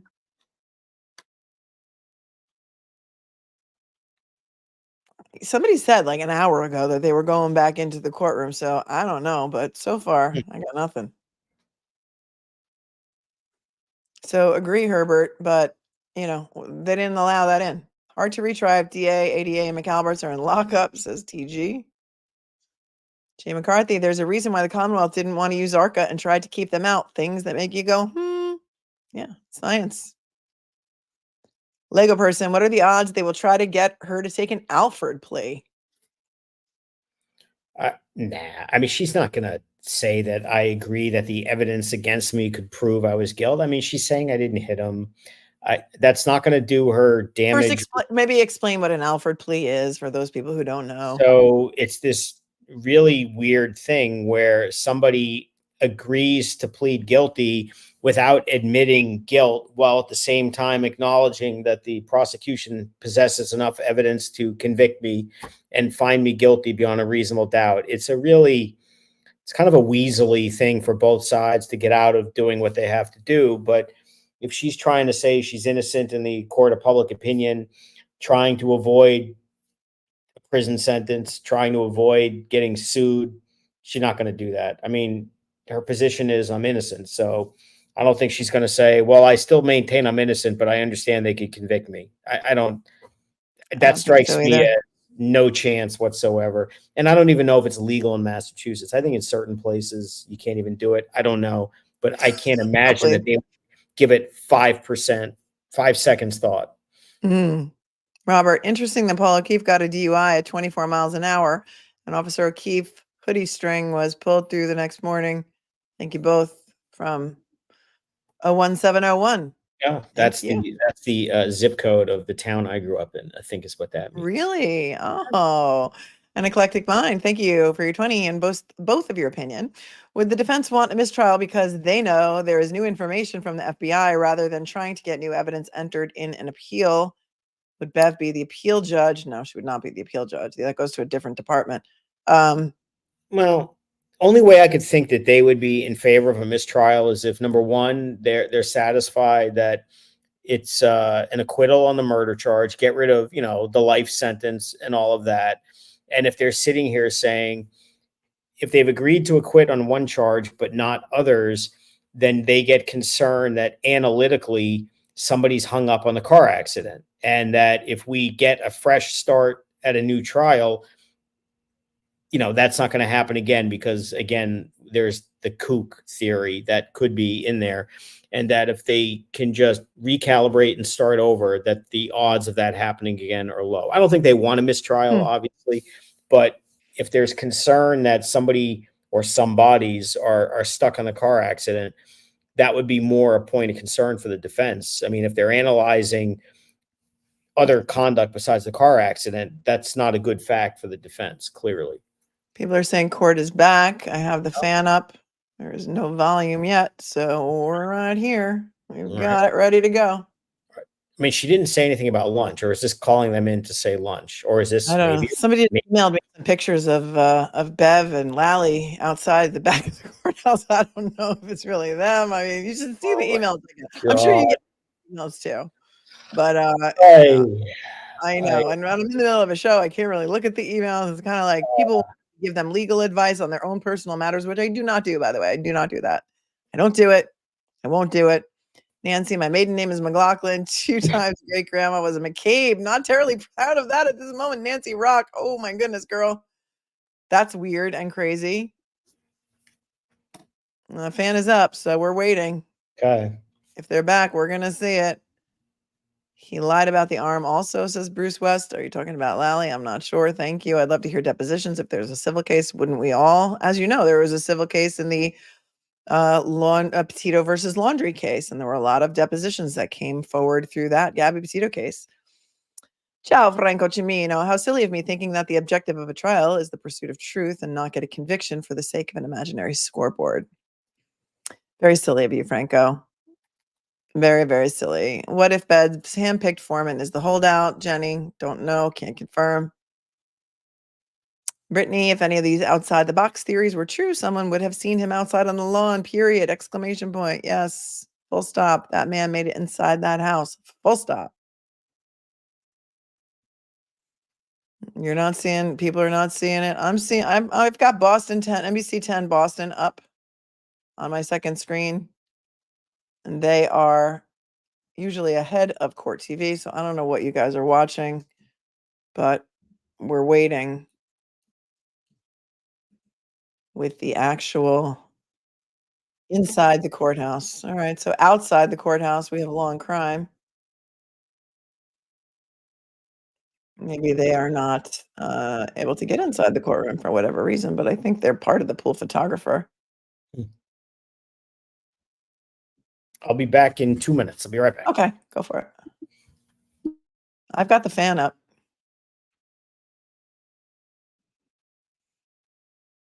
Anujna, thank you. Ugh, this is making me so anxious. I fear they will come back with a guilty verdict. I'm not worried about that. My 2 favorite attorneys. Are you nervous for your verdict? Oh, Mark. I'll save that for Mark.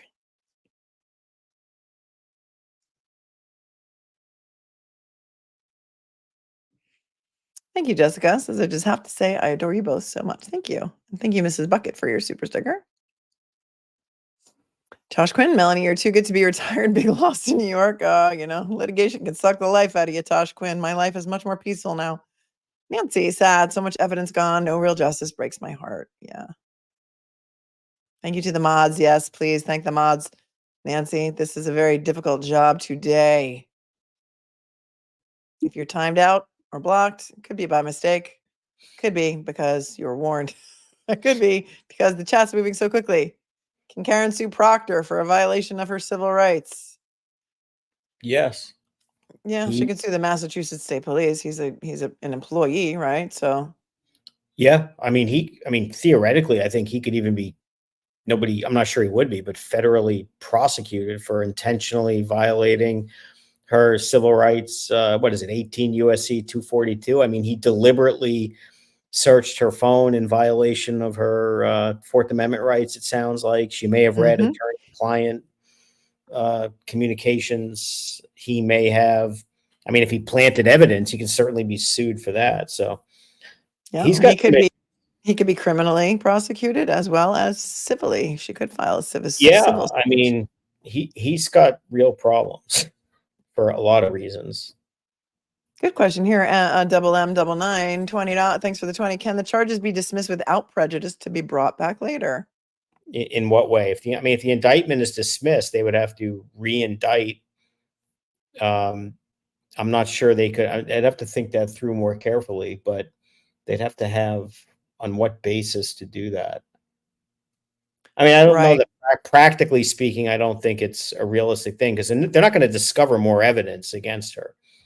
Right. I mean, this is their high watermark right now. They're never going to have a better case against her than they do now, which is not saying much because the case against her now is pretty weak. Agreed. Jen, thank you. I imagine that if it is 11-1, the 11 would be beyond frustrated to have spent all that time for absolutely nothing. Team the Melanie and Mark channel. If they get, I mean, as a juror, if this ends up a hung jury after 2.5 months for nothing, literally to accomplish nothing, and it's 11-1, yeah, I can't imagine how pissed off you would be at the one, whether it's warranted or not. We are in week 10 of the trial. Insane. My friends. And it's crazy. Yeah, Law and Crime is just showing. Oh, it says recorded earlier. It says outside the Dedham courthouse recorded earlier. So we'll any footage of the fleeing felon running into the crowd? I don't see that. Nope. Just see some counter protesters, like a handful of them with their white signs made out of with a black Sharpie. Oh, high-tech stuff. Yeah, nothing. And the fan. Ah, the fan. Tosh, thanks again. Would you like to thank Melanie and Mark and everybody on here for a great channel and all the chats? We'd be covering Brian Koberger. Yeah, but that trial's not going to happen for a year. So we got time on Brian Koberger. I have done a bunch of videos on it already. But of course, can Lally lose his bar license for lying in his closing?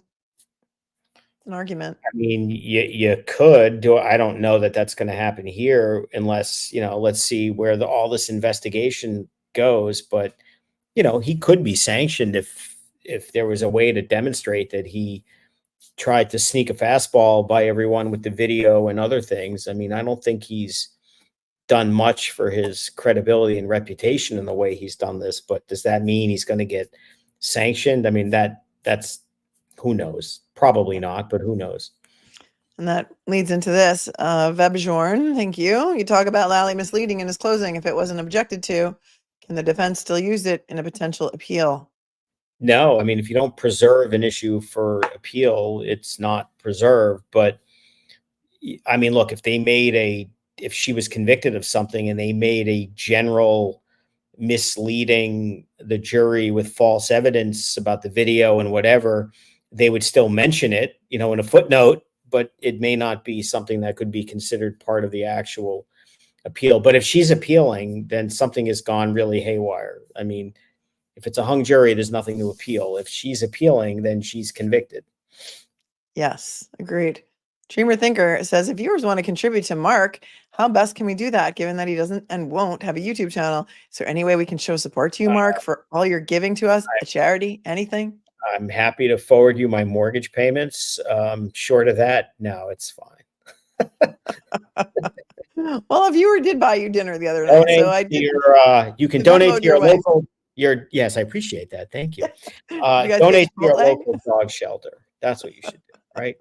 Save the dogs. The Donate dog to it. shelter. Yeah, Yeah. Chloe. Free Chloe. Kathleen, thanks for your super sticker. Mel Mark, what's going to happen to Proctor Higgins if a hung jury? Same thing that would happen to them anyway, in any event, right? Yeah, I mean, the only tricky part is, are they witnesses again? These guys have problems. A lot of their witnesses have real issues. And what's fascinating is they've already all testified. So they really have a hard time claiming the fifth. I mean, they've blown the lid off this. I'm not sure why Proctor testified at the first trial, but he did. And, I mean, would they even call him? Would he try to get out of it? I mean, would the defense call him? I mean, this is all a mess. It's a mishigas. It's a big mishigas. It's a mishigas. Yep. Like my Yiddish? Like my use No, of it's good. Yiddish? Yeah. I'm a shiksa, but I know my Yiddish. Kathleen, the song I Shot the Sheriff comes to mind. Not guilty. Stay strong, Karen. Agreed. We're still waiting. We're still watching the fan. I don't know. Should we take a break and come back like after 2? Because I feel like they went to lunch. I don't know. Yeah, they might have. I mean, you could always do that. And then if the fan comes up, Gosh, thanks. lunch back. Let's just, yeah. Do you want to do that? Because you've got to go write your brief. So Yeah. I hate to take you away from your work. So go do more Just let me- work and I will call you back as soon as I Okay. have something to report. And you Sounds have good. this link. If I move on to a second stream, we will go on to the second stream. You'll let me know. You'll be right there doing your brief. Go brief it. Bye. And then Bye. hire someone to write it for you. know. Bye. Oh, that was so nice that I pulled Mark away from his work, his brief writing. Thank you, Tosh. Thank you, Blessed Mom from Texas, for being a member for 2 months. Loves me and the cupcakes. John got out of Karen's car, went back to the yard to relieve himself. Brian let Chloe out of the basement. Chloe attacks John. John falls down the stairwell, hits head. Thoughts? Yeah. I mean, I think it's a good a theory as any. Thanks, no one, for your super chat. AK Brenda Robert, thanks for the 5. Can be sent out 2 times after the charge, 2 times after spending due in reasonable time. Yes, in Massachusetts, on the Massachusetts site. But isn't everything, as she likes to say, within her discretion and within her rights? She likes to say that, doesn't she? I don't know. You could be right. Casey Kaplan, thanks for the 10. How's Karen Reed affording this? Can she counter sue? She can sue civilly afterwards and try and get back some of her attorney's fees or make that one of the special damages in her civil lawsuit. It's been well over $1 million, I understand. I think her parents put their house up. I think a GoFundMe has raised a lot of money for her defense. And she had a lot of money, and it's all tied up, I would imagine, in defense costs. I don't know. The answer is I don't know. Those are some of the things that I've heard. William, the hate that Proctor Tully had for Karen Reed is chilling. I agree with you. It seemed very, very personal. I don't know what the hell that was all about. Proctor especially. Thanks, Colleen, for your 10. Maybe this was discussed, but if it was just one juror holdout, don't they realize it's a hung jury and a mistrial? So the holdout doesn't help or change anything except a lot of wasted time and money. I'm sure the holdout believes fiercely in what they believe. And so it's hard to guess what they know or think or should know. Blessed Mom from Texas, thanks for the 20. I truly disagree with that charge Bev gave the jury. It's saying, go back on your own personal convictions. I'm truly outraged, not guilty or hung. I don't think they'll retry. Karen Reed, love you all. Love you too, girl. It's the pattern jury instructions for the state of Massachusetts. Nothing we can do about it. Nana Lovely, sorry, off topic. Any word on Sandra Birchmore case? Nope. Canton PD again. Nope. I'm going to get into that after this trial is over, if ever. If ever this trial is over, I will get into Sandra Birchmore. Have either of you ever heard through the grapevine that the FBI civil division is getting involved? I'm thinking Proctor read Karen's text with attorney. That's what people are thinking, Kamala. Cannot confirm or deny. Can Karen sue for malicious prosecution? She may have a lot of civil causes of actions here. Sky, how do you think Karen Reed case might affect the Brian Walsh case? Involves many of the same faces and focus on Google phone data. I've said this from the beginning. You can't use the Google searches as a sword and a shield. You can't say in Karen Reed's case that 227 search did not happen at 227 because Google timestamps are inaccurate under Celebrite, and then say in the Brian Walsh case, but in Brian Walsh's case, all of his Google timestamps for the searches that he made about how to dispose of his wife's body are 100% accurate. It's going to be a problem. Kat, my two favorite attorneys, Mark, you nervous for your verdict this week? I read a bit about it, praying for a not guilty for her. I think we all are. I don't know if he's nervous. He does this every day. It's just another Tuesday. But, as an attorney, you're always nervous about a verdict. Could the defense find a way to test the extra DNA? It's too late for that now. I think it's all been degraded, too. I think the samples have all been destroyed. There was destructive testing, as far as I know. I mean, the unknown DNA on the clothing. Will they ever be able to get samples of all the non-party DNA? I don't know. If there's a retrial, I don't know. A lot of speculation. GW Moore, thank you. If a juror has a deeply held convictions that prevent coming to a consensus, doesn't mean they lied during voir dire. Not necessarily. If they said they could be fair and impartial, I think we have to believe them on that. If it's ever been found that there is or was any real juror misconduct, that could be brought in at a later date. Can a dissenting juror, says Sandy, quit, be replaced by the sure? They could come in and tap out and be like, I can't do this anymore. If they are replaced by the alternate, they would have to start all over from scratch, the deliberations. So it is not recommended or encouraged. Can Karen sue Proctor for a violation of her civil rights? I think we just went through that. Jessica says, I don't think that's support when you only come to the closing argument and nothing else since. Yeah, you're talking about those people that showed up in court. Agreed. Shaw X Kerr, when asked description of front lawn, witnesses mentioned the flagpole. When asked about electric box, they had no clue what it was. E-box has thick cement with edges, hat near it. They downplay an injury. Thank you for that. Casey, can the transcripts from this trial be used in a retrial? Yes. And used to impeach? Yes. What are the consequences of impeach? It's just, didn't you say this in another proceeding? And Alfred Perley, continuance without finding. It's basically saying, I'm not pleading guilty, but I know they could find me guilty. Therefore, I'm taking a plea. I think Mark just explained that. So, Alec, if it's a mistrial and the prosecution decides to go for a trial, do you think Karen Reed will run out of funds to defend herself? I'm sure that her supporters will come up with a way to get it done. They are very fierce supporters. Thank you for becoming a member, Crafty Girl. And Brian, thanks for becoming a member. And Tosh, does it not make everyone stop and wonder about previous cases that Proctor and company handled before this case? Did they manipulate those ones too to get convictions? Great point. I'm sure everything is going to be looked at with a fine-tooth comb. All the defendants who are sitting in jail right now, based on Proctor, and Proctor leading the investigation, are clamoring for the exits, saying, let me out. I want another look at my case. Crafty Girl, thanks. Video by speech analyst. Truth revealed is bone chilling. Yep. The plow sweep. Yep. I saw some of those videos. 1,000 of you sent them to me. Very interesting stuff. Go check those out later. There are many crowdsourcing fundraisers for her t-shirts, etc. You are right, AJ Charles. You are right. Nanny King, thank you for the 5. As a clinical psychologist, memory is 10% at best. Jurors in Massachusetts are all set up to fail. Without fact-supporting documents, confirmation bias due to memory will occur. I believe it. I believe it will. I believe it will. This is the last super chat that I'm going to take, and then we're going to break because we've been on here for 4 hours and 38 minutes, and we have no word about whether or not they're coming back. They've been at lunch since 1, so we're going to take a break for at least 20 minutes and come back on another stream, and Mark will join us if and when he is able. Amber Dawn, them Johnsons, thank you so much. In my gut, they were banking on Plow Driver, Lucky first. Then J.O., then Frame Lucky by Karen Call before they couldn't find, yep, I hit him. A lot of us feel that way and thought that as well. Unless anybody has any indication that they are coming right back into the courtroom now, we're going to throw this onto another stream. I'll set up a redirect for you and we'll do that.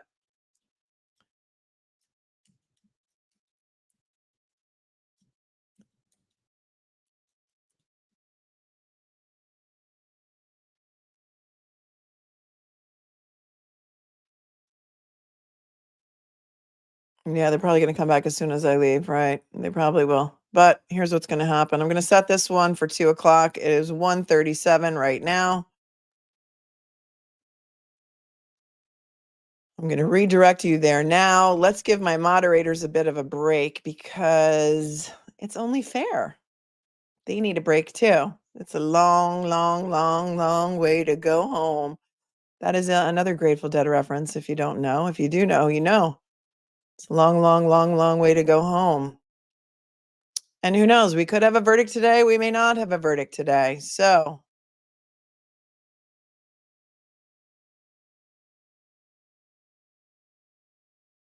I'm going to send you over there now. Safe travels in the teleportation. Safe travels. I'll see you over there. It's set for 2, but I may not come on right at 2 because I need to take a break too, and so do my mods. If anything happens, I'm going to pop right on, so you don't want to miss it. Make sure you have the bell set. Make sure you hit the subscribe button, and head on over there now. Safe travels, my friends. Mark Betterow said he will come back, so I will see you there. Be cool, be kind, be classy. It's not hard. Hit the like button on your way out because it helps the algorithm. And also, Jenny Boo Radler, thank you so much. Hey, I have 2 Little Feet songs with the playlist, Framed and The Fan. Thank you so much. Safe travels. We all need a break. Go on over. I'll see you there soon. Mark will come back to join if anything happens. So be ready. Peace.